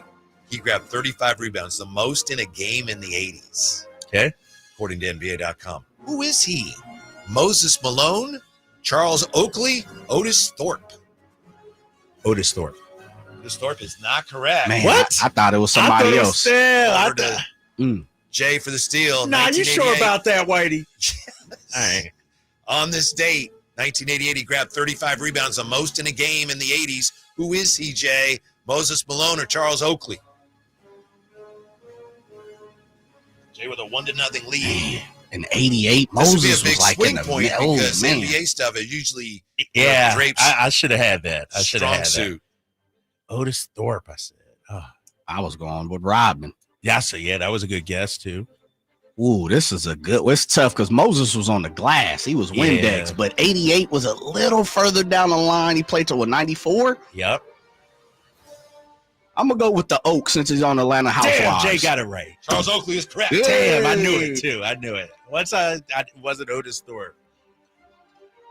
I'm struggling, boys. Jay's up 2-0, and he's got a basketball question on you. Oh my gosh, I'm struggling. Yeah.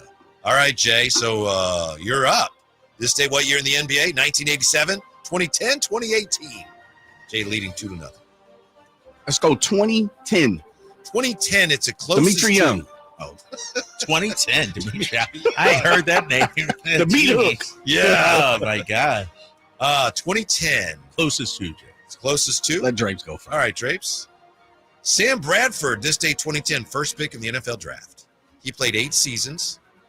What was Sam Bradford's single season high for touchdown passes? Dang. Most touchdown passes Sam Bradford threw in a single season. 23. 23, Jay? Ooh, that's a good guess, Drapes. That is a great guess, actually. Sam Bradford, this day He ain't throw for nothing over that. I'm going, what'd you say? I said 23. 22.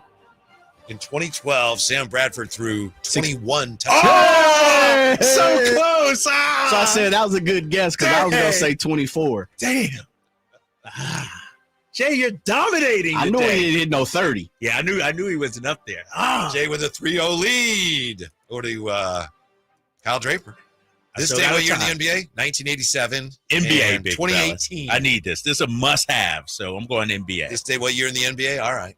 This day, what year in the NBA? The NBA adopts the 24-second shot clock. They would do so, of course, for, I believe, the following year, but it was on this date. They said, yep, we're going. They also adopted the 6 foul rule. This day, what year? The NBA I'll let Jay go first. Adopts the 24-second shot clock. Man, Jay cruising. But Drapes is known to come from behind. Yeah, I am. I got him right where I want him. What year were you born, Drapes? 72 or 3? Come on, man. 75. 75. Yeah, I know, man. It's a tough one because I really don't know. I'm going to go. I'm hoping it's not way earlier than I think. My mind tells me something in. Okay, I'm going to go 73. 73, Kyle Draper. 72. 1954. Yes. 1954. Yes. I was thinking in the 60s, but I didn't want to dive that back. Draper on the comeback trail. We'll find out. 3-1. Jay, you're up. You could clinch it. 1987, 2018. What year was that? That happened? 1954. Okay. Just so I know for the future. Yeah. Right. Next year's. 1987, 2018. I'm going to stay in the 80s. I'll go 87. All right. This date, 1987, the NBA granted expansion franchises to Charlotte, Miami, Minneapolis, and Orlando. Mm-hmm. Hornets and Heat joined the league in 88-89. Timberwolves and Magic in 89-90. Yeah. Which of those 4 teams won the most games in their first season? Ooh. Charlotte, Miami, Minneapolis, and Orlando.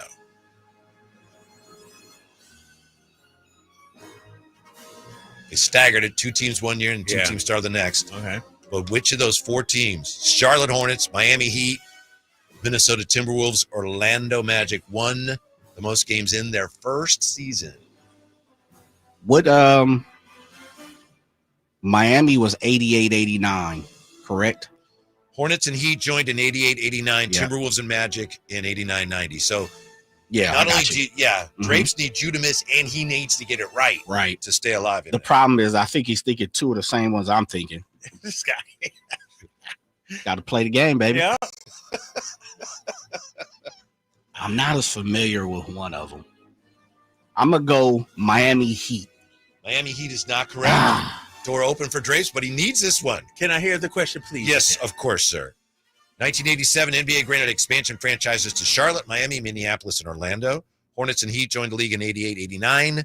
Timberwolves and Magic in 89-90. Which of those 4 teams won the most games in that team's first season? And Jay said Miami. He said Miami Heat. Orlando, Charlotte, and Minnesota? Yes, sir.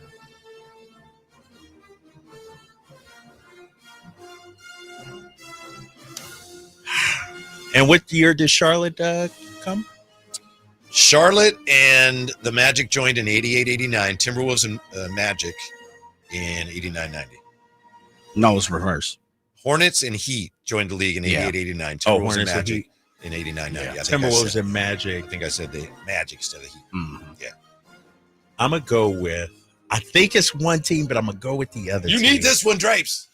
Minnesota Timberwolves. You got it right, huh? 22 wins in their first season, the Minnesota Timberwolves. It was one of the two. Jay, your boy is on fire now. See, I said it was one of the 2 teams. Orlando got the number 1 pick with Shaq, so I knew it wasn't them. And then Charlotte had got the number 1. Alonzo Mourning, yes, too. Exactly. I was like, they probably were still bad. Same thing. I was thinking. Was Zoe and Larry Johnson were right? So I'm like, it's either Minnesota or Miami. They were all pretty bad in their first years. Yeah, 22 wins was the most. All right, let me wrap them up right here, like a Christmas gift. So it's your turn, right? 3-2, right? 3-2. 3-2. All right, yeah, it's my turn. I think we might have to make this the tiebreaker. Why? Well, because I don't have a tiebreaker question. Oh, you only have 6? We could have a tie. You want to have a tie? Well, yeah, we got to. You can't have this to be the tiebreaker. All right. Or is this one worth 2, you're saying? We'll just see if we get a tie. Yeah. What that means is you don't have a chance to win. You could only tie if we don't have a. Yeah, the belt come back home. Yeah, it'll be okay. Oh, that's weak. That's weak. I mean, so it's 2018. This should be worth 2. Well, that's what I was saying, and you just said no. It's like the 4-point shot now. Come on, Jay. 2018. Say rock and jock. It's the closest to. Jay goes first. Jay, on this date, Brandon Belt, 2018, forces the Angels' Jaime Barrea to throw how many pitches before flying out? The most pitches in a single at-bat since they started keeping track of that in 1988. So it's Brandon Belt, 2018. Most pitches in a single at-bat since they started keeping track of this in 1988. How many pitches Brandon Belt against Jaime Barrea before he flew out? 16. Sweet 16. 16. 17. It was 15. It was 21. Oh, yeah, Jay, you got the belt, but what a comeback. What a comeback, baby. Yes. That was a good match today. It was. Good comeback. Jay, you still have the belt. And, yeah, there you go. Damn, that was pretty good. No playoff Those are some today. tough ones. Mm-hmm. Those are good. Yeah, those were a few tough Those are really good ones. It wasn't like the one Eminem won. He had cupcakes. I know. Joe Montana retiring. Who doesn't know that? What was the other one? It was something else. Something else, man. Something else that was a cupcake. I was like, come on. What are we doing? When did the Kings first come to Sacramento? Right. Yeah. So you're going to not be available for a few days, right? No, I'm coming in tomorrow because Jose got some big news for us. Oh, okay. Remember? Right? We got some big news. Uh-huh. And so I'll be in 2 to 4 tomorrow, half day tomorrow. So maybe we squeeze the quiz in before you have to depart. Yeah. Then then that's a good time to get the playoff tournament started. Oh, yeah. Okay. I can do that. I like that. All right. Yeah. So, 2 to 4 tomorrow. Because we got already in earning play-in spots was Emran and Anthony and Brendan Nunes. They've already won. They actually in, though? They're in spots. They're in? They won their play-in match. But they got to fight amongst themselves. What about before Ramsey? They get to us. Ramsey ain't got in there? Ramsey. Did he win? I don't think he won, Ramsey though. He's won. He's won? Okay.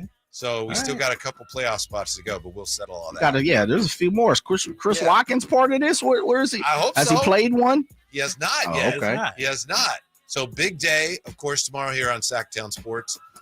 10 o'clock. Scott Perry. I'll be in the building. Yeah, and then coverage all day long. Stick around. Speaking of the Kings, Return of the Roar is coming up next on Sacktown Sports. Thanks for listening. Killer countdown.